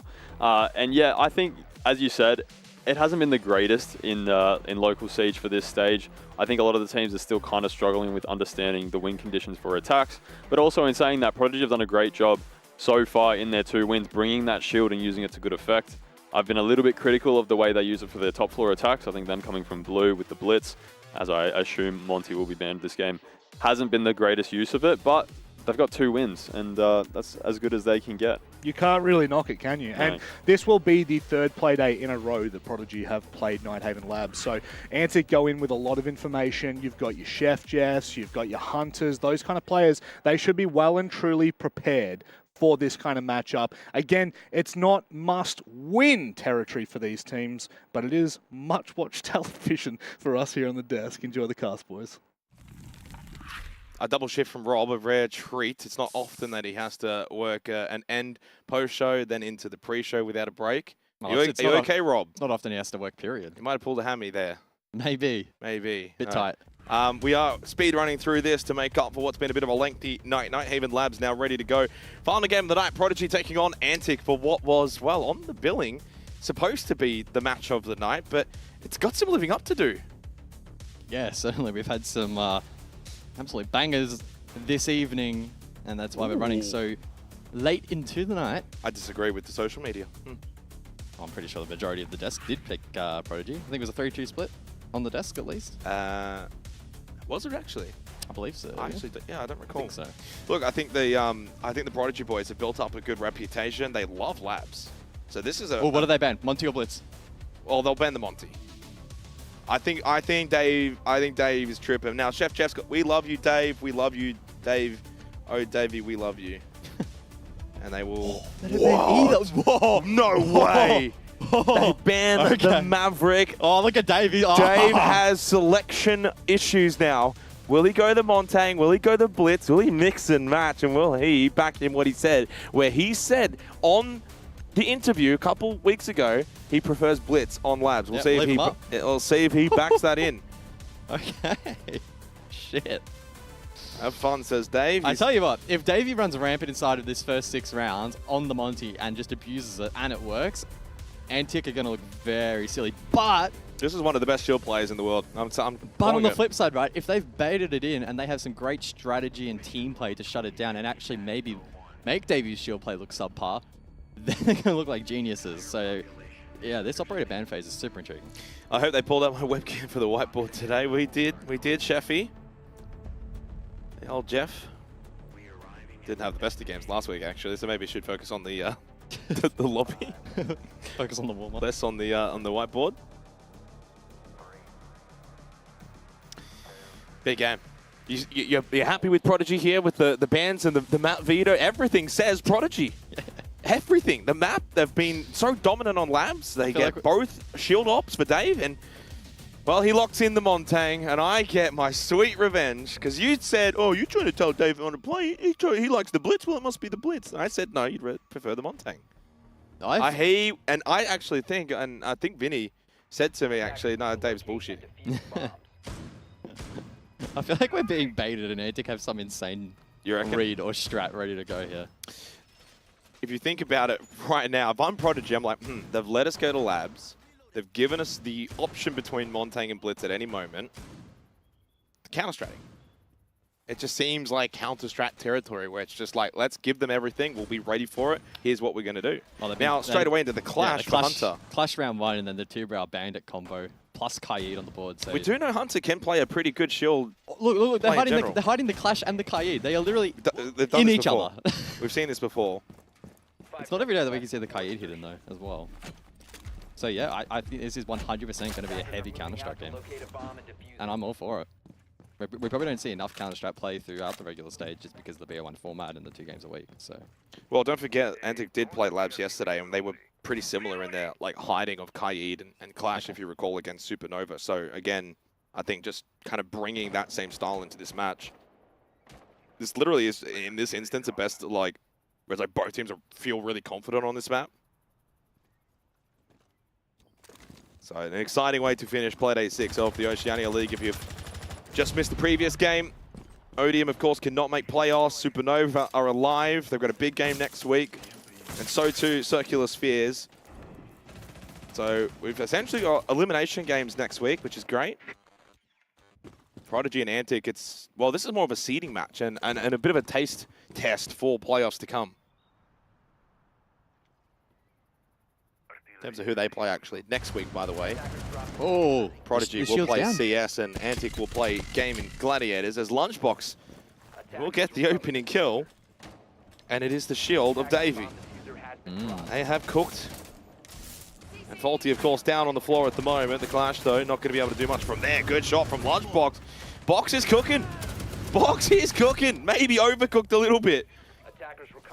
Lovely double kill from Bakery, but Lunchbox has done more than enough damage in this round, and Antic will take the opening round.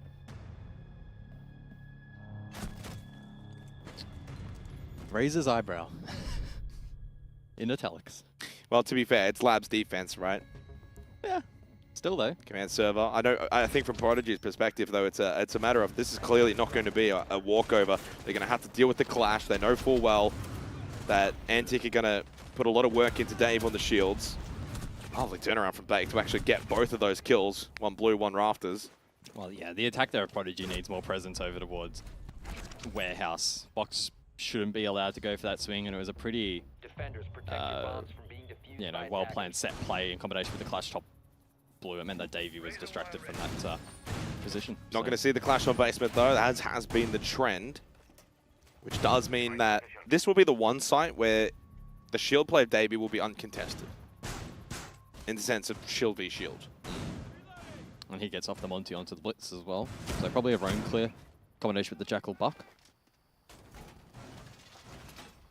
So maybe this round will be dictated on the terms of the defense off site if Antic are able to lean heavily into the roam game. Castle as well, employ that cuts off some of these lines of sights and positions from the attack, especially if they're trying to cut down on the roam.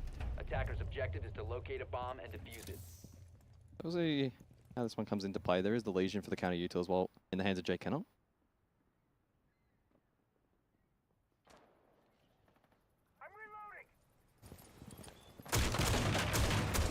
I think this might end up being a game for Prodigy where it's, is it just the Dave show or can others actually make something happen? You need more than just, your shield op dominating. Bake's a great fragger. I like what you can get from pretty much everyone on this roster. So I'm looking to like a Mackenzie here on the Jackal. Can you get some information, hunt down some roamers, find a kill, open things up, make life a little easier for Davey to then get into position, late round, execute. Pushes in through blue. Slow approach right now from Prodigy, giving respect over to Antic, but it's only Jake Kenner that's top floor. I literally just said his name and he's dead. Sorry, Jake. From one Jake to another. And that regen utility off the board now, so that may alleviate a bit of pressure onto Davey. Less Goo Mines in play. He won't be complaining about that. Oh, there's that sprinting drone. Yeah, even the shock drones get them. And the clutch drones, I believe, as well. 90 seconds remaining. Heavy emphasis over towards Warehouse right now from Prodigy. Towards storage for names Dave. And here's the pressure. Oh, but there's the pinch with Lunchbox. They are really dealing with Dave. 0-2 in the opening 2 rounds for the best shield player in the region. Scars with a lull. Mackenzie. What are they doing? 2 in front of him. What? Well, that's another lull moment there. Scars, what is your team doing? Why are they retaking that? That's super risky. And they make a meal of it. Focus up, Scars. No time to lull anymore because now you're in a deficit. And he's tracked. Indeed, by the Jackal of Mackenzie, who has been able to change the tide of this round. I said, is there anyone on this Prodigy team that can make a moment? Well, Mackenzie's gone and done that on the Jackal. No more charges left in the Inox scanner, but you can still see the feed. No one checks close side. Scars has the last laugh after all. Faulty. With 25 seconds left, 2 players in front of him for this, what feels like insurmountable task. And he runs away. I think the breach, maybe it wasn't foldable. I wasn't really paying that close attention, but either way. Drop hatch. 10 seconds. No one up close, no one presents, bulletproof camera, Goo Mine stepped on, and task now completely impossible as Antic will go 2 from 2 to begin here. Strange round, back and forth, moments for both teams. Jeff can't believe it. Yeah, I think he knows there was a bit of trolling in that round for both teams. Yeah. Some serious trolling in that round. I don't know what that was. I love it when you're double pushing and you're both just looking at the same thing and no one clears the right side angle there. Scars can maybe get one, but why is that not just instantly traded? And then also, what is this? What is this? Going for that? Jeffy, what's the call there, mate? But then what's this? Both looking in the same angle, no one clears hard right. Look, that one was a little bit more forgivable, but even then. Even then, it's just like, when you push, if you're pushing in behind, you've got to understand what is the player, what is my teammate in front of me doing? If he's checking left side, I'm checking right side.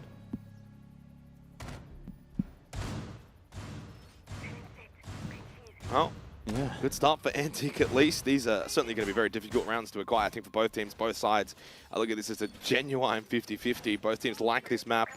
Both teams know how to play this map. Mentally, though, for Davey, who's been so dominant, we're into Playday 6. Every single Playday, his aura just continues to grow on the shield up. But 0 and 2, and certainly the most susceptible we've seen him in a match so far. Only 2 rounds in, small subsample, and he continues to go back to the Montang. Is there pressure on Dave to perform on this shield when he's been given the license, guys? That's the most telling aspect. It's not like it's been banned out. They've basically said, here's your map, here's your shield, and we're going to counter you. And that's terrifying. Yeah, he comes into the night playing the Monty across 6 rounds. The second highest in the league behind Hunter on 7. Again, skewed because it's largely been banned out, especially against him. What about the Blitz, though? Well, the Blitz is a very, very different story. 18 rounds heading into the night. By far the most in the league. And the only 2 next listed are Lunchbox and Quixie. 1 round each. So he's played it 18 times more. Wow. The Monty there for this round. And again, pressure over to Blue. Towards Blue. And yeah. No warehouse cross. And Lunchbox, again, is the player looking to try and capitalize with this pinch on to Dave. He's been the one in really the 3 rounds best position to try and deal with him. Mackenzie loses his life elsewhere on the IQ. Good start again for Antic. They're trapping Dave. It's the most passive that we've seen from Dave. He's cornered like a trapped animal. Can he get himself back out? This is going to be an intriguing little foray, but Bake, the timing is wonderful. As Dave exits, Bake will enter and hits the shot. Faulty gets the kill onto Chef Jeff, and that's blue control that has now been acquired for Prodigy. Yeah, forces the peel back now from the defense, so good job there eventually from Prodigy to crack open that position. Antic did a decent job in holding it for so long, but unfortunately now on the back foot. Nitro Cell from Jay Kenner does not land and offers a nice line of sight now over towards IT. Drone work from Prodigy, still 4 drones remain. Lunchbox though, a flank through connector, laser sight spotted. Oh, tripping, he got caught. Oh my goodness. He gets away with it. Both of them could have died or killed a kill there. Wow. I mean, sometimes pros fake and other times they do not. Jay Kenner. No flanking there in towards storage, but he does get traded pretty quickly from Tripper. And the hatch drop unsuccessful from Lunchbox and down to Hunter in a 1v3, still with Dave up and alive on the shield play. Davey! Oh! No, that was a bait. That was intentional. Yeah, no, that was intentional. You know, it's funny. He was in the chat earlier and he was watching the last game and he said, I'm taking notes on the shield play. Well, he clearly... In jest, and clearly that was something he definitely wasn't lying. He was being serious. He was being serious. The amount of Monties we saw get shot in the side in the last map was very egregious. Yeah, he gets away with it, and so do Prodigy as they get their opening round on attack. We go to the replays here. But look, an intriguing battle towards Blue. So aggressive here from Bake, though, and so well done on the pre-fire to get that shot. And credit to Dave, doesn't panic. It's very easy when you've got 3 players, even if you are the Montang, even if you have that extended shield up, and you've got your corner behind you safely. Oh, little pick. Oh, okay, well, they've done him dirty. Or is he taking his nose ring out? I think he's taking the nose ring out. I think he's just taking the nose ring out, right? Isn't that right, Dave? Yes? Can anyone confirm?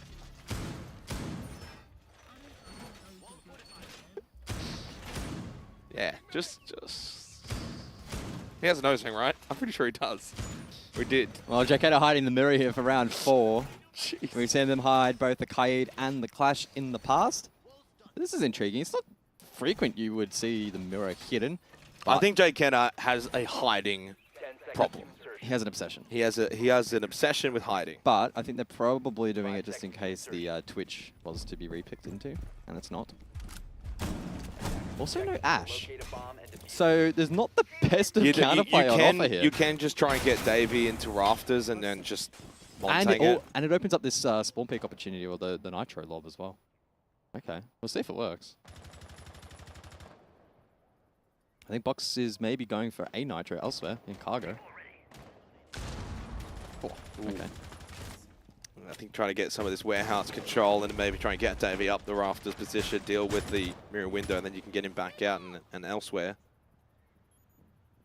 Does mean you can take another op. Do you have the Selma as well? Keep that in mind. Oh, electrical battle. Okay. Faulty with the instant reaction.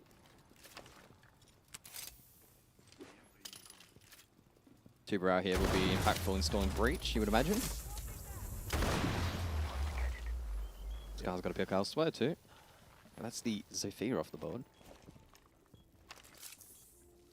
Credit to Antic, though, with the way that they're kind of playing this right now, putting heavy emphasis on denying IT. I think also a reason why they banned out the Maverick, knowing Prodigy like to use it. There is Davey towards Rafters.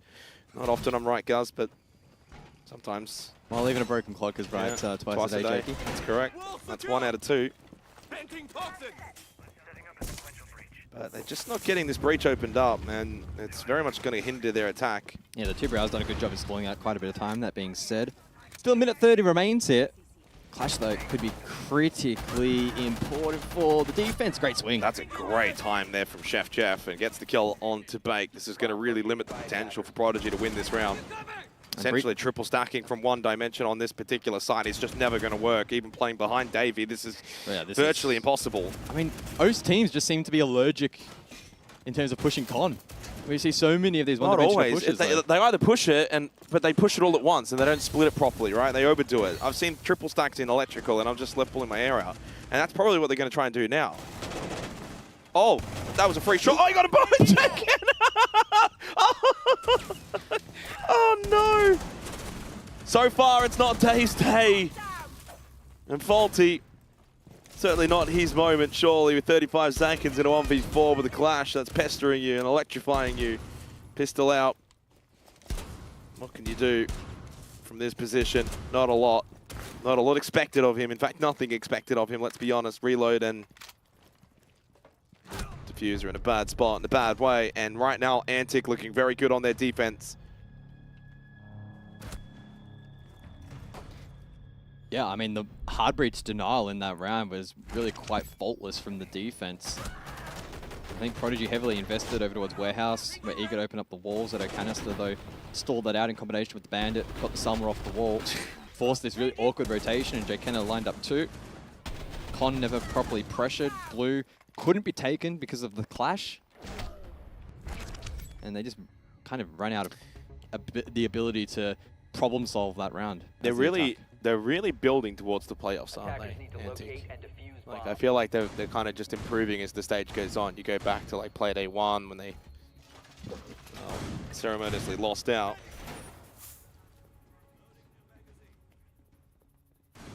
Was outlast in that game.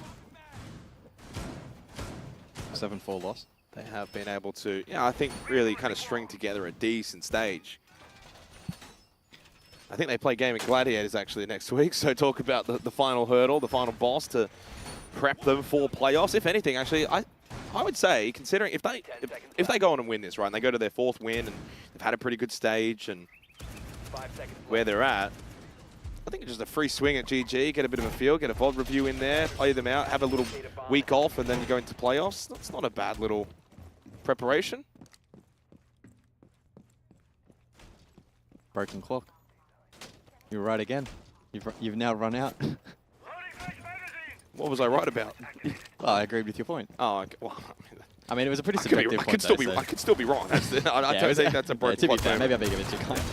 Well, 3-1 right now, 2 rounds to go in this half for Antic. It is Labs defense. We know Prodigy is going to be strong as well, but so far, the biggest takeaway for me is just their handling of Dave on the shield. Yeah. It's almost had 0 impact, I would say, and we're nearly into the... I mean, we are into the tail end of the first half, which is astounding, really, because it's been a difference maker. If you haven't been watching Prodigy this stage, we are not overreacting. It has been so impactful for them. I think this is actually the first time I've tipped them tonight as well. It would be quite ironic if they then go on and lose this one. Long way to go, though, especially when it does come to Labs, but Antic look good. I think Lunchbox having almost his best game of the stage so far for a player that at times has looked a little bit out of his depth. If you hit that. Ifs and buts, but not again. Not to be. Jkenna with the boss G and Sheffy Jeff. They did it again. Oh, okay, at least they traded it this time. Nice from Box. They love that reaggress. Here comes Dave. Just making his way through cargo. Jaykenna having some fun on the vigil. Yeah, certainly a threat on the roam on the flank. Line being held though by Trippin. They're kind of just looking to buy a bit of time here. Well, no smoke, so no gas babes that can certainly, you know, keep Davey at bay, get some chip damage in. He is already down to 50 HP as well, so that would have made even life more difficult for Dave. 60 seconds. They still haven't cleared out Jaykenna though from Cafe, and he can get a really good flank op. He can also deny the ability to push over towards Cargo. I mean, Trippin's being so patient. Trippin though pushes out. The patience though. It ran out. It has run out. He had to make a move. Well played from Jaykenna. And it's looking like another round that's going to go the way of the defense as he also gets the kill onto Bake, and suddenly falling apart this round for Prodigy. He said in terms of the impact of Davey, it's been largely irrelevant again in this round. Hasn't been able to have a big impact. Oh, Lunchbox! Flank! Lunchbox, was that required? Jaykenna can play the drop through the hatch and go for this flank opportunity. And he will do so. Shot in the back. There goes Faulty. Dave pushing forward, but Scars has him covered. That shield play from Davey not having an impact in this half. No, certainly not.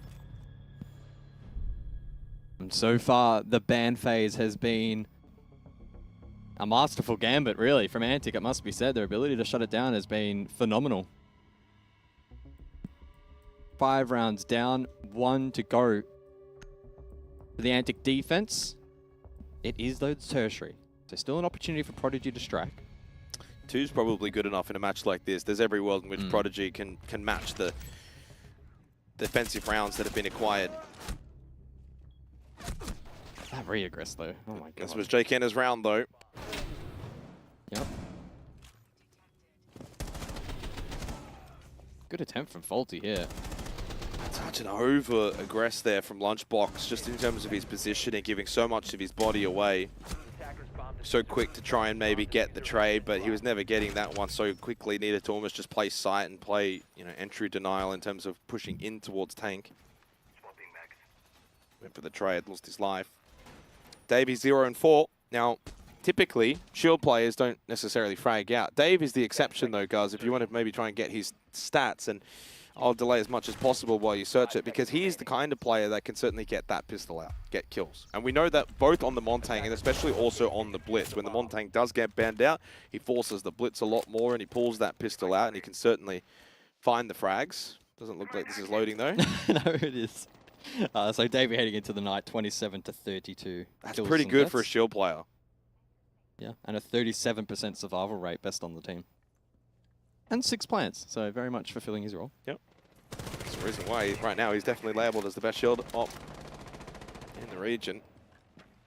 I wonder if it's going to be Hunter that gets the role in the second half for the Montang / Blitz play. I guess more so the Monty. 5 rounds, though, would be quite a lot here for Antic and would make the climb back for Prodigy a little bit annoying in the second half. By no means over. Bomb located by attackers.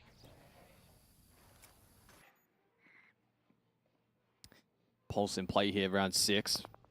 Jaykenna, though, is on cams. Has info for himself, though, so an info off here. Mackenzie to push forward. Jaykenna gets caught. Reloading. Well played. Yeah, I mean, Jaykenna has been causing so much disruption in this half. It feels like almost about time they've kind of sent someone to go hunting, but Hunter also gets hunted. The Nook taken out by Lunchbox, who's having a pop-off game. Young Lunchbox. Oh, there's a head there for Trippin to kill and to see, and he does get rid of Scars. Lunchbox, does he take the battle here with Dave? Or does he wait for the peeker? Lunchbox, maybe time to fall back, son. You had your chance in your moment. He re-aggresses. Oh, Lunchbox is trying to do a little too much, but he gets away. Oh, I love the aggression, though, from Box. I respect it. I respect it, but he probably should be dead. Well, I mean, he can double stack with Chef, but it means they forfeited sight. Hunter also up above, so sight is free. And they have Vert. Trippin gives up his position. Bake does get the kill onto Lunchbox. Oh, Davey, surely. Almost shot in the head. There was a moment and a chance that goes begging. Hunter, then Hunter down. Faulty with a good kill. All down to Chef Jeff. He can cook. But I don't know if he's got the cooking hat on. Indeed, he does not. And Prodigy will find a second attacking round on the tertiary of Control Storage. So sets us up going into the second half. 2-4 scoreline. Internet lags his box. Scar's got the long angle of Doom onto me. Well, we'll bring this one back to the very start of the round where Mackenzie went hunting onto Jay Kenner, who's been an absolute menace. That was the chance there for Lunchbox. And I think that's a classic case of like, oh, I had such a good chance, I'm going to re-swing it thinking that... Oh, I mean, he had 3 decent opportunities. Yeah, like 3 really good chances to get that kill. Unfortunately, we didn't quite get to see the moment where he does die. Trippin really should be probably getting that kill as well onto Hunter. Good little trade, though, quickly afterwards by Faulty, and a certainly much better worked round from Prodigy. And again, though, Dave certainly did have some pressure, but unable to be super aggressive. Now, they go basement first up, where Dave will be just about the only time not playing a shield op. Plays the Bandit instead. Yeah, I mean, expectation to him to probably jump on the Clash top floor. And no shield locked in right now for Anti-Guz. That's actually quite surprising. Yeah, I suppose for basement, though. Don't need it as much, I agree. Yeah. It's certainly still usable. 10 seconds to Oh, insertion. okay, they might go for a Glaz strat.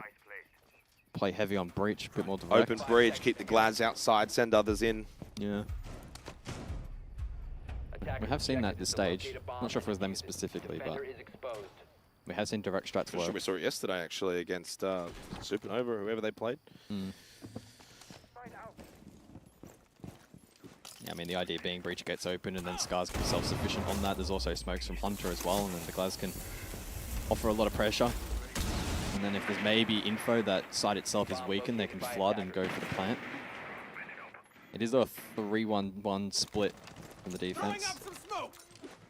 These smokes to me suggest they're planting us. Oh, they are planting. okay, they're going to go for it. You would only throw the smokes out if you're actually Xing, which should, in theory, then mean if you are Prodigy, you want to play off of that. Plant will go down. This is going to be a very difficult retake now for Prodigy. They've allowed them through the front door. Kenzie was trying to be the first to answer, but of course with the smoke up and the Glaz combo, so difficult to try and get the denial onto the planter. Hunter just stays as well, just sits on the kit. There's another smoke. How do you even play this, really? It's so difficult with the Glaz up. Hunter steps up.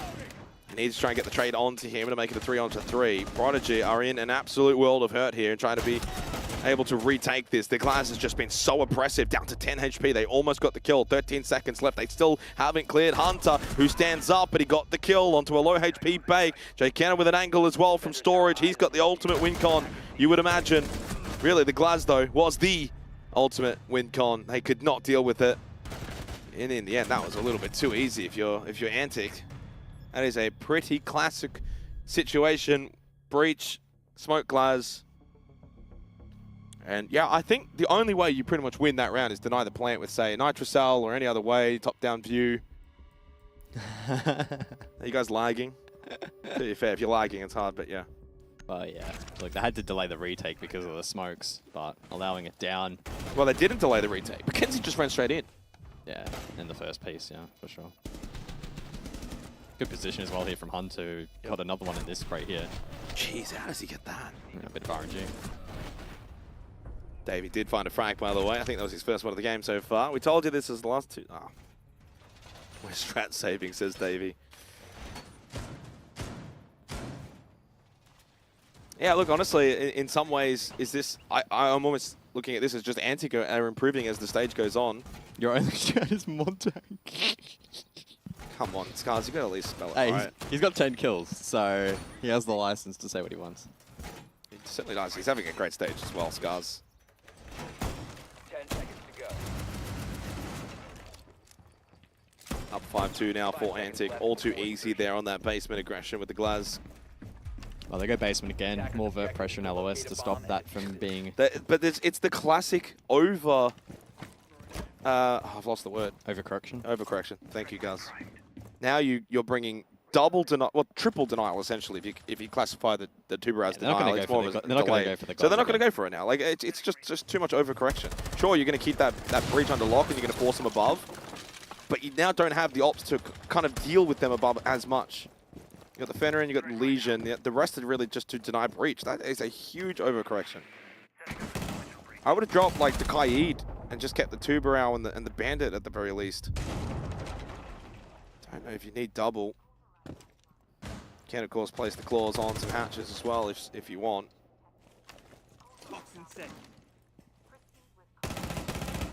Dealt with Bake, though, very low. And he's the Legion. You want to keep him up. You want him playing contact on these roamers and fighting them and throwing goo mines out. And somehow survives that frag grenade and almost got the timing onto Hunter.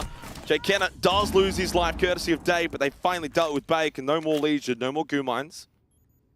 But a nice little pop-up shot from Davey at least mitigates the loss of Bake.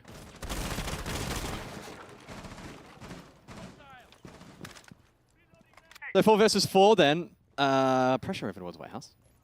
And Chippen looking to hold down the line. So large focus outside here from Antic. Up above though, some presence from Hunter. Cafeteria. Gonna clear a bit of utility, I believe. Chef to join in on the action. Fuser in hand, maybe indicative of an EXO hit here from the attack. Lurk threat, roam threat, flank threat still up here for Prodigy, and Antic need to be mindful of that. Box is good for one. It's been a good day at the office for Box today. Gives his team the advantage as we enter the final minute of the round. It's been amazing. I hope we get it. Can we get a lunchbox interview if they win this? I'm not in charge of the interviews. See if we can organize that one. Okay. We'll get you onto it. So 45 seconds remaining in this 8th round. Antic looking to secure match point, of which they then have quite a few banked up. Hunter slips in towards EXO. Attackers have recovered their Trippin still towards Cargo, can certainly offer some kind of flanking potential for Prodigy. Rest on site, Faulty losing the battle, never mind, wins the wall though. Bridge up above from Chef Jep to open up some sightlines from Storage.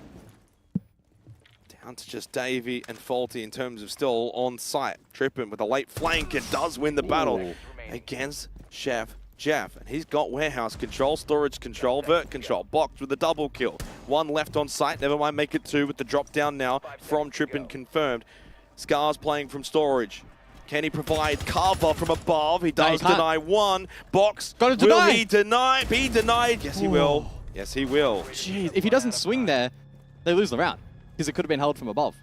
He only just denies that in time. That was super close, and that is the biggest weakness of trying to hold against denial from above. You simply can't cover an EXO swing like that. Yeah, certainly very high risk, high reward moment there if you're Antic. If that plant sticks, you probably win the round.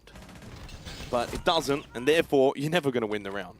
So putting all your eggs into that basket, great shot from Trippin. I tell you what, if Chef Jeff wins that fight, they certainly do win the round. They would have had an extra body down here. Faulty was on 3 HP, by the way. And yeah, there was still... Oh, he only just got that. Let's look at the final frame. Look at that yellow bar, bot right. There's probably, it's like right on it, dude. There's one frame. He loses that on land. That's all I'm saying. Does he? I don't know. It just sounded cool. I don't think so. I look like Palarasi with the... I said that in the chat. So toxic. Oh. Jeez. That's so toxic. 5-3. Well, Prodigy get themselves an escape. 10 seconds to insertion. They desperately needed that. They need to find a way to make this game feel a little bit more competitive. Davey, not on the clash though. Box is on the blitz. That is fascinating. In fact, double shield from Antic in this round. Montang and blitz play. And Finker, so maybe they'll just go hard direct again. Yep. Goo mine. Stepped on. Shot up above. Gets rid of Faulty. Storage control already established, and Hunter might go for the quick play, but there's another one already there. How did he not die initially? 2 in towards IT right now for Prodigy. Trying to just shoot down below. Oh, Hunter! He got caught. Hunter gets caught on the vault outside. Pistol in towards Warehouse. He's the only one left. This was an absolute shambolic attack from Antic. And the tertiary site is won comfortably by Prodigy. And that might just get them back into the game. I mean, I love the attempt at direct, but you've got to try and at least open IT wall first. Otherwise, you can just sit above for free, and it's pretty easy to denial. So, yeah, difficult to fault Prodigy in that round. Great defensive effort. Opportunity arose to stomp them in the round, and they do just that. And in response, Antic proc their timeout.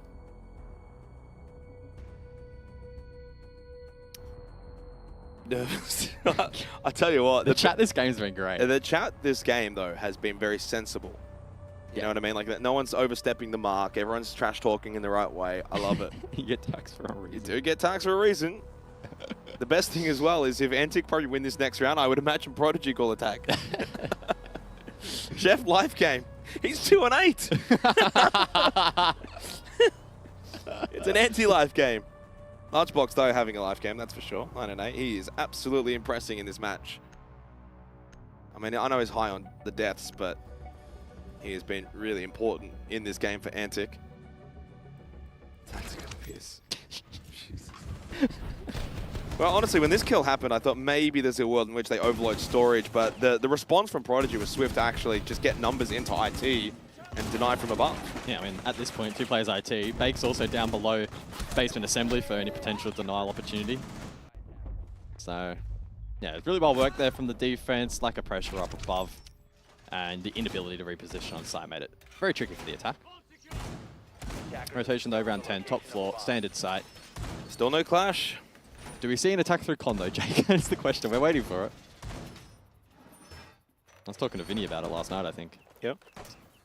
Every other region will attack Vinny from cannot con. believe that this is defender side. He just can't understand it. And I don't think Labs was in the pool when he was playing, right? So he hasn't quite had the opportunity to spread his wings on this map. 5 seconds left. Just reading the chat. Again, very, very classy for both. I think it's been very, very good. Strictly professional. Yeah, no one's overstepping the mark. Attackers recovered the diffuser. They do bring the Montang after initially hovering on neither of the shield ops. Double hard breach. Ash and Thatcher, very default looking lineup from Antic, which to me is going to suggest IT side push with maybe pressure from Blue. We do like to see these players bring the shield op over towards Blue. But he's not a fan. He wants it through con. So do I. We've already seen a demonstration this match of how powerful the Bandit / Kaid plus 2-brow combo can be in denying not only exterior IT, but also warehouse. Well, Hunter's going to go warehouse and go up rafters here. Yeah. Jeez, that is a lot of claymores. Do you think it's going to work? I mean, claymores did get buffed, but I don't think they're a must-have too. It's like 4 for 1 window. Oh, that's super aggressive. Mirror window dealt with. And just like that, Claw dealt with as well. 2-brow Zoto canister though, delays. That's done though so far from Hunter. Knows how to play this Montang well, but has taken a bit of a beating. Down to 44 HP.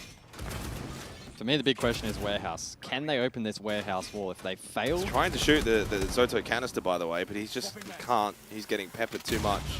And if they fail on this warehouse wall, the round really does break down. Well, now they've got this opened up in towards IT. I think you'll see the rotate from Hunter towards Blue. And this is the play that Vinny's not a fan of. Doesn't like to shield through Blue. But the idea is typically to try and get the player off of that rafters wall where the mirror window is and put pressure on them, opening up the potential push from IT and rafters in alongside the blue side push. I mean, Jay Kenner below here can try and disrupt the mirror. 50 seconds, by the way. Slow approach in this round. Okay, I like this. This is good fundamental siege from the attack. They are cooking wall here. gets opened, maybe. Tuber out. Oh, Hunter goes down though, and that's going to weaken that blue side push for Antic. Ooh, that is big. So while they do have IT and rafters pressure, you've now lost some form of pressure over towards Blue, but they do get him back up, and that's so important on the Montang. Extended shield, and away you go. They can play off of him. So again, pressure into sight for Prodigy. Have they cleared out Mackenzie? No nitrous cell. Hides behind the chair. That was for a moment a sideways looking Hunter. Scars loses his life. Faulty with a double kill. Bad coming flash. in from behind. They've got command. 10 seconds remaining. Chef Jeff needs to push forward behind Hunter with the Montang. Hunter gets the kill to Faulty behind the bomb chassis. With 2 seconds left, any chance of a denial. Trippin with a kill. Gets rid of Jay Kenner towards Blue, and Prodigy are bringing it back. No time for Chef Jeff to do anything. Prodigy have tied the score 5-5. Defenders have disabled the bomb diffuser. Antic, they were cooking. They worked it well. They understood what they wanted to do. Execution really wasn't all that bad. They needed the flank watch. Yeah, they lost the critical one. The flank watch over towards Blue Stairs, unraveling the round, and then the shield faltered in the cross, trying to cover the plant from Chef. There's the power of the Monty, cleared Faulty, opened up the highway to plant, but tripping there, massive kill onto Jay Kenner. Hunter eventually succumbing to the pressure, and Chef never winning that in the 1v3. So we head to that breakpoint margin now. Prodigy have been able to tie up the scoreboard. 5-5. Head to basement now. Last time out, this was, of course, where the Glaz was very successful for Antic. In fact, so far has been the only success they've found in this half was that particular round. True. Maybe that is a bit concerning. They've not been able to find avenues elsewhere. And this is actually going back to the last time out when they overcorrected, guys. If you think back, the Bandit, the Kaid, and the Two Brown, I was like, just get rid of the Kaid. You don't need all three. Well, they're listening. Broken clock. I'm pretty sure a broken clock isn't right 3 times a day, though. It's true. I've got you there. You got me there. They bring the Legion, the Fenrir, and the Goyo. Two Brow Bandit, hopefully for their sake, will be enough to deny any kind of breach play. But no Glaz to worry about, no antics from Antic. Who's been the better shield so far tonight, though? I guess it's a pretty close battle thus far because both were rather unimpactful thus far. Not for the way I would have thought. I was hoping it was going to be a good showcase of shield up play, but I guess both of them were watching Cafe a little too much, a little too closely. Yeah. I mean, still an opportunity for redemption here. I'd still maybe give it to Hunter. I mean, Davey's probably got that higher barrier, right? So there's higher expectation. Yeah, Hunter last round was actually quite strong, yeah. Round before that, though, on the other hit was not great. Over towards storage. Round 11, though. Basement back into the 4-8. Prodigy were able to lock this side out last time around with a somewhat similar composition, although the Goyo brought this time around, and that will help stall out in the late round, and the Vector with ACOG, certainly a formidable weapon. Hunter, though, is able to push Fake back, take ground over towards Exo, and some good utilization of Monty. I mean, they've created all this space now. It's really nice. They certainly have. 90 seconds left. I mean, it's a kind of slow burn of an attack again for Antic as Hunter through Exo on the Montang. Certainly going to have to keep eyes on him. And this push right now for Antic. Adrenal Surge. They might just pick up the pace. Has a look at towards the bomb chassis. Where are the Go canisters? None on default, unless they were... There was some, I think, first floor, actually. From what we saw before. I think maybe in anticipation of that room clear. Oh, Lunchbox gets caught, though. And that is a bad angle to be sitting temporarily for Hunter. He's losing some damage. Down to 22. Adrenal Surge from Jay Kenner can only do so much. Hunter gets cleared out. And this is an almost flawless round from Prodigy. And while it wasn't technically flawless, it was very close to. Certainly a dominant round. And they get themselves match point after Antic started this game so fabulously. Prodigy have been able to bring it back. Yeah, some growing pains in the half for Antic. 1 attack win, round 6 off the pocket strat, or round 7 rather, off the pocket strat Glize on basement. And every other round where they've looked to play a far more conventional on-meta approach with the Monty, etc. It just hasn't worked. It just has not worked. Basement there just never really coming into fruition. Good double swing breach.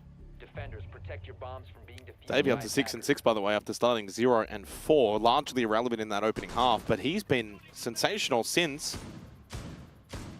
Tripping double digits, Faulty double digits. Bake, probably a little bit quieter than usual, even though he's still at 8-7. He's been able to still have an impact. Jeff, 3-10. Was it yesterday as well, where he had a rather poor performance, if I recall?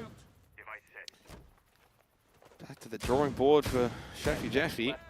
Match point for Prodigy on Defense Labs, and a good opportunity to secure all 3 points, as Antic must send this one to overtime to extend not just this game, but this whole play day. Yeah, it was a 5-7 last night for Sheffield. I swear he had an even worse performance like on one of the other nights as well. I mean, I'm not asking you to go digging deeper and deeper, nor am I trying to... I don't think I have a shovel that big, mate. Yeah, no. Look, to put it blunt, it's been a rough stage for Chef Jeff. We do go to the tertiary site, though, which does certainly give some kind of credence that Antic could send this one to overtime. We'll need to clear IT, as they so evidently learnt in one of the earlier rounds where they tried to go for a storage push. Faulty, can he get the bandit juggle? Left side, he should. Right side. He will, yep. Just? Yep. He will. Wow, that was... I said that with confidence. I was a bit scared. You were very confident, and that was very close, my friend. But he does achieve it. You are correct, and that is a huge loss for Antic, but they do get the opening kill through Lunchbox. Mackenzie down on the Fenrir. Lunchbox will get himself double-digit kills, and Antic with the player advantage now sets us up for a standstill finish here in regulation. Oh, almost a chance from Faulty. And Antic don't have to worry about the mirror clear this time around. This is going to OT, isn't it? I think it will. Looking that way, unless someone can do something very special on the defense for Prodigy. Faulty, Trippin, and Davey. Can someone just find an angle where you can get a little bit of a freebie? Haven't cleared Faulty from above. Still has Rafters control. Ooh, the timing. Not cleared this position. Could he find a way to impact? That was your chance. Chance, though, given again.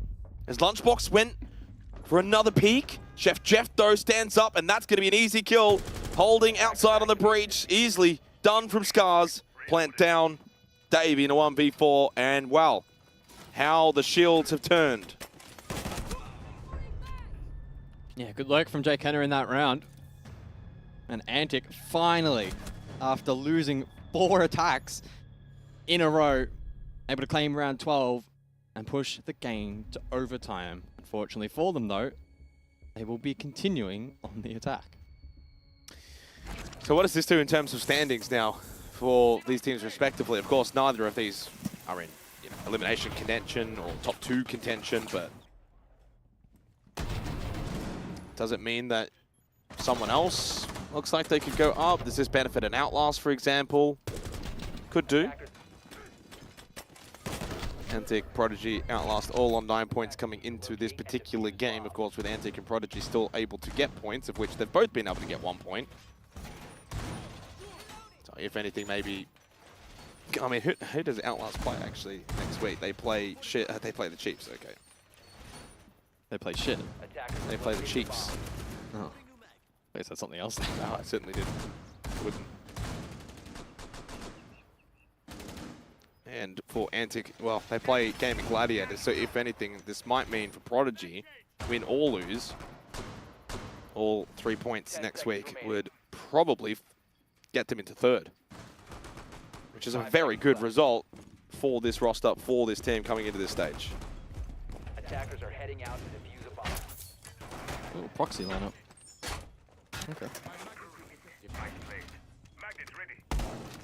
Sorry, no one pushes on that side of the map, guys. No con pushes in us. You can ignore that. It's going to be a Monty Warehouse and... Are you backing in Prodigy with the double defense? Or is that too simple? Yeah, I back them in. Okay. And my prediction stands.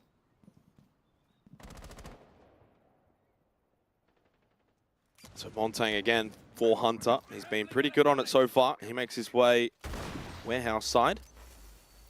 IT won't get opened up just yet, though. Zoto Canister a nuisance. The wall trying to be tricked by the Kaid Claw, and with the help of the Zoto Canister, it does delay, but it doesn't deny. And Scars then finds a kill, traded quickly, though, back by Bake. Maybe over-aggressive. Maybe didn't need to go for that second one. Could have really waited for Hunter to get into a better position towards Rafters and look to capitalize on that opening kill. Instead, repeat. The mirror window position exposed, and the Selma follow-up is good from the attack. Antic flush out this position and then opens up the route for a top blue hit for Antic. With the shield still up, Hunter can prepare for the push. A lot of pressure now on Mackenzie. Does have a Nitro Cell as well. Hunter's not just going to rush in. Mackenzie's going to push down blue and go through lounge. And he might be good for one here. Oh, he sees the shadow, shoots early, but doesn't find the kill. And Jay Kenna's going to get away here. I thought he was about to be hunted down. Mackenzie doing a lot of roaming in this game. Started over towards that rafters mirror window. And eventually finds himself first floor. And a little standoff with Jay Kenna. Attacker's bomb diffuser has been dropped.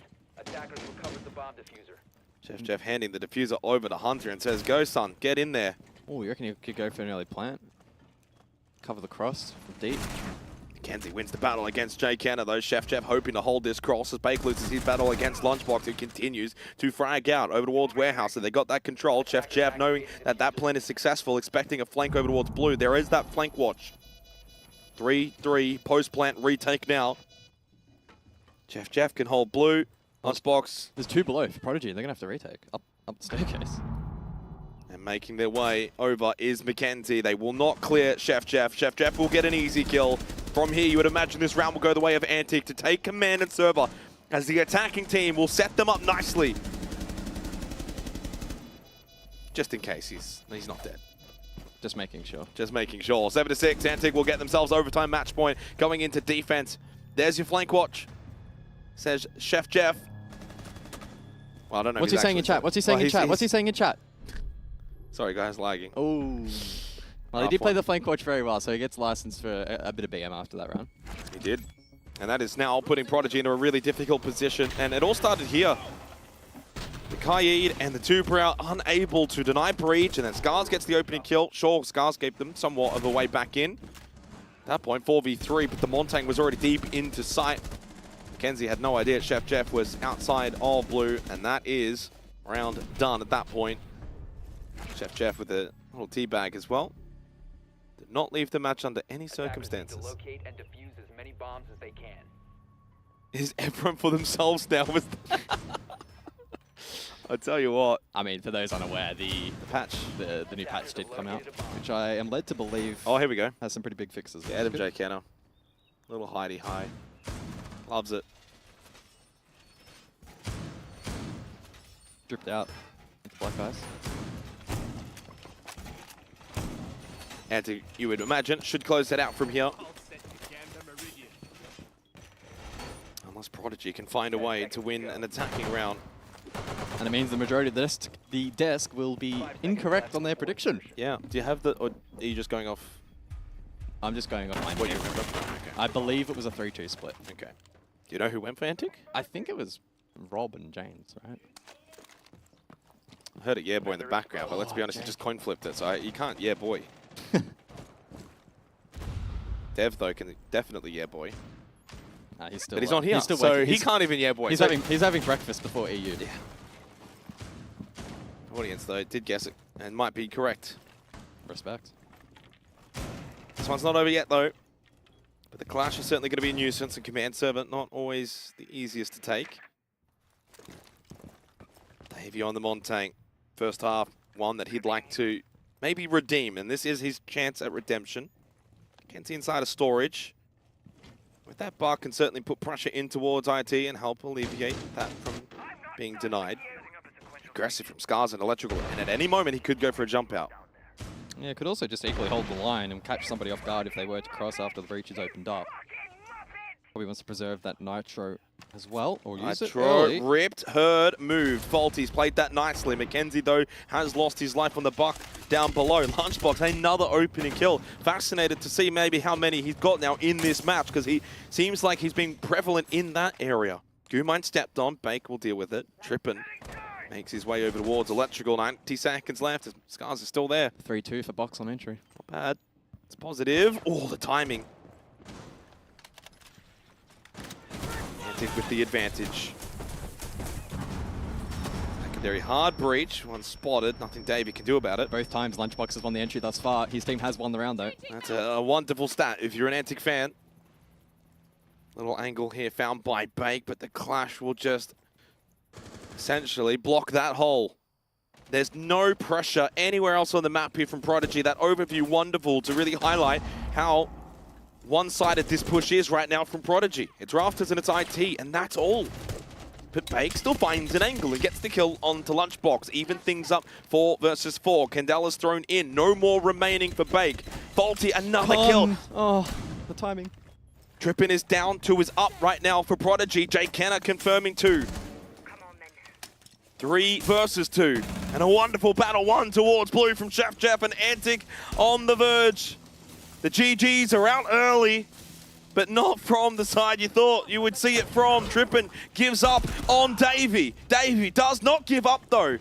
The clash still to deal with. 20 seconds left. Little to no chance. Jay Kenner just runs towards Electrical and says to Hunter, finish him off. And there's a chance, no. Too slow, the animation to get the pistol out. Antic though, not slow at all as they finish fast here for Playday 6. Huge win over Prodigy and sets them up nicely for a potential 3rd place finish next week on Playday 7. Yeah, Antic certainly making a little bit of a statement this evening.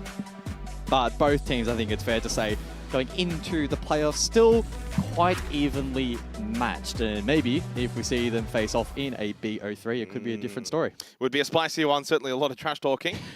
In a really good manner, though, in that particular game. A fun one to finish off what ended up being a pretty long day for Playday 6. Back to the couch to wrap things up.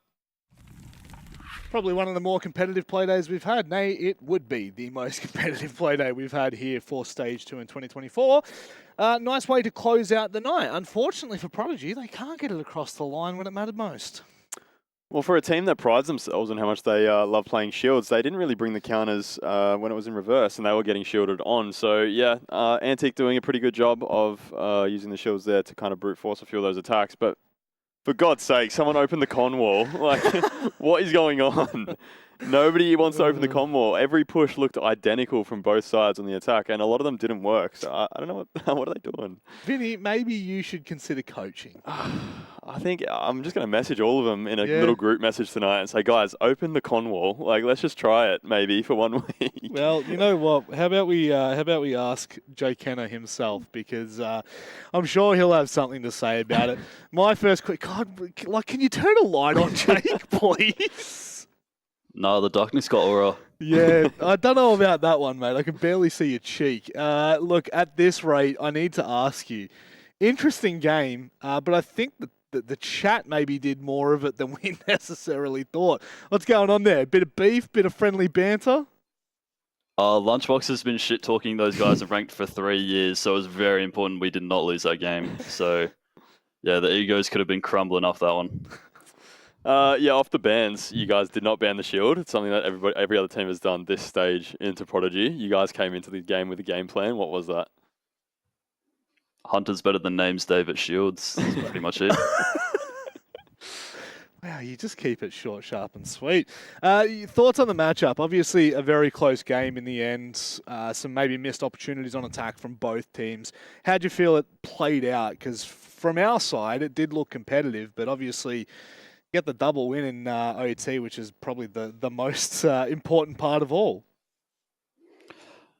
We struggle on attack at the moment on Nighthaven. I don't know what's going on with it. We'd have to watch it back and see what's happening. But yeah, attacks are not looking good for us right now, so we gotta fix them up. But our defenses are fine.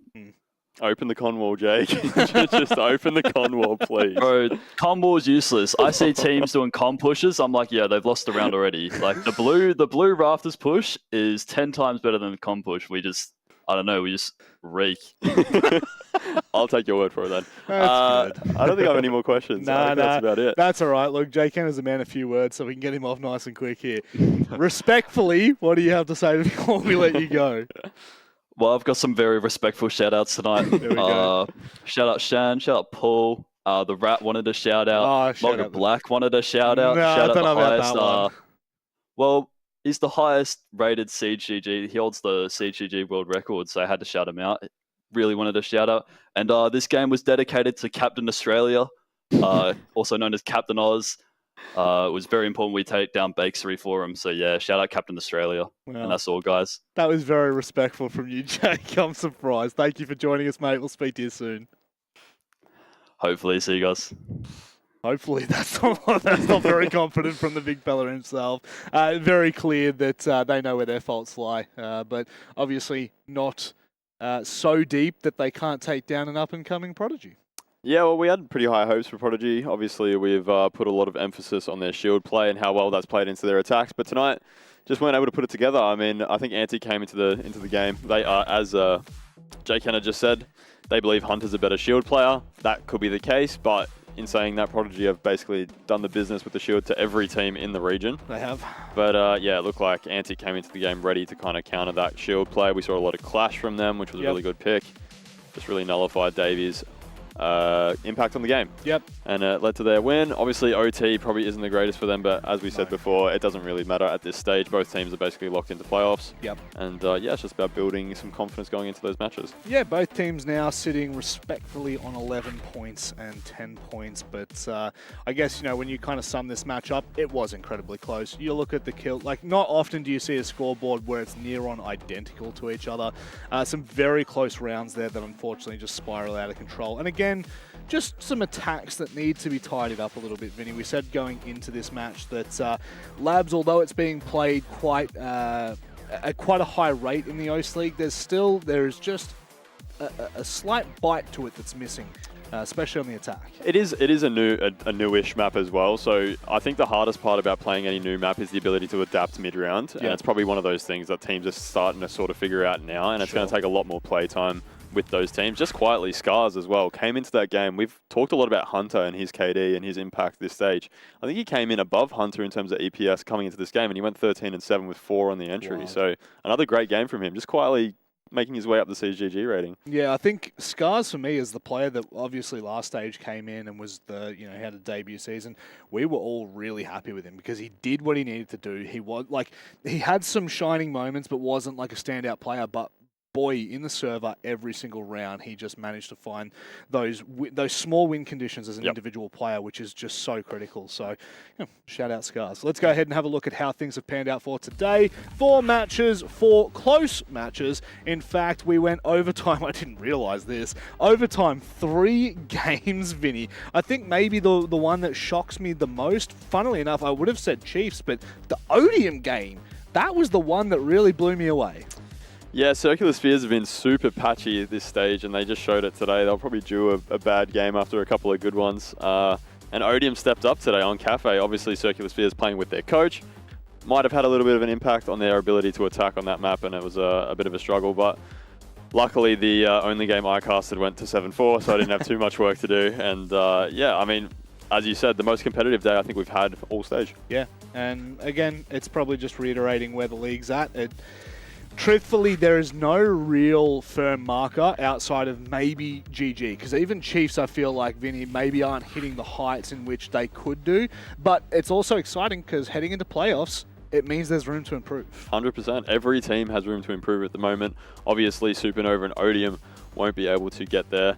But in saying that, you know, that middle pack is where I think a lot of the good stuff lies coming into playoffs. You know, the gooder stuff. But yeah, lovely Italian there, man. But yeah, it's going to take a lot. And somebody has to knock off GG. I don't know if anybody has shown enough this stage to be really competitive. Chiefs, obviously the standout. But yeah, these last few play days haven't been super convincing from them. Yeah, look, a pretty exciting play day tomorrow. Obviously, I can't remember what the odds are, if at all, of Supernova pushing up into playoffs position. I think with the round differential, it is possible. So there is still a chance of Supernova. They take on Odium in their very first matchup. So that'll put pressure onto Circular Spheres, who go on to play Prodigy. So it's going to be a very tough start to the night. And then, of course, we get to see the grit of Antic coming into this playday.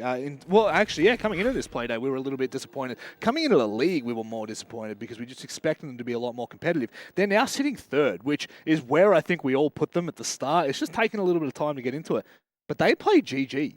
I mean, that could go a little hard if they turn up on the right day. Yeah, and they're only, I think, 2 points behind Chiefs at the moment. I think it's 13 to 11. So if somehow they were able to pull off an upset against GG and Chiefs were to lose, they could actually lock in that second spot and skip the first stage of playoffs. There's still quite a bit to go, honestly. Outlast take on Chiefs as well, so you just don't know what could potentially happen. But that's all we have time for. I'm watching my incredible co-casters behind. They just love to ramp it up. You all right, Jake? You having a good time, mate? Wait for it. What's he going to do? No, he's not. No, okay, wait. He's not. Never mind. Don't worry about me. He's just sitting behind there being an absolute... can't even do it. Thank you very much for watching Playday 6. We'll be back for Playday 7 where we determine who will be heading to the playoffs. Breakdown.